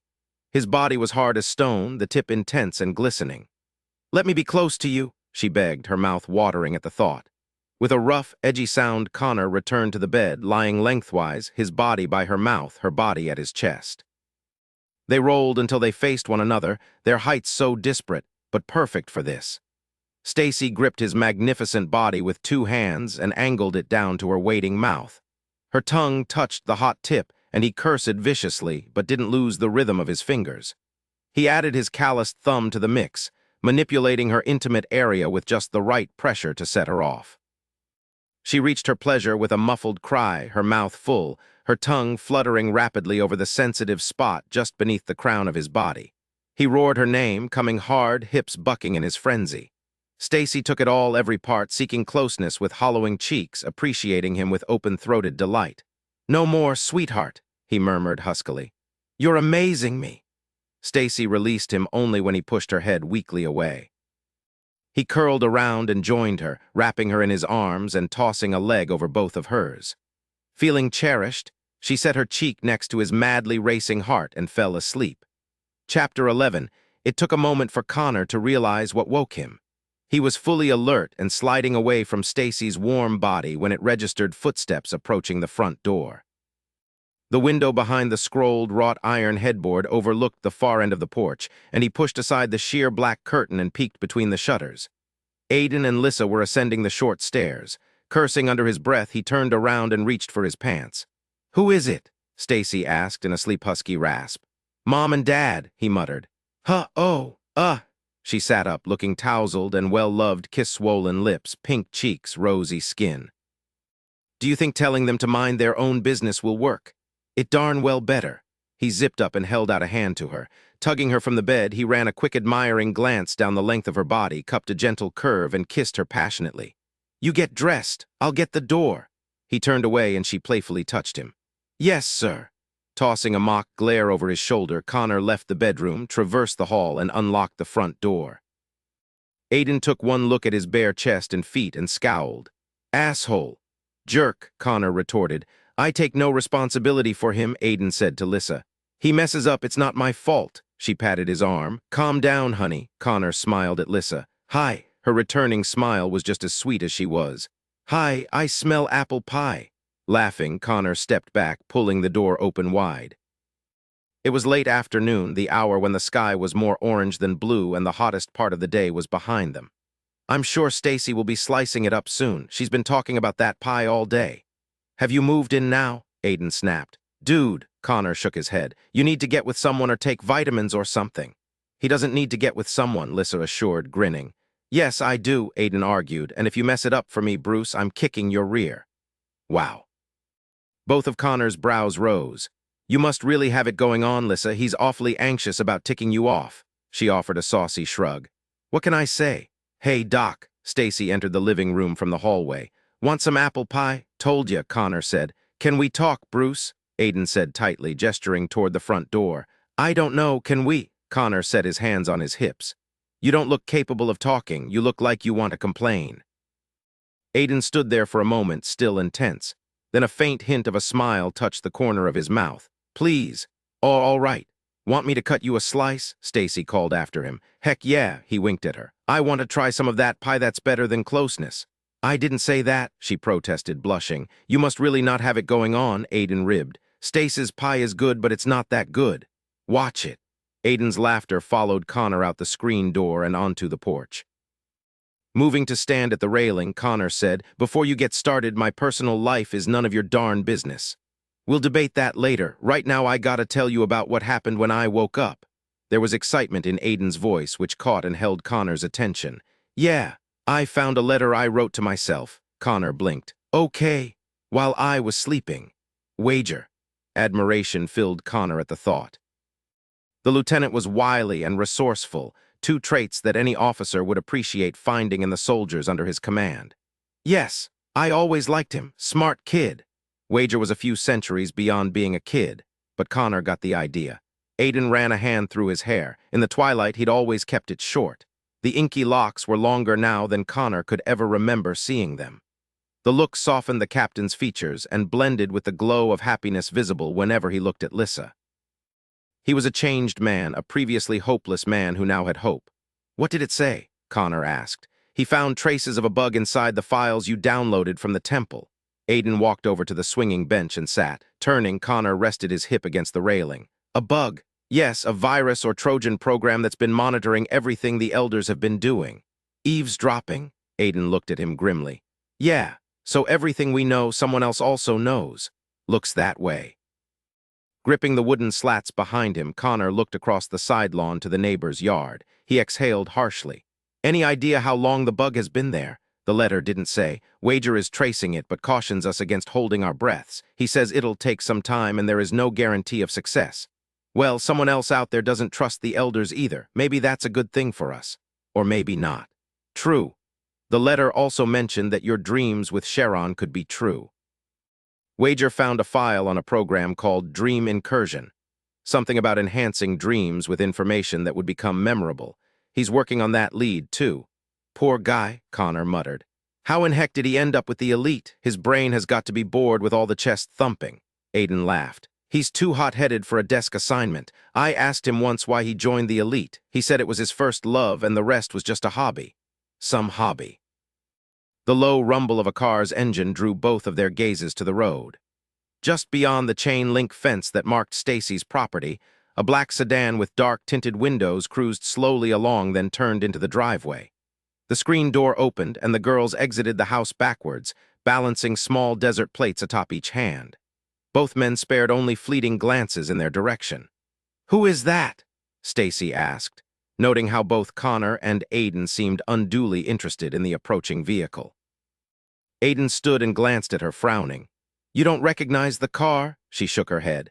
"Get in the house," Connor ordered, moving to stand between her and the visitor.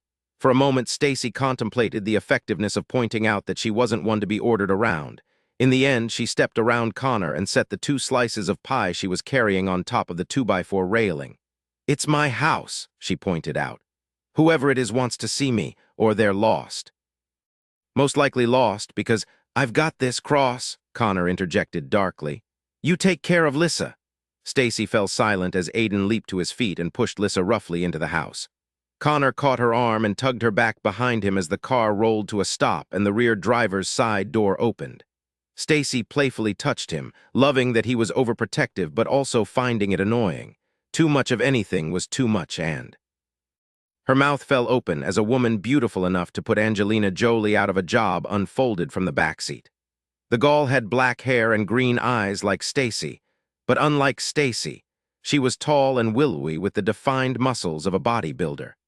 She was also drop-dead gorgeous, blessed with perfectly symmetrical facial features and softly tanned skin. Dressed in gray, sleeveless tunic and loose-legged pants, her garments reminded Stacy of the ones Connor had been wearing when he arrived on Lissa's doorstep. "I have no idea who that is," Stacy said. "Captain Bruce," the woman called out in greeting, smiling in a way that made Stacy's skin crawl. She had the same accent that Connor and Aiden had, which only increased Stacy's unease. "You know her?" Stacy asked, heart sinking. No way could she compete with a woman who looked like that. "Rachel," Connor rejoined. The grim tone of Connor's voice didn't help settle Stacy like she would have thought. Yeah, she was glad he wasn't happy to see Rachel, but on the other hand, drama scenes were not her cup of tea. "Look how sweetly you protect your human lover," Rachel drawled, resting her arm elegantly along the top of the open car door. "I always said the need for closeness was a weakness unique to male members of the elite." "What the heck is she talking about?" Stacy muttered. "Who is that?" Her eyes widened. "Oh my God, you're not married, are you?" "What?" Connor barked, glaring at her.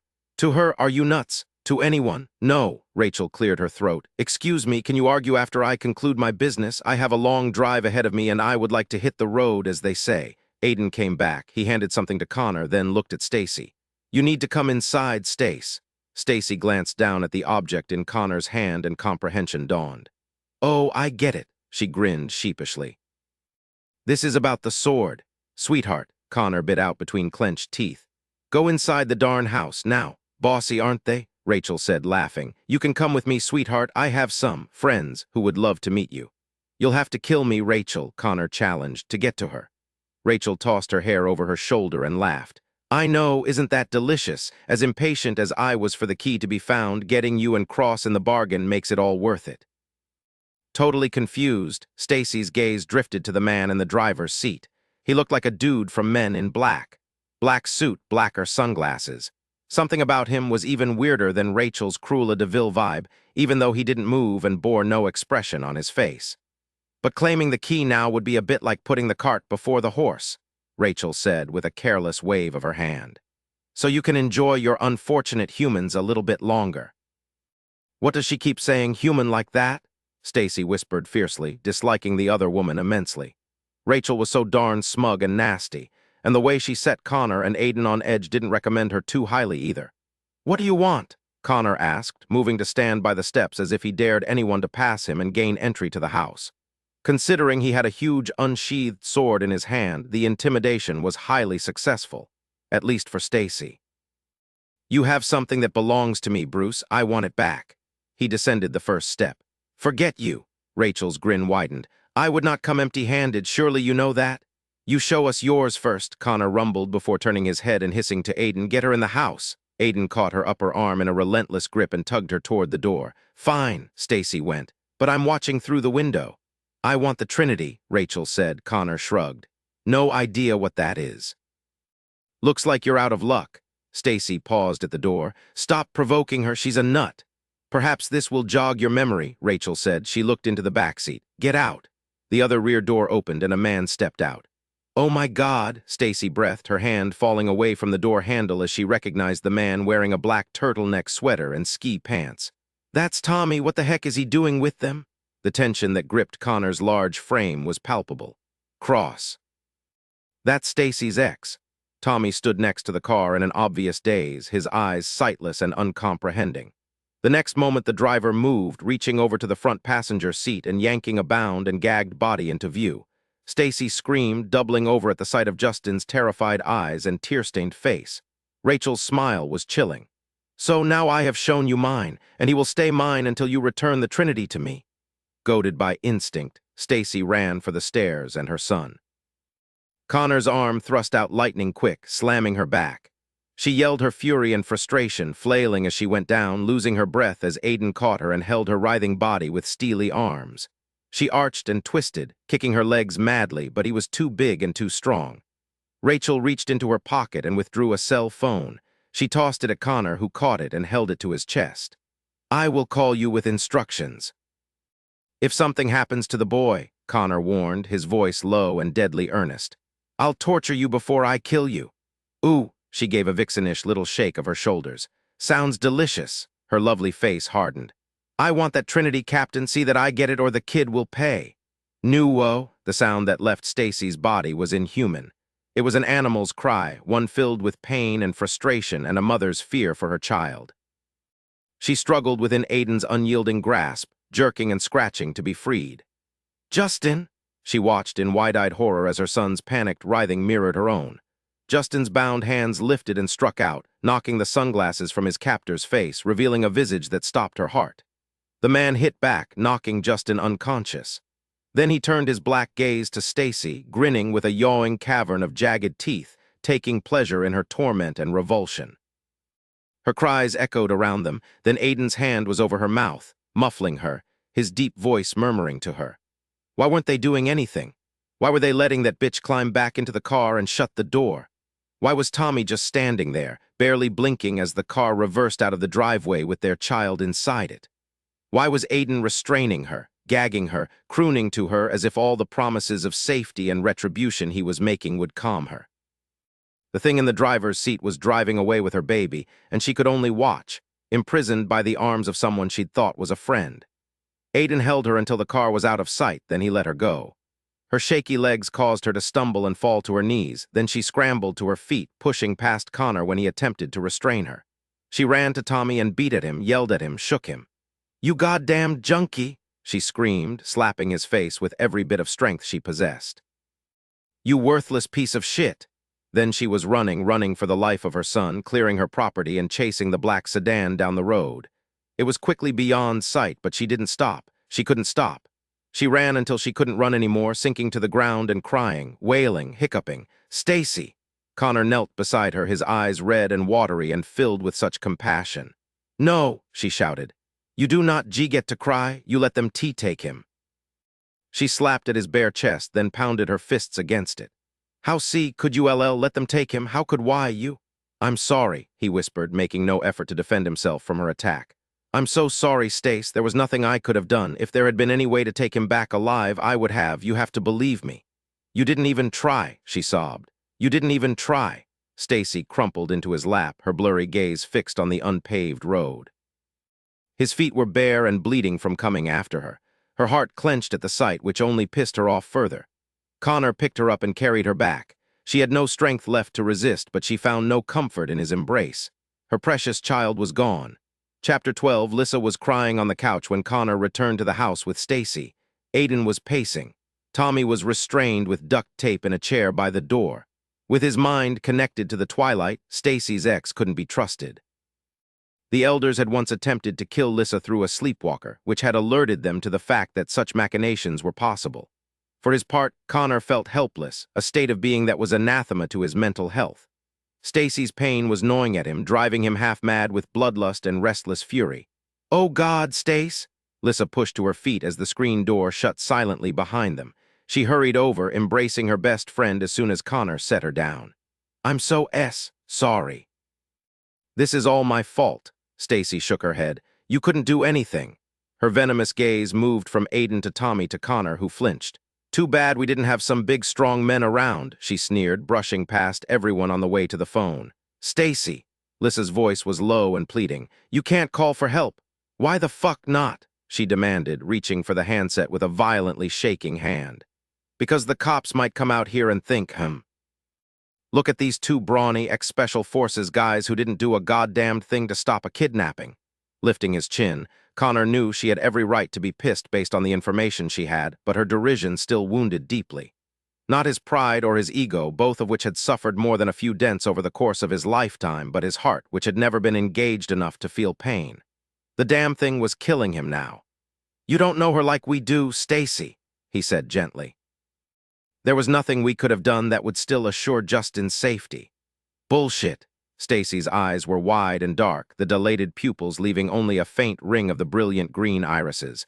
Her skin and lips were pale, her hands shaking. "Either one of you alone could have taken out both her and that freak with the mask on." "Are you sure there were only two of them?" he asked, making her pause. "With those tinted windows, it was impossible to see into the back seat."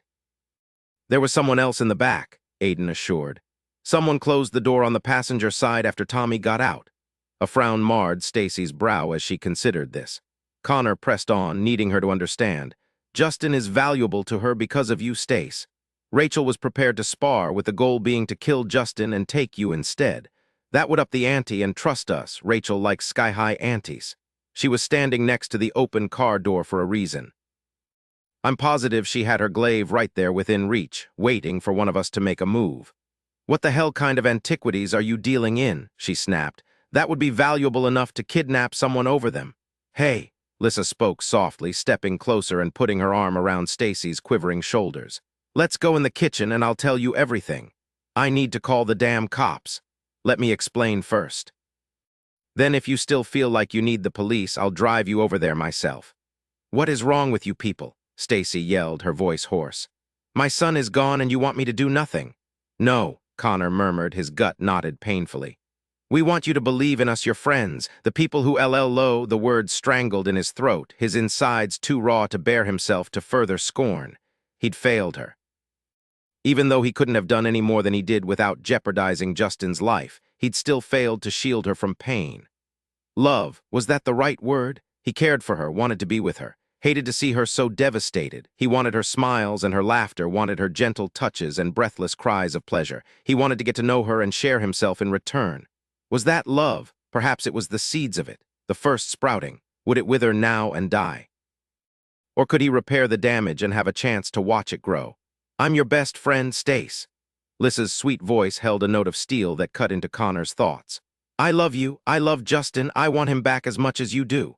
Connor's chest grew tight as Stacy broke down and cried, leaning heavily into her friend, her black curls blending with Lissa's blonde strands. It was the sound of hopelessness and despair, and it ripped him to shreds. She was his woman, the only one he'd ever had.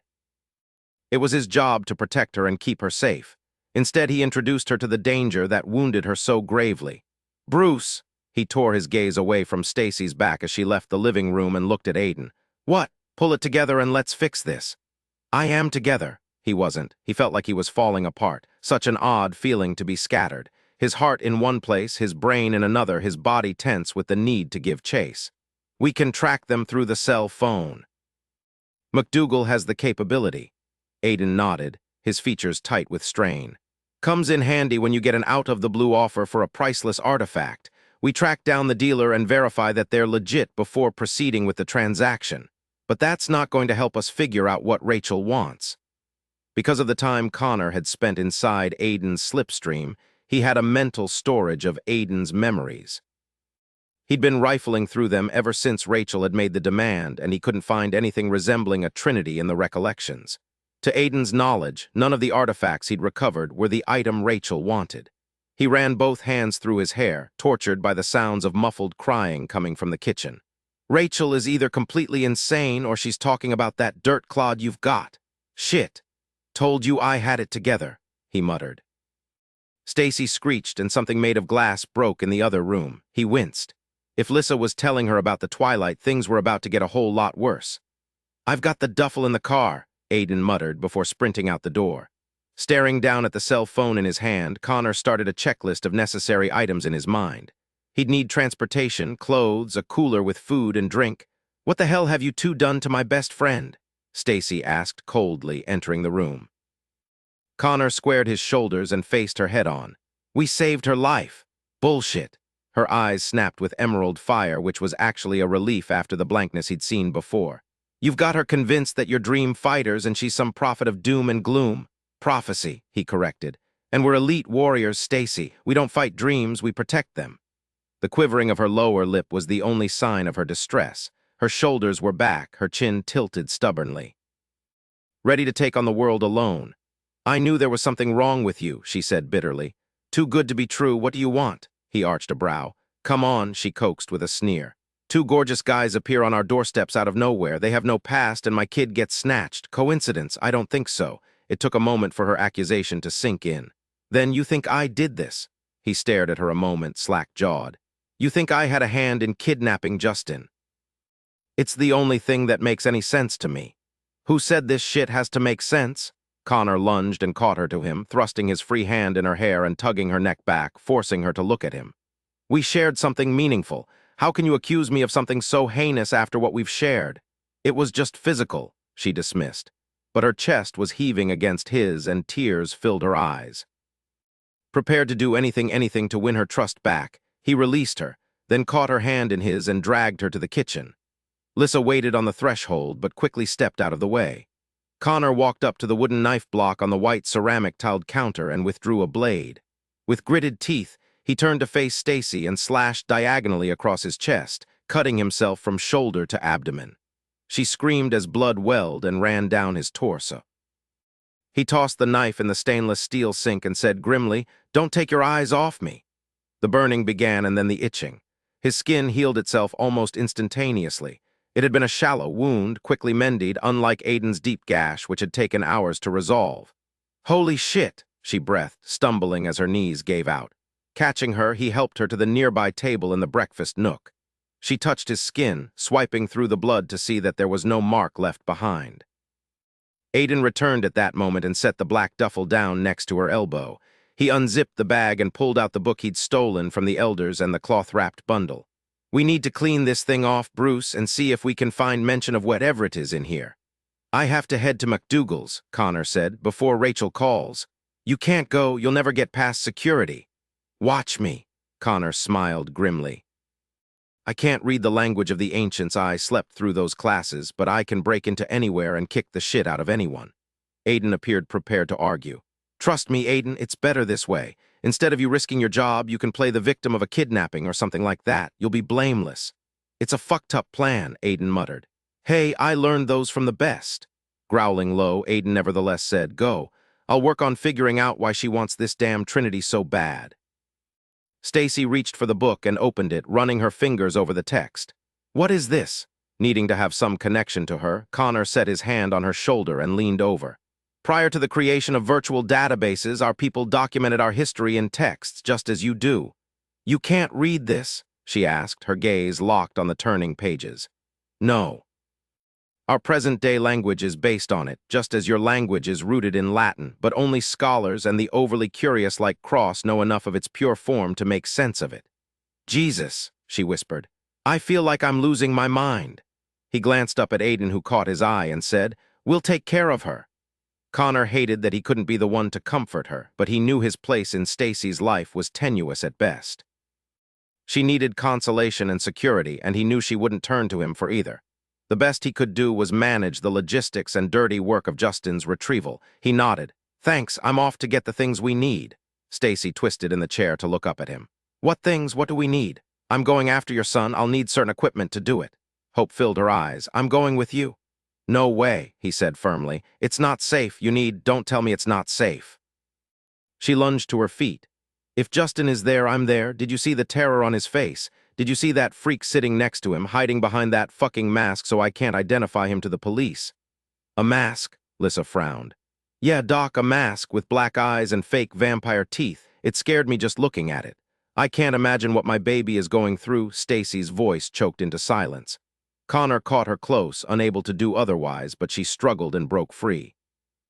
She rounded the island as if that barrier could keep him from her. His jaw tensed as her rejection cut deeply. A mask, Lissa whispered through white lips. Oh no, Connor could see that she understood the implication. He had no idea how Rachel was controlling the nightmare-infected guardian, but regardless, he doubted the leash was tight enough to ensure Justin's safety for long. The clock was ticking. Shoving the cell phone in his pocket, Connor turned to leave. I'm out. Aiden sank into the chair in front of the duffel. I'll make coffee, Lissa said. I'm going to pack, Stacy muttered, leaving the kitchen. Connor gritted his teeth and ran out the door, preparing himself for the argument ahead. He was not going to risk Stacy. Best she get used to that idea now. He climbed into Lissa's roadster and took off. Chapter 13, the drive from the massive wrought iron security gate to the front of the McDougal mansion was not a short one. It was at least 2 miles long, and it wended up the rather steep hill in a series of sharp turns. Cameras on poles turned their eyes to mark Connor's progress, a precaution the McDougal security team made no effort to hide. Having seen Aiden's memories, Connor knew the first time his friend had come here he'd been slightly intimidated by the rather forbidding welcome. Months later, it still put Aiden on edge, but the job was uniquely suited to their needs, so he managed. A bit of discomfort was worth the money the job paid and the unlimited travel expenses. Connor didn't have the luxury or inclination to be nervous about the task ahead. Stacy and Justin needed him, and his personal discomfort didn't matter as far as he was concerned. He rounded the circular drive and parked Lissa's BMW in the parking spot designated with Aiden's name. The main house was located around the next bend. This smaller building was set aside for Aiden's use. When Aiden was ready to work, a team of 6 assistants would be on hand to help him. Since he was supposed to be in Mexico, the building was deserted, which suited Connor's aims perfectly. He was going to borrow the items he needed. He was pretty certain McDougal would consider it stealing. Pulling Aiden's keys out of his pocket, Connor unlocked the heavy metal door. He pushed it open and the lights came on, illuminating a linoleum-lined hallway flanked by rooms suiting various purposes on either side.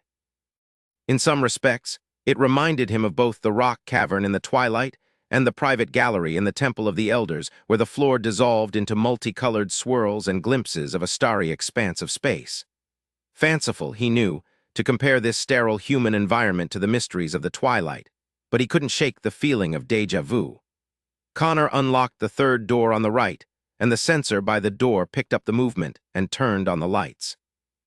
Scattered across the room were numerous stainless steel tables covered with electronics in various stages of assembly. Against the far wall, a specially designed rack held dozens of silver laptops, and he went there first. They were all charged, due Aiden's lengthy absence, so Connor grabbed the first one he found and turned to scan it into the computer, which would activate it. The level of security utilized by MacDougall was astonishing even to a man possessed of Connor's vast knowledge. He often wondered why the man was so intrigued with the ancient past and what it was about his present that made him so neurotically wary. MacDougall never accepted visitors and was often compared to Howard Hughes in the latter stages of his dementia. "Who are you?" Connor jumped at the sound of MacDougall's distinctively raspy voice. He glanced behind him, but he was alone in the room. MacDougall was speaking through the crystal-clear speakers positioned in every corner. "Connor Bruce," he replied, imagining what the man looked like who went with that voice. It sounded almost as if he was on a respirator. "Should I know you, Mr. Bruce?" Smiling wryly, Connor shook his head. "No, I'm afraid not, Mr. MacDougall." "Then why are you absconding with my expensive equipment?" Connor paused in the act of placing the now functional laptop into its padded case. A reasonable question, and he valued Aiden's job enough to be honest. "Something pressing has come up and I need help." "Ah, yes, you mercenary types are never completely free of danger, are you?" "You're taking this well," Connor noted. "How does Mr. Cross figure into this plan of yours?" "I brained him and stole his car and keys." "And you magically know your way around my facility as if you've been here many times." Something like that." There was a long hesitation, but Connor kept moving, gathering up all the many items he'd need to track Rachel's cellular signal. "A very wealthy man, Mr. Bruce." "Yes, sir, I know that." He caught up the bag and left the room, moving with bold strides down the hall. "There is a good reason for that." "I'm sure there is." Connor keyed in the code that opened the armory door. "I don't allow people to take advantage of me." The lock mechanism beeped its approval, and the pneumatic locks disengaged with a sharp hiss. Connor pushed the heavy door open and set his bag down on the table in the center of the room, a marksman's paradise. "I'm Riot taking advantage of you, sir." He began pulling handguns from their respective racks and laid them out next to the laptop. "I promise to return everything I'm taking with me today, including Mr. Cross, especially Cross," Connor said, filling the magazine tube with rounds. "He'll have a nasty bump on his head, but otherwise he'll be no worse for wear. I'm inclined to stop you. I'm inclined to make it difficult for you to do so. I have a dozen armed men surrounding Cross's vehicle as we speak." Connor reached behind him and tapped the hilt of his glaive over his shoulder. "I have a fondness for swords," MacDougall said. "Me too. I can kick a lot of ass with one. It's not pretty, so I'd prefer to take a more peaceable route if you don't mind."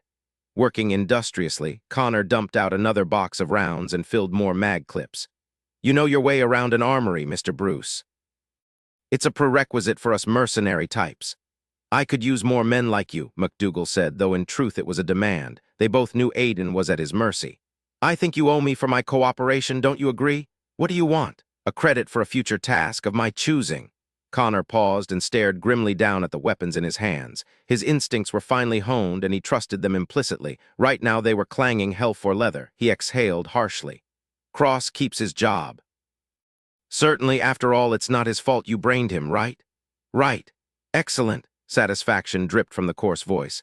"Puts me in a good mood. Perhaps you could use some assistance, some manpower, equipment." Oh yeah, he was in deep shit if MacDougall anticipated his credit being worth all that. But what the hell, if he was going to strike a bargain with the devil, he damn well expected to get his soul's worth out of it. "All of the above," he said, getting back to work. "Can I get a chopper too?" Aiden stared down at the somewhat tiny filigreed triangle with its intricate design and wondered what value it held. It was thin, about 2 inches in diameter with no back to it. He could see right through it, so there was no compartment to hide anything inside. In fact, if he found this without having any preconceived notions of what it was, he'd guess it was a necklace charm or some other bit of jewelry. "Hey." Lissa pulled out the chair beside him and sat, setting a cup of steaming coffee down in front of her. "Is that it?" He shrugged and twisted the book around so that she could see the rendering that had been made of it in the pages. "It's definitely one of the items I was hoping to find, but there are pieces that work in conjunction with it, and we don't have them." "At least it's a triangle," she offered. "That's a good sign." "Yes, it's hopeful. There's a mention of the Mojave Desert." The coordinates here, he pointed to the page, line up to that area, and the mentions of caverns seemed to confirm it. She reached out and set her hand over his. I'm worried. If something happens to Justin, I don't think Stacy can take it. He's all she has. I know. He straightened in the chair. The elders are very good at finding weaknesses and exploiting them. I anticipated something like this. I just wasn't prepared for them to strike against Stacy. How could any of us know? Connor suggested that she might be vulnerable because of how close she is to you. I thought he was bullshitting me, using it as a way to excuse his interest in her. Obviously, I was wrong. I think he really likes her. Yeah, Aiden heaved out his breath. I think so too. So where do we go from here? She released him and sat back. I'm going to have to search for more things like this. He held up the filigreed triangle, using a book written when the landscape was totally different than the way it is now. I'll be gone more often than not. If Connor and Stacy can work things out after whatever happens tonight, I'll feel better all around. I can't protect everyone alone, Lissa. The shit just keeps on coming. I'm not sure that his help will be enough as much as I value it. True. Aiden's mouth thinned grimly.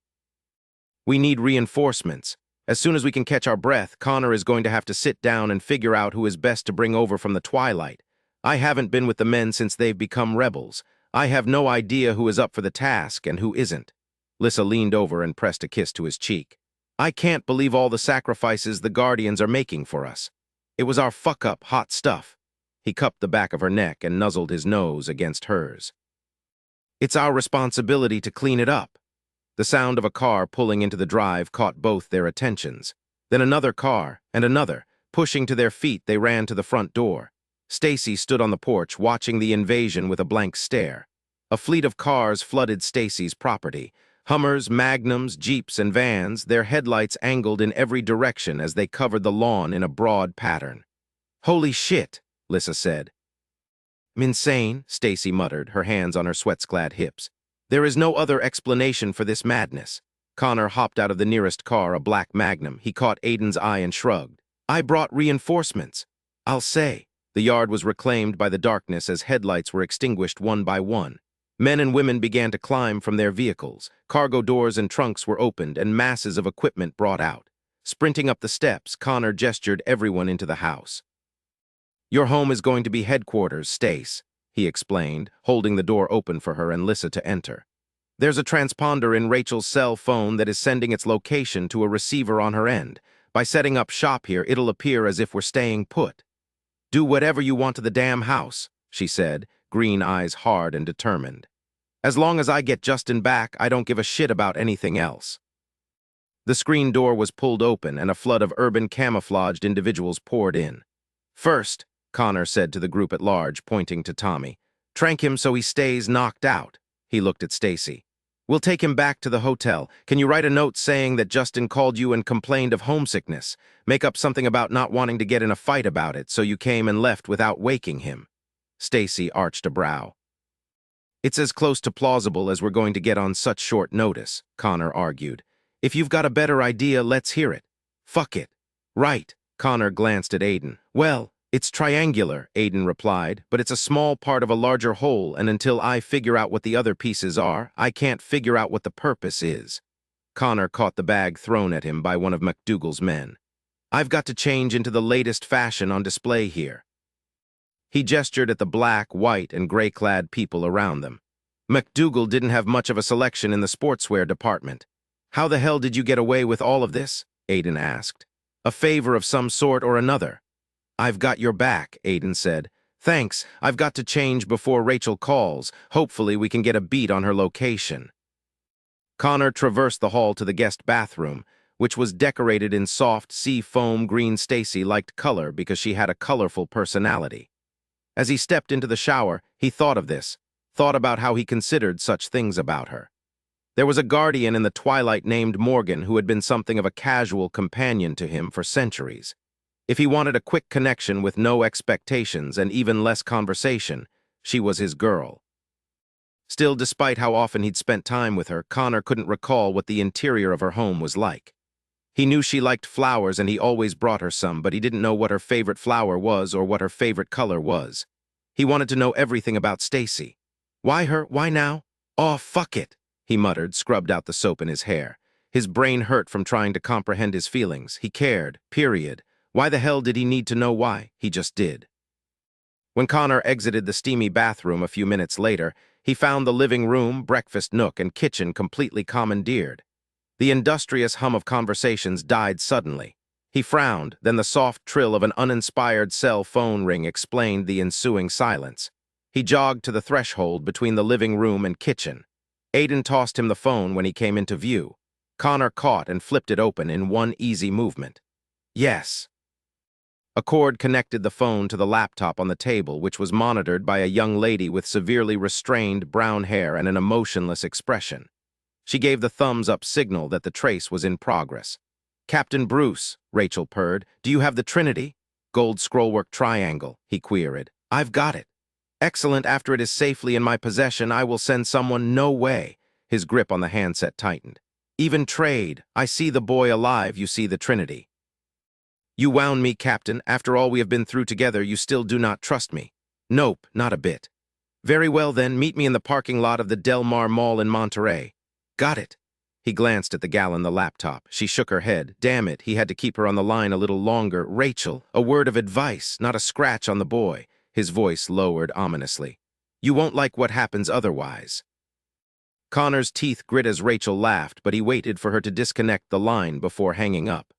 "According to last tower position, that call didn't come from the north," the brunette said. "It came from the Barstow area." Aiden glanced at Connor. "I think she's headed to Mojave." "Can we go now?" Stacy asked, stepping into view from the kitchen. She was wearing a black ribbed tank top, urban camouflage pants, and jungle boots. More important than that, however, was her expression. Burning eyes and pursed lips told Connor that dissuading her from tagging along was going to be a bitch. "Why don't you help Aiden figure things out?" he suggested. "Nice try," she retorted. "But I'm not staying here." He looked back at Aiden. "Are you sending someone up to Monterey?" They knew each other so well they could communicate without words. The chances of Rachel separating from her bargaining chip were so slim they didn't even signify. Justin was with her. Monterey was a decoy. Since it would take 3 hours to get to Mojave and several to get to Monterey, she was stalling for time. "I'm not an idiot," Stacy said, coming over to him. The top of her head barely reached his shoulder, but she set her hands on her hips and looked ready to take him on anyway. "You think you can send me along to Monterey, don't you? It's faster to Mojave, and you're hoping that you'll wrap this all up before I'm in danger." Connor struggled to keep his face stern when he really wanted to smile. "If Justin's in Monterey, that's where you'll want to be. Listen," her head tilted to the side. "I'm going with you. If you're going to Monterey, that's where I'm going. If you're going to Mojave, that's where I'm going. Now grab your shit and let's go." Stacy glanced at Aiden. "Which car are we taking?" "Stace, please," Lissa begged, standing from her seat at the end of the small table. "Stay with me." "Sorry, Doc, no can do." Grabbing her arm, Connor led her out through the crowded living room and then outside. He took her to the far corner of the porch, by the bedroom window, as far away as possible from the steady foot traffic moving in and out of the house. Stacy followed Connor with shaking legs. She hoped he didn't notice how unsteady her steps were. She was terrified he would find a way to leave her behind. Maybe it was unreasonable to feel like she had to be with him, but she couldn't shake the feeling. Her home was no longer her own. Lissa was a walking guilt trip, and Aiden was focused on keeping everything running smoothly. She felt like an outsider, lost, confused, and really goddamned scared. Connor was her only anchor in the mess that was her life. He was stoic, prepared, ready to go. What would she do if he left her behind? He drew to a stop and heaved out a breath. The roof of the porch hid him in shadow, but his eyes glittered with emotions she both longed for and resented. "Stacy," he began in that low, rich brogue she adored, "what can I do to get you to stay behind?" "Nothing." Her voice came out hoarser than she would have liked. "Sweetheart." The aching note in his voice made her cry. "You can't leave me here, Connor, you can't." He cupped her face in his hands and pressed firm lips to her brow. "I won't be able to think if you're with me. I'd be too scared for you." "Please," she begged in scarcely more than a whisper. "Please take me with you. I'll go crazy here." He was going to say no, she could tell, her hands fisted in his t-shirt.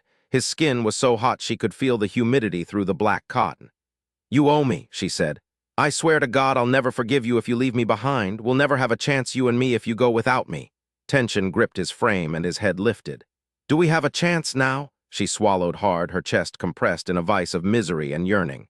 "Stacy." He pressed his parted lips to hers, his tongue flickering along the seam. I don't know, she breathed against his mouth. I can't think about everything now, what you are, what this means, but I need you, I need to be with you. Connor nuzzled his temple against hers and cursed under his breath. You have to listen to me, obey every command without question. Yes, she promised, surging into him. Yes, whatever you say. You'll be the death of me, he murmured, taking her mouth with deep, possessive licks. His thumbs brushed across her cheekbones, wiping at the wetness left by her tears. His grip was almost too tight, his passion almost too much. She welcomed it, welcomed his warmth and strength when she had none, and she missed it when he pulled away reluctantly. Let's grab our bags, he said with a resigned sigh. The sooner we take off, the sooner we'll have Justin back. Filled with gratitude, she restrained him and kissed him one more time. Thank you. I don't like this, he growled. I don't like it all. But he was doing it anyway because he couldn't deny her. There was something precious in that capitulation. Stacy stored away the feeling to examine another day. Chapter 14, Connor stared straight down the highway and wondered at his sanity. It was shot to hell apparently, otherwise Stacy would not be in the passenger seat next to him. So all of your people are immortal? She asked tentatively. His grip on the steering wheel tightened. The powerful Hemi engine of the Magnum hurtled them along Interstate 15 at 85 miles per hour, but the restlessness eating at him made it feel like they were standing still. They weren't reaching their destination fast enough. We can be killed, he said finally, but it takes a lot of work. Are you going to kill Rachel? He shot a side glance at her. I may have to, she nodded grimly.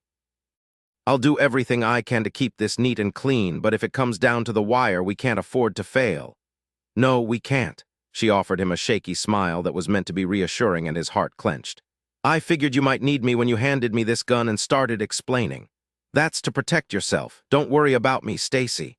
He reached out and set his hand over hers where it held the Glock. Keep yourself alive. That's the most important thing. The silence stretched out between them. Not quite comfortable, not quite uncomfortable. She blew out her breath, then twisted in the seat to face him. So I hold both arms out steady and just keep pulling the trigger until all the bullets are gone, even if they're down for the count?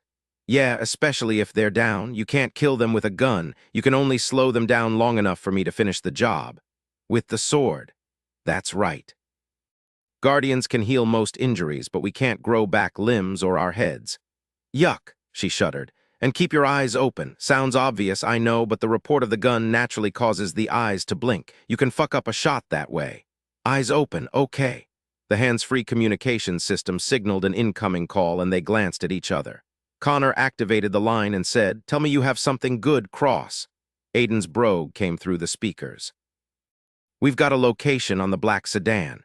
Your recollection of the plate numbers was right on, and that led us to a rental agency in San Diego who has GPS locators on all of their vehicles. You're almost on top of them now. Where? Stacy cried. They stopped in Barstow near where the trace lost the cellular signal. Hopefully they decided to hole up for the night and didn't just ditch the car. Connor looked at the green highway sign they passed. We'll be in Barstow in just a few minutes. I've got a chopper on the way, Aiden said. We may need it. Stace. Lissa's voice come over the line filled with concern. How are you doing? I'm okay, Doc. The crew here is in raptures over your pie, Lissa said. I hope you don't mind. It's been a few hours since you left and they're getting hungry. Are you kidding? Stacy smiled wryly. They're helping me get my kid back. I love each and every one of them. They can eat whatever they want. Connor complained, working with Lissa to keep Stacy's spirits up. Save me a slice. Don't worry. Stacy touched his forearm, then pulled away quickly. I'll make you your own pie, you won't have to share. The look she gave him made his breath catch. There was affection there. Her body language told him she was wary, but her overture gave him hope. They're fighting over who can have some, Lissa said with a soft laugh. Too many people, not enough pie. It's still not better than sex, Aiden insisted. Depends on the sex, someone shouted out in the background. That brought a genuine smile to Stacy's face. It did Connor's heart good to see some life in her. She was so pale, her eyes so big, her lush mouth framed by deep grooves of stress. You guys are making me hungry, he complained. He hadn't eaten since breakfast, which was not the way he liked to go into battle. Okay. The alertness in Aiden's tone caught Connor's attention. You're going to take your next exit. Glancing over his shoulder, Connor was grateful for both the number of dreams he'd shared where he learned to drive and also for the light traffic. Pretty much the only vehicles behind them were reinforcements vans with cleanup crews and Hummers with armed backup. One day, he'd ask Aiden why MacDougal needed a personal army, but right now, he was grateful for the support. Okay, we're on the off-ramp. Aiden directed them away from the freeway to a motel that had probably never had a good day begin with, and certainly wasn't having one now. The two-story building appeared to have once been painted peach and brown, but in the yellow glow of the parking lot lights it was hard to tell for sure. The paint was cracked and peeling, the colors faded by the California sun. Connor parked the car a short distance up the road from the establishment and said, "We're going in." "Be careful," Aiden admonished. "I know you've never worked with humans before, so listen to me. Don't try and do everything yourself. MacDougal is a savvy spender. He only hires the best. Trust your team to do their job. I'm fairly confident that you're going to pay through the nose for their help, so use it. I need you alive." "Got it." While the order was given bluntly, Connor understood the friendship behind the words and took comfort in it. He was in a strange world, but he wasn't as alone as he'd first felt. Disconnecting the line, he climbed out of the car and looked over the roof at Stacy as she did the same. His shoulders were well above the roofline. She was height-challenged, lifting to her tiptoes to see him more comfortably. "Here's how we are going to handle this," he began. "We're just going to have a look around, check out the car and the front desk, see if they're here or if they switched transportation and bylaid." She nodded grimly. "Don't try to be a hero," he said. "I'm good, sweetheart, believe me. But with multiple opponents and a hostage at stake, I'm not in a position to fight them all and keep an eye on you. If they're here, you need to stay out of harm's way so I can concentrate on getting Justin back, not saving your ass." He saw how much that killed her, the thought that her son could be close and she might have to restrain herself. Still, she said, "I understand. Do you trust me?" He made no effort to hide the emotions behind the question. Right now, his lack of detachment was both his greatest strength and his biggest liability. Stacy's lips compressed until they were white, then tears glistened in her eyes. Connor slammed his palm down on the roof so hard he startled her, making her gasp and jump. "Damn it! Stop thinking about all the losers in your past and think about me. Do you trust me?" "We just fucking met," she hissed back at him. "Don't act like we've known each other forever." "I care about you, Stacy. It doesn't matter how long we've known each other or not. It comes from here," he hit his chest, "and it's important to me. I think if you stop trying to convince yourself that all men are the same, you'd realize that time doesn't matter. Easy for you to say, Mr. My life is endless. Yeah, and your life isn't, and you're wasting it." Connor held up a hand to cut her off. "I've lived centuries, Stacy. I've known a lot of women. I've spent years with some. I've done things with them that I haven't had time yet to do with you, but I already know this is different." Shaking his head, he backed up and opened the rear driver's side door. "Forget it. I don't know why I asked. I didn't say I don't trust you." She came around the back of the car. "You didn't say you did either." He motioned her closer and then held up a shoulder holster for her to maneuver into. "You're going to wear this to hold the gun. If you have to, defend yourself." He tightened the straps until it was snugly secured, then he turned her to face him. "But I want you to run first. Shoot only if you have no other choice. Got it?" "Yes." Connor moved to turn away and she caught his arm. "I don't think you're like any other guy I've ever known." Her thumb stroked over his skin restlessly, an innocent, absent-minded caress. "Damn fucking right I'm not," he growled, kissing her hard and swift before she could pull away. "I'm the guy who's going to wear you down.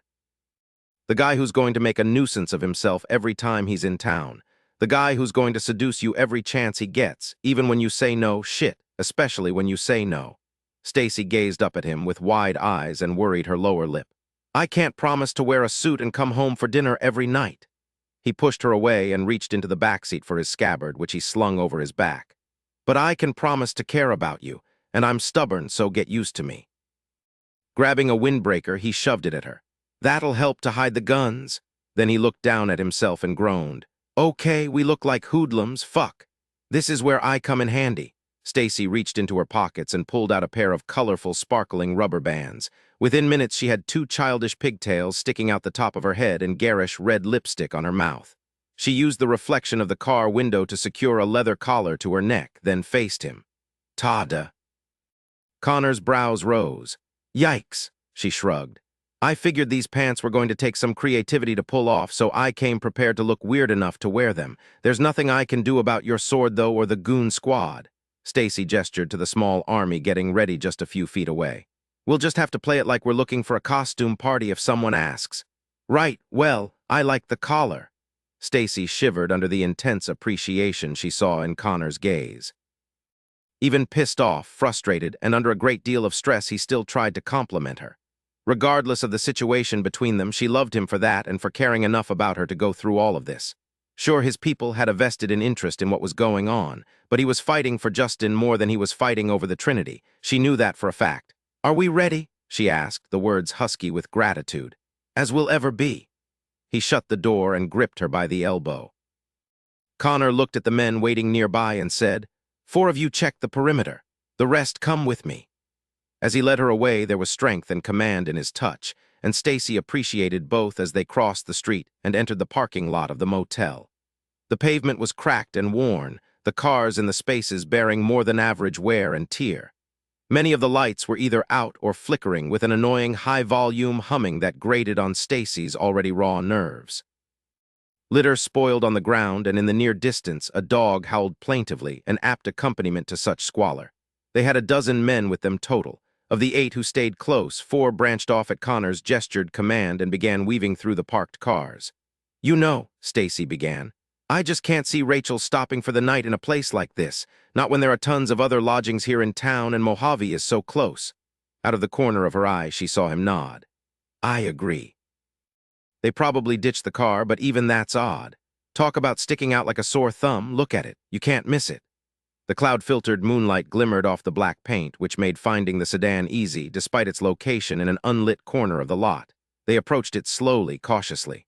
Connor took the lead. She followed a few steps behind with the others. He paused several feet away and gestured to the nearby thick cement base that supported one of the lamps. Wait over there and help look out. What am I looking out for? She asked. Anyone coming by? His gaze was hard and fierce as he looked at one of the men in a nonverbal communication that was beyond her. I need a closer look at that car and I don't want to be disturbed. Check your sides often and listen for any suspicious noises. She was pretty sure he was just trying to get her out of his hair, but she'd promised to listen and she would. Without another word, Stacy did as he asked, following the guy assigned to her to the requested position. Her gaze roamed the lot in a steady back-and-forth sweep. The lamp she stood under was dead center at the end, which afforded her an open view of the property. It also offered a hideous smell. It was her guess that more than a few animals and perhaps even humans had used the distant location as a urinal. Her stomach roiled with a mixture of disgust and fear. Connor and the others worked almost silently, doing whatever the hell it was that they were doing to the car. The guy next to her said nothing and bore no expression at all on his face or in his eyes. The temperature was chilly, but Stacy suspected it was her own fear that made her shiver so violently. The neon vacancy sign blinked off and on, coaxing her to stare briefly at the glass door to the front desk. That was as dirty as the rest of the place. Spattered with something foul and so grimy it obviously hadn't been washed in years. Connor returned to her with such stealth Stacy wouldn't have been aware of him if she hadn't been keeping vigil. She raised her brows in query. Let's go to the office, he said with alarming alacrity, snatching her elbow and dragging her away. Why? Because I said. There was something underlying his tone that made her look back over her shoulder. 2 of the men remained with the vehicle in defensive positions. She couldn't see what they'd done to the sedan, if anything. Then a flash of glimmered moonlight caught her eye. She slowed. Something was dripping from the trunk onto the asphalt, forming an ever-growing puddle. From the rate of seepage, the substance was thicker than water. Oh my God! She stumbled, and Connor kept her upright, his pace unchanged. What's in the trunk? Our friend with the teeth. Her heart dropped into her stomach, and she swallowed hard. You thought Justin might be in there, didn't you? That's why you made me move away. It was a possibility. His jaw was locked, his eyes forward, his step purposeful. You think he's dead, don't you? Her voice rose, and she fought his grip. What did you see in there? Tell me. Connor halted and yanked her into him. Keep your voice down, damn it. He gestured the other men onward with a quick jerk of his chin. When they were alone, he said, There's nothing in there but a head and a body, neither of which belong to your son. Oh my God, oh my God. This is where that trust I asked for comes into play. Nodding violently, she pulled away to fight the feeling of claustrophobia. Stace! His brogue softened. We're going to the office now. We need to disable any security cameras this sorry-assed place might have and find out which of the rooms are presently occupied. Then we're going door to door until we're sure they're not here. Stacy bent over, gasping. As cold as she'd been a moment ago, she was sweating now. You don't think they left? They probably did, but we have to be sure. Come on. He tugged her up and kept going. You wanted to come, you have to keep it together. How was she going to keep it together when she felt like vomiting? The people who had her son were the type of individuals who decapitated others and stuffed their bodies in trucks. I feel sick. He cursed under his breath and stopped again. Don't do this to me, he said brusquely. I've got to keep going, do you understand that? I promised you I would get Justin back. I promised you that if you gave me a chance, I would deliver. Don't make me fail. Gasping for air, she nodded, clearing her mind of terrifying images by sheer will alone. He was right. She knew he was right. She'd mess everything up if she lost it now. I'm with you. Connor pulled her upright and tilted her chin skyward, opening her airways to facilitate deep breaths. You're brave, sweetheart. He kissed the tip of her nose. I'm proud of you. Now let's go. One foot in front of the other. Stacy knew she could make it in baby steps. At least she thought so until they reached the door to the office and one of the men intercepted them. You might want to keep the lady out, sir, he said. It was then Stacy realized the dirt splattered on the glass was blood, and that was only a minuscule amount of the volume of gore that covered what she could see of the front desk area. She gagged. You can't throw up, Connor growled, clamping a hand over her mouth and dragging her away. His voice came low and rough by her ear. The authorities are going to investigate this. You can't leave any biological evidence behind. You understand? Nod if you understand. Stacy couldn't move. She was frozen in place by the horror of what she'd seen. Okay. He picked her up and moved her out to the public curb. Let's get you back to the car. We'll lock you in. You keep the gun at the ready. Struggling, she managed to get him to set her down. I can do this, she promised. I can help you. You're a wreck, he said. You're going to get yourself arrested and charged with murder. I'll be your lookout. Stacy watched him shake his head. Setting her hand on his chest, she said, I'll never forgive myself if I don't help you. You can help me by calling Aiden back and bringing him up to speed. Connor cupped her face and stared down into her eyes. The emotion in the liquid depths was visible even in the darkness. You are a precious, cheery light in my life. I want to keep you that way. Let me protect you from this much, at least. She considered that a moment, but couldn't fight the feeling she was letting him down. Then she glanced over his shoulder at the front desk, and her stomach churned violently. Yeah, you're right, she admitted. I can't take it. Take me back to the car. I'll make the phone call. Connor put his hand at the small of her back and directed her toward the Magnum with strides so long she had to jog to keep up. I'm sorry, she said, as he unlocked the door with the remote and assisted her into the passenger seat. For what? For doing the right thing? For knowing your limits? He bent down and looked her in the eye. I admire you, sweetheart. I'm not disappointed. Straightening, he said, I'll be back. Keep the gun ready in your lap. Call Aiden. He shut the door and reactivated the alarm system with the remote.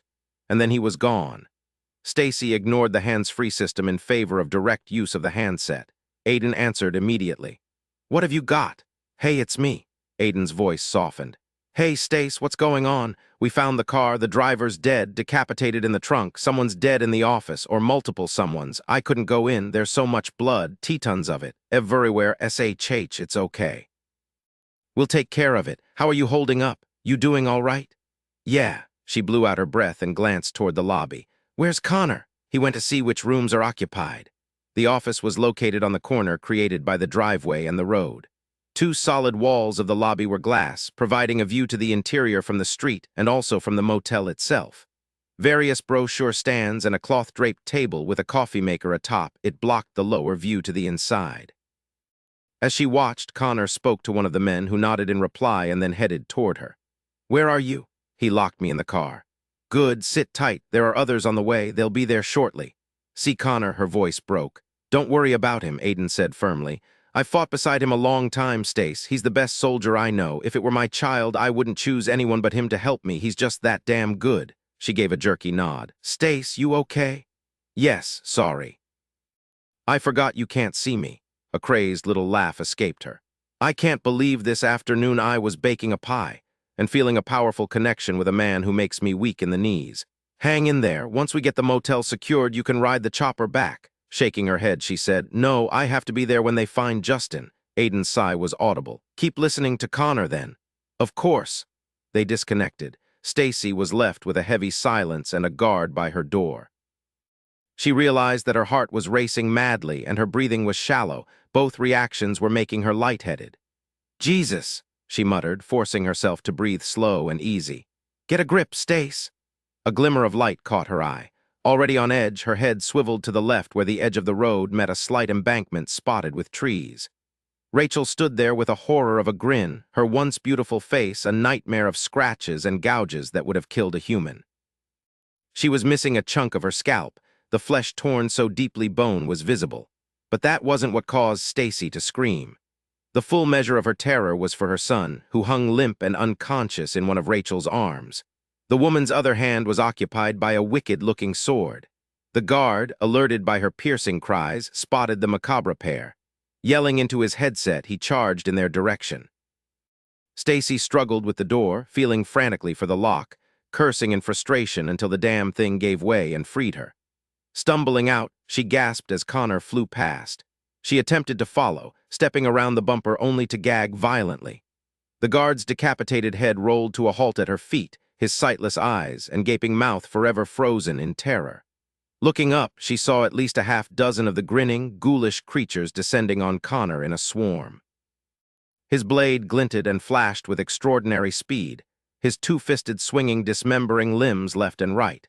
He fought in a moving circle of steel, spinning and arching in a fatal dance. More camouflaged guards ran up the short rise, creating a scene straight out of a horror flick. Stacy took in the awesome display in a daze, marveling at the grace and power with which Connor moved. He was so big, yet his agility and speed were impressive. It gave her confidence to see him engaged with such skill and focus. Without him, she was certain she'd be paralyzed with fear. With him, she felt capable of anything.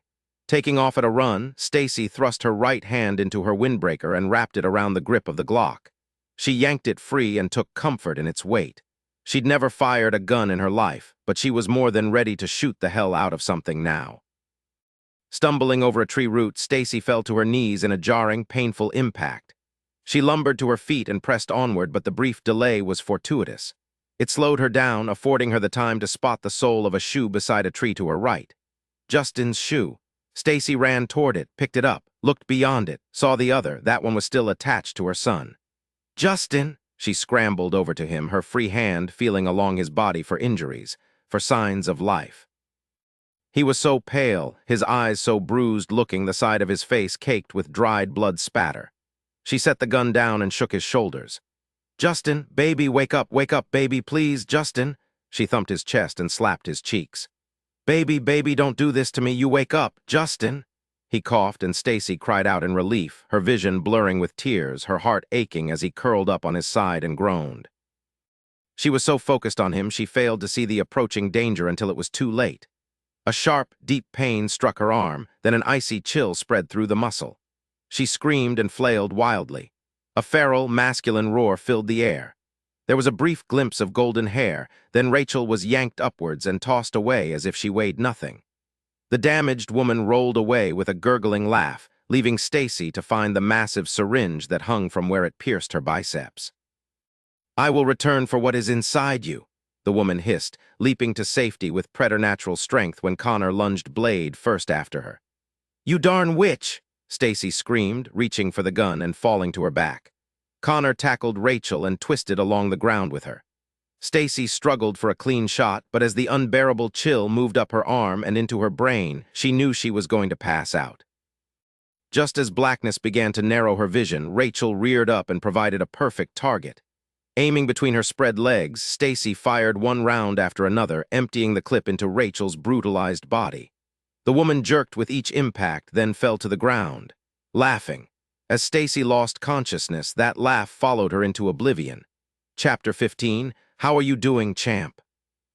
Connor asked as he settled onto Stacy's couch next to Justin and handed him an oversized mug of hot chocolate.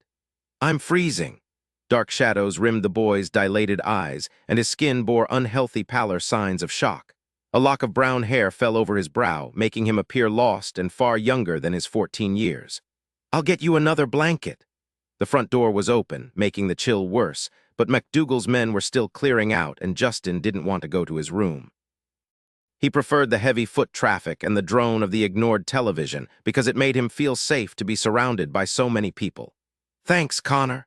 The gratitude on Justin's face hit Connor hard. The elders would pay for what happened tonight. Dearly. You're welcome.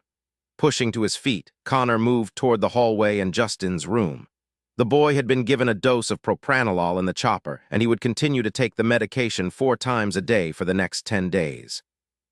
The pill to forget was still experimental, but clinical trials offered hopeful results, and Connor had his fingers crossed the drug would work its magic on Justin.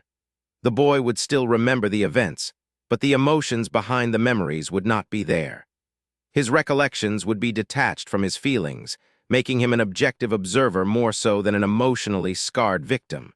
Healers in the Twilight would help with the rest. Connor was just opening the bedroom door when Aiden stepped out of Stacy's bedroom. "How's she doing?" he asked, his gut tightening. "She's stable, although still unconscious." Aiden stepped closer. "There's something in her brain, Bruce. It's small, about the size of a grain of rice, but it's foreign. There's no telling how her body will react to it over time." Reaching a hand out, Connor braced his weight against the wall and sucked in a deep breath. "Darn it, man!" He gazed at his friend helplessly. "Do we know what it is?" Talking in her sleep, Aiden winced, in the language of the ancients. "What?" Running a hand through his hair, Connor groaned. "How do we get it out of her head? Medically, we can't. Not here in this plane, not without killing her. Humans don't have the technology." The door to the bedroom opened and a man peeked out. "She's conscious." Connor straightened. "Can I tell her, son? Can he see her?" "She's lucid," the man said. "Tell her I'll be there in a minute, okay?" Connor looked Aiden. "I have to get Justin." Aiden nodded and Connor hurried back to the living room. "Hey," he said, nearing the sofa, "your mom's awake. Can I see her?" Justin sat up from his reclined position and set his half-empty mug on the coffee table. "Yeah, come on." Connor helped dig him out from under the 3 or 4 blankets he had on and walked with him back to Stacy's room. They entered the darkened space as quietly as possible. Beside the bed, various monitors beeped and flashed with lights. Stacy lay bundled in the middle, a tiny, fragile form that made Connor's chest tighten. "Hi, baby," she whispered to Justin, holding out her arms to him. Justin immediately climbed up beside her and began sobbing. Stacy joined him, wrapping her arms around her son and pressing her teary cheek to the top of his head. The sight made Connor's eyes sting. He looked away and found Aiden by the door. His friend gestured him over and Connor went, glad to be distracted from the emotion of the scene behind him. Emotion that was killing him inside, twisting through his gut like a knife. "I spoke with her briefly," Aiden whispered. "She says Rachel intends to return for that thing in her head. Whatever it is, they think it's safer with us than them." Connor's entire body tensed. "Or else they think we'd destroy it if it weren't inside something we couldn't bear to lose. Tell me McDougal's men found Rachel." "They didn't." Aiden's countenance was grave. "They've been searching the area since you left. There's no trace of her." Despite her injuries, she managed to escape. "Darn it." "Watch the language," Stacy admonished. He turned to look at her. She stared at him with glistening eyes and puckered her lips in a kissing gesture. A low sound of longing rumbled in his throat. "I don't know what to do," he said, facing Aiden again. "I don't know where I should go or what I should do or how I should feel." "You do what I did," Aiden said. "You forget the shoulds and you jump." Connor snorted. "Nothing is ever that easy when it comes to women." "I didn't say it was easy, but if you want her, make it work. It's worth it to be happy." Happiness. Connor wanted it. He wanted it with Stacy. Right. And just that quickly, he decided. "So before McDougal's men totally clear out, let's get a security system out of them. They've got to have top-of-the-line stuff. I want this house locked up so tight Fort Knox will be jealous. I'll be gone a lot. I need to know they're protected." "Great idea." Aiden smiled, opened the door, and gestured him out first. "Let's get my money's worth." Stacy woke with a violent, skull-crushing headache. Both palms pressed flat to her temples, she rolled and writhed, groaning. She bumped into Justin, and he mumbled a protest. Whispering an apology, she rolled the other way and fell off the side of her bed. She hit the floor on her knees and cried out, biting her lower lip to stem any more noises. A quick glance at the clock showed it was nearly 3 in the morning. The way her head felt, she doubted she'd live to see the sunrise. She crawled a few feet, then rose by necessity. It was too jarring to move on her hands and knees. How she made it down the hall, she'd never know, but it was colder in the open space of the living room, and the chill eased the burning of her skin. "Stacy!" Connor's deep brogue curled around her spine and coursed down like warm honey. Relief flooded her and nearly brought her to the floor again. "Where are you?" she gasped, afraid to open her eyes. The moonlight slanting upward to the ceiling from the shutters was too much light even from behind hastily closed lids. The full brunt would only increase the feeling of having an ice pick piercing straight through to her brain. "Here," he rumbled, "I'm right here." Warm arms wrapped around her, cradling her to a hard chest lightly dusted with hair. "I'm so glad you stayed.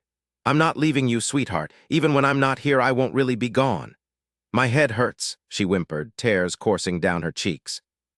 "The doctor left some medicine for you. Let me know." She clung to his waistband, recognizing by touch that he wore sweats. The thought of him here, sleeping on her couch, protecting her, made her feel loved and safe in a way nothing else in her life ever had. "Don't leave me, sweetheart." His lips pressed to her forehead and some of the pain eased. "It kills me to see you crying." "Do that again," she begged. "Kiss me again." His mouth touched her skin, this time against her closed eyes and lashes, kissing away the tears. The throbbing in her head lessened. Tilting her neck back, Stacy captured his lips with her own.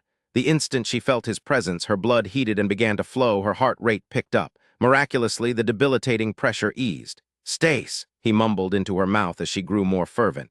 "What are you doing?" "I want to be with you." She felt the surprise move through him, then the desire he couldn't control. "You're nuts," he said, but his hands were on her hips, his fingers sliding beneath her cotton shirt to touch the skin of her back. His touch was soothing, calming. The more he held her, the less her head hurt.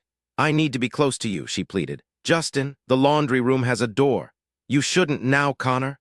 "Aw, darn it." He picked her up and carried her to the back of the house. Stepping into the laundry room, he kicked aside the basket that held the door open and pushed the portal closed. He sat her down atop the old desk she used as a folding table and stared at her with a bemused smile and hot gaze. "Now what?" In the back of her mind, a sharp squealing noise resembled tires burning rubber. "Don't stop touching me." Setting his hands on either side of her hips, Connor caged her to the desk and gently pressed his lips against her neck. "Tell me what you need, sweetheart." She reached for him, embraced him. Beneath her palms, she felt hot, silken skin stretched over rippling, flexing muscle, and she melted inside. She sighed when his lips brushed her earlobe. "I need you. You've got me." He pressed her back onto the desk and his hand brushed her leg. Even through the thick camouflage, his fingertips had no trouble comforting her. "I'm not going anywhere. We'll make this work." "Yes, oh, that feels good." He agreed, deftly freeing the button at her waistband before pulling the zipper down. The whole time his lips and tongue were doing something wonderful to the tender skin of her throat, and his other hand cushioned the back of her head so that his big, hard body was literally wrapped around hers. The noises in her head fell silent, or else they were drowned out by the rushing of blood in her ears. "Connor!" Her nostrils filled with his scent. There was no other scent in the world like his, spicy and exotic, foreign. She loved it, her very own man of her dreams. He was right. Time didn't matter. What mattered was the way she felt when they were together. He had been a rock of stability when she needed him, and she knew he always would be. That was just his way. She gasped as his hand rested on her lower back. "How does your head feel?" His voice was dark as sin, his accent thick and dripping with emotion. "Aye. Does your head still hurt?" Connor kissed her with fervent passion, his tongue gliding along hers expertly, taking her mind off everything but him. A rough, edgy growl rumbled in his chest as she felt a growing urgency. "Oh, God!" Stacy trembled, her eyes clenching shut as he held her close. "I trust you, please, hurry." He hushed her frantic cries with his mouth and gently cradled her descent as he laid her flat atop the desk. He tugged her pants down to her knees, lifted her joined legs into air, and set them against his shoulder. When she felt the warm, silky smooth presence of him, Stacy writhed with hunger, needing to be connected to him. "SHH, here you go, sweetheart," he purred. Her hands wrapped around the curved edges of the desktop as he embraced her. She cried out, arching with rising emotion. She was close to him in this position, forcing him to move with short, fierce bursts. Trembling with emotion, she struggled to take all that he had. "You're too close like this," she gasped. "You'll let me in." He rolled his hips and drew nearer, advancing, retreating, claiming her closeness inch by tortuously good inch. Her nails dug crescents into the wood as he moved deeper, his body pressing against that sweet spot inside her that could never get enough of him. "Stacy," he breathed roughly, moving his hips. "Your body is so warm like this, like a hot, wet embrace, so darn good, I think I might lose control before I get all the way inside you." "Don't you dare," she cupped her aching breasts and squeezed. "You started this, you better finish." "Oh, I'll finish." His gorgeous face was flushed, his eyes dark, his forehead misted with sweat. "Darn it, yeah, I'm going to finish, deep with you." Dear God, would she survive it? He was working her into a frenzy, embracing harder and faster. The waistband of his sweats, lowered just to his hips, rubbed against her thighs. The sight was intensely erotic, as was her position, held and positioned for his pleasure. His hips swiveled and moved in and out. Her entire body trembled with anticipation, on the verge of release. Stacy's back arched, her entire body tense and expectant. This was what she needed, what she wanted, to be connected to him, wanted by him. Yes! Connor moved deeper, his heavy breathing marking the rhythm against the curve of her hip, making her muscles clench tight around him. She watched him with heavy-lidded eyes, taking in his passion-flushed features and the lock of golden hair that fell over his brow. His biceps and pectorals were defined by the effortless hold he had on her. His abdomen flexed as he embraced her, the golden skin glistening with sweat. "You're mine," he gritted out. "I'm keeping you." His possessiveness thrilled her, pushing her that last little bit she needed to reach her climax. Stacy bit her lip to keep from crying out as the pleasure tightened her entire body. Connor grunted and moved through her spasms, increasing his pace until she thought she would tremble with the pleasure. It was only the nearby door and their need for privacy that forced her to silence. She felt him swell, grow impossibly more rigid, and then he groaned, "Stacy!" His hips surged against hers, rocking the old desk, his fingers digging into the flesh of her thighs. His body pulsed, then released, filling her in a thick rush of heat. He continued to hold her, moving through her clenching muscles, emptying his lust and love at the deepest point of her. "Darn it!" he gasped when it was over, resting his cheek against her calf. "You'll kill me." "My head doesn't hurt anymore," she said in breathless wonder. "I can't even feel my head," Connor replied. "I think you blew it off." She laughed with pure feminine triumph. Stepping back, Connor withdrew his embrace. He dried himself with a nearby towel and tugged up his sweats, then he took care of attending to her. "Come here, baby." Connor's voice was filled with tenderness as he collected her in his arms. Stacy held on tight. "I think I'm falling in love with you," she admitted shyly. "I hope that doesn't freak you out. I have a tendency to jump into things, and with you," his lips pressed against hers, halting the spill of words. "Go ahead and jump," he urged hoarsely. "I'll jump with you." Chapter 16. Philip Wager stared at the data on the screen with wide eyes, his heart thumping in a desperate, frantic tempo. His fingers clung to the edge of the console with white-knuckled force, and he forced himself to release his grip. He pushed the chair back and rose to his feet. "Darn it," he whispered, his brain scrambling to comprehend the information in front of him. "That's impossible." "Obviously not," murmured a voice behind him. He spun and faced his visitor, wincing inwardly at the sight of the man who stood there. His glaive was out of reach behind him, leaving him completely vulnerable to the tip of the blade leveled at his chest. "Elder Sharon," he replied, glancing over the gray-robed shoulder to the cavern hallway beyond. He searched for both a means of entry and a source of assistance. Neither was readily visible. "Wager," Sharon greeted in a conversational tone. "How did you get in here?" "I can gain entry to anywhere. I had no part in the building of the Twilight, but every upgrade and enhancement made to the Matrix in the last several centuries came from me." Philip's heart stuttered as he considered the value of such knowledge.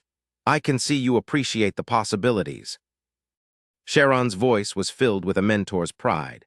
Most of the elders chose to concentrate their attentions on making rules. They believe that is the source of our authority. I, however, knew our true power came from our ability to create the Twilight. Therefore, I wanted to know everything about it. It was considered the least desirable of tasks, so I was free to do as I wished. "You planted the bug." There were hundreds of questions in Philip's mind, but he knew the answer to that query for a certainty.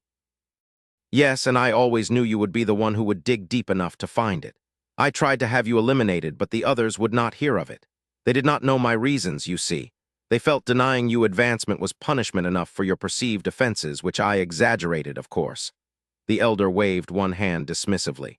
"Since you did not have access to the equipment required to find me out, I let it go, but I was aware that someday it would come to this." "What are you doing?" Philip asked, backing toward his glaive, which rested in its scabbard atop a table in the corner. "You must have been planning this for centuries." Sharon reached up and pushed back his cowl, revealing a chilling smile. "Yes, I have, which is why I cannot allow you to ruin everything. All these eons of biding my time, moving my pieces across the board slowly but surely. Can you imagine how much patience has been required? I am so close now, but you could ruin everything in a moment." "Explain to me what you're up to," Philip coaxed, still retreating, hoping to get near enough to his glaive to lunge for it and defend himself. "I can help you." You assume my motives are altruistic and you would want to help me, or perhaps you are simply hoping to distract me from noticing how you move toward your weapon. Philip stilled and shrugged. Sharon laughed. If it consoles you any, the elder said, your sacrifice will serve the greater good. Oh, really? Philip drawled. And here I thought you just wanted to prevent me from telling anyone you have a half-mortal daughter. There is that, too. There are only 2 people who know, and that is 1 person too many. She is partnered with a guardian. Perhaps his mind was more devious, but for Philip, the possibilities inherent in that mating were both plentiful and terrifying. Was that your intent all along? Sharon gripped his glaive more securely. My apologies, Lieutenant. Time is of the essence. I must kill you now. I cannot stay and chat. Philip crouched, prepared. The elder thrust forward in a fatal lunge. Chapter 17, Stacy eased her foot off the gas pedal as her car approached her house, enjoying the view of her family from a distance. Connor stood in the light of the setting sun like a golden god, his bare back glistening with the sweat from his exertions, his powerful biceps flexing as he drilled another screw into the white picket fence that was quickly replacing her old chain link.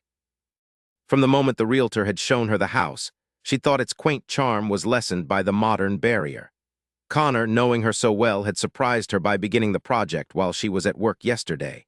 He was constantly doing stuff like that, sensing her desires and working to make them reality. It was one of many, many things she loved about him. As she watched, Justin came into view, also shirtless. He handed Connor another screw, and then Connor handed him the drill. With endless patience, her dream partner slipped safety glasses over her son's eyes and taught him how to use the cordless drill. Justin finished securing the rest of the board by himself. Then he stepped back to admire his handiwork with pride, transforming his youthful features. Stacy's chest tightened with the effort required to contain her love. Her eyes watered and her nose began to run. She reached for a tissue and forced herself to take deep, even breaths. If she got too upset, her nose would bleed, a side effect of the mind infusion that she didn't want Connor to worry about. As if he sensed the weight of her stare, Connor lifted his head and caught sight of her. He grinned and waved. Collecting herself, Stacy stepped on the accelerator and approached the house, turning into the driveway and shutting off the engine. He was opening the door and helping her out before she even had time to get the keys out of the ignition. I missed you, he rumbled, tugging with just enough force to bring her close against him. And I love these scrubs. She laughed, thinking he was silly but glad that he was.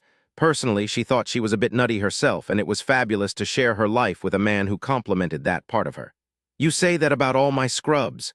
Yeah, but these are my favorite. They're attractive. With both brows raised, she glanced down at her clothing. I'm doing something wrong if your idea of attractive is 2 cartoon dogs.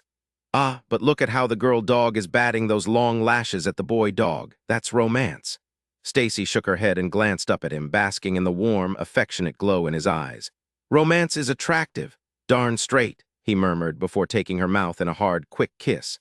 When he pulled away, his gaze was dark with desire.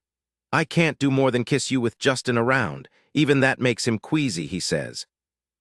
Tonight you're mine, she said, swatting his hip. You betcha. Connor caught her hand and pulled her toward the house. I have something to show you. Oh, yeah. Every time he showed her something, it blew her away. His search for the artifacts forced him to travel a lot, but he was always thinking of her while he was gone. She knew it because of how often he called and by how many gifts he brought back for her.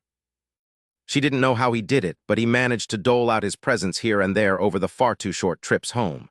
Stacy knew she wouldn't have the patience, but she had to admit his way was far more fun. He led her through the living room and into the bedroom, closing the door behind them. What about Justin? She reminded, feeling her blood heat regardless. Connor's idea of a quick, passionate encounter put any other man's intimate marathon in the pale. They'd once been heading out the door to take him to the airport when he decided he needed to say goodbye intimately, again. He dropped his carry-on, his pants, and her scrub bottoms in half a minute. Within 5 more, he'd had her muffling cries of pleasure into the cushions of her sofa as he held her close from behind. He's waiting for me. His smile made her tummy flip. We're going to finish that side of the driveway before the sun sets. Connor tossed her purse and keys onto the bed, then reached for the hem of her shirt and tugged it over her head.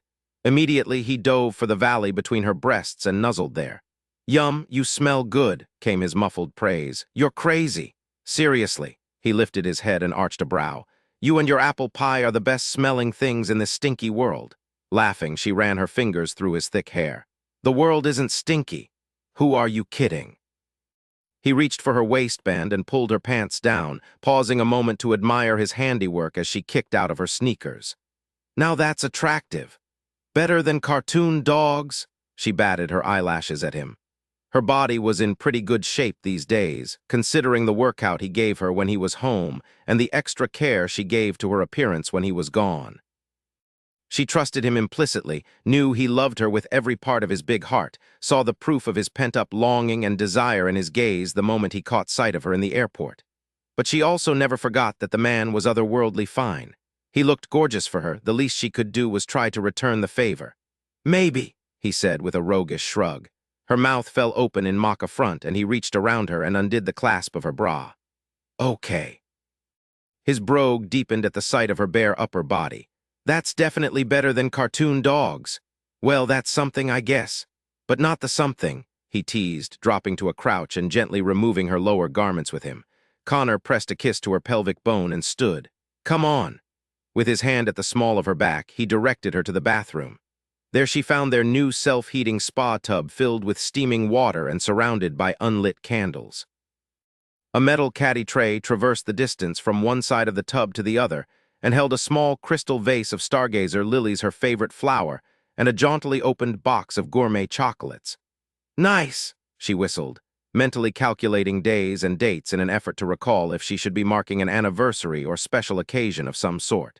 She winced as pain lanced through her head, and she instantly gave up. Now was not the time to have a nose bleed. Who knew the human brain could only hold so much information before it exploded?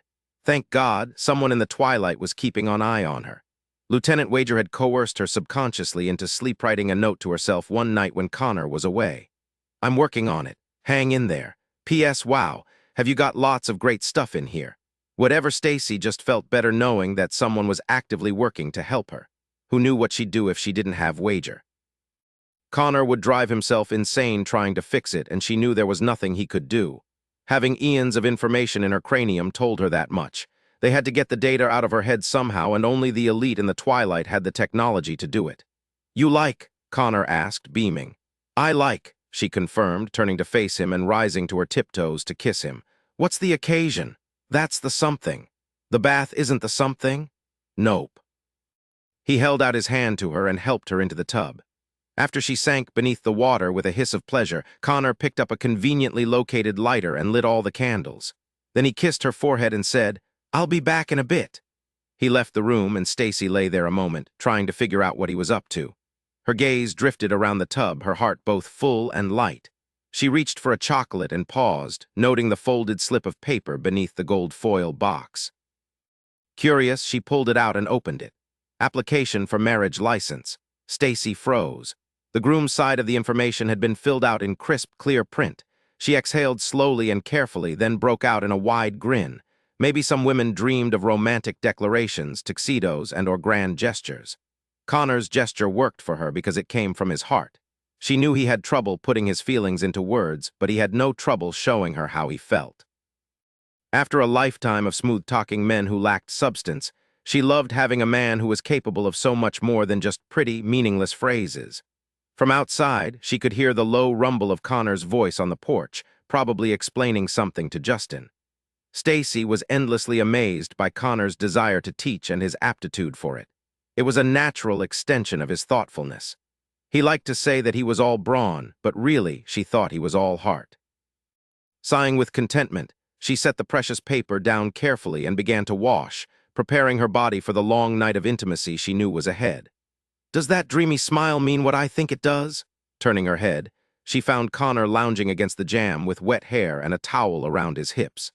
The image reminded her of their first night together and set her pulse rate racing. She loved it when he got so intense for her he couldn't wait a minute longer to be close to her. From the prominent outline visible against the terracloth, it looked like he was close to feeling that way now. Does this paper mean what I think it does? She retorted with a cheeky wink. If you think it means that I love you and want to make you mine in every way, then yes, you've got it right. I want you. The husky note in her voice left no doubt about what she wanted. She couldn't help it. Whenever he said the word love, Her instinctual response was the desire to wrap around him, to hold him and be held by him, to feel his beautiful body straining as he held her close and long. "Is it 9 o'clock yet?" His slow, sensual smile started to quiver low in her belly. "No, but Lissa and Aiden just left with Justin. He's going to stay with them tonight." With a quick tug, Connor dropped the towel, revealing his magnificent physique. "By 9 o'clock, you'll be begging me to let you catch your breath." "Oh, yeah." She licked her lips as he approached, twisting to come up onto her knees. "Oh, yeah," he confirmed, leaning over to hit the switch and turn on the jets. They'd had to replace the old shower bath when he'd moved in to accommodate his size. Connor had sold several artifacts to MacDougal, which afforded them a sizable nest egg. They could move to a bigger, more modern house, but none of them wanted to. Instead, they preferred to fix up their existing home. Connor stepped into the tub and she stopped him. "Wait." He tensed, and when his body reacted further, she knew he understood what she wanted. "Baby." There was an aching note in his voice that made her nipples hard. He loved it when she focused her attention on him. Loved it in a way that made her love giving him pleasure. With Connor, the act made her so hot, she felt like she was melting. She gripped his erection with dripping wet hands and pulled him down to her waiting mouth.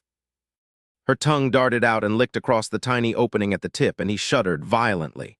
"Stace," he breathed, his hands sliding through her water-slicked hair. "You'll kill me." The smile she gave him was pure mischief. "Lucky you're immortal, eh?" Opening her mouth, she gently drew the thick head barely inside, her tongue flickering teasingly across the sensitive spot just underneath. Connor's powerful thighs quivered, and she reached around with one hand and cupped his hip. "Yes," he hissed, his hips rocking gently. "Your mouth is so hot, the way you touch me." If she could have smiled, she would have. She loved the way he praised her, the way his hands moved so gently over her scalp even in his passion. She redoubled her efforts to please him, drawing stronger, her fingers kneading into the firm curve of his hip. Her head bobbed as she moved her mouth along his length, using his groans and guttural cries to guide her. She took him as deep as she could until he butted up against the narrowing of her throat. "Darn it." "Ah, darn it, that feels so darn good, Stace." She pulled back, licking him, swirling around the moisture-slicked head before caressing the length of him, tracing each throbbing vein with the tip of her tongue. She cupped his sensitive areas and rolled them tenderly, then reached her finger back and gently touched his lower body. He gasped and cursed, swelling thicker. She sighed in pleasure, her inner self slick and hot just imagining his presence plunging inside her. "I'm going to lose control," he warned, moving his mouth with mindless thrusts that he kept shallow by holding the base. She could pull back and let him ride her to the finish. He loved that too and wouldn't complain, but she wanted this. Wanted to feel him come apart in a way he only could when he wasn't half focused on her climax. She hummed a sound of encouragement and Connor growled. "That's it," he crooned in his deep brogue. "Be intimate with me, sweetheart. Make me lose control. I'm so close." "Darn it, just like that, Stace." Connor released hard and thick, his hoarse cries of release filling the bathroom in a sensual music she would never get tired of hearing. He pulled her up, hitting her chest with a burst of release before he pushed her onto the edge of the tub and embraced her hungrily. She cried out in startled pleasure, the feel of him moving inside her so delicious. He wrapped his big body around her and pressed his sweat-misted forehead into the crook of her neck. "I love you, Connor." Stacy wrapped her arms around him and held him. "I love you too, baby." His chest twitched against hers, then vibrated deeply when he let the laughter out. "I'm centuries older than you, sweetheart." "Semantics," she muttered, licking her lips. "I learned a lot in my many years," he purred, straightening and rolling his hips. She gasped as ripples of pure heat spread from where he moved inside her. "Like this." He withdrew, then moved shallowly, then withdrew again and moved deeply. Stacy writhed and slipped on the watery ledge of the tub. Connor grinned and pinned her hips down with his hands. "Feel good." Rocking in and out, he held her close with breathtaking strokes, knowing just where to concentrate in order to make her beg. He was branding her from the inside out with his heated length of rock-hard body. He hadn't diminished at all from his first moment of loss of control. The man had unbelievable stamina. Thankfully, he'd hooked up with the right gal because she took all that he had and then wanted more, she urged, her nails digging into his skin. "But you're so close, I don't think you can take any more of me." His grin was pure male satisfaction. Stacy tightened up everything inside her just to watch his eyes darken and his cheeks flush. "I can take you, big guy." He pushed her backwards and set both hands on either side of her. "I don't have much leverage with my feet in a hot tub of bubbles." "Excuses, excuses." She set her hands behind her and wrapped her legs around his hips. Lucky for us, I've been working out. Tightening her thigh muscles, she lifted herself up, moving on to him. Darn it, he breathed, his abs clenching tight. That feels darn good, she pouted. I want to reach my release. Your wish is my command. Reaching between them, Connor placed his thumb over her sensitive area and moved in slow, shallow bursts, circling, rubbing. Yes, she whispered, enamored with the feel of being stretched to fit him. Oh God, yes. Her climax shuddered through her, and he whispered to her, as he always did, loving words of encouragement that made her pleasure last. So beautiful, that sweet little body responding to my closeness. Connor kept moving through her grasping ripples. I'm going to get you in bed and hold you the way I want to, hard and deep. Do it, she trembled, clinging to him as her body dissolved into bliss. How they made it to the bed, she'd never know. She just remembered being cradled against a hard chest, a strong heart beating beneath her ear, and then cool softness beneath her damp back as he laid her on a bed of rose petals. Marry me, he said, slipping an antique emerald ring onto her finger. Let me love you forever. Yes, she cried softly, arching beneath him as he moved inside her, joining with her, making them stronger, together.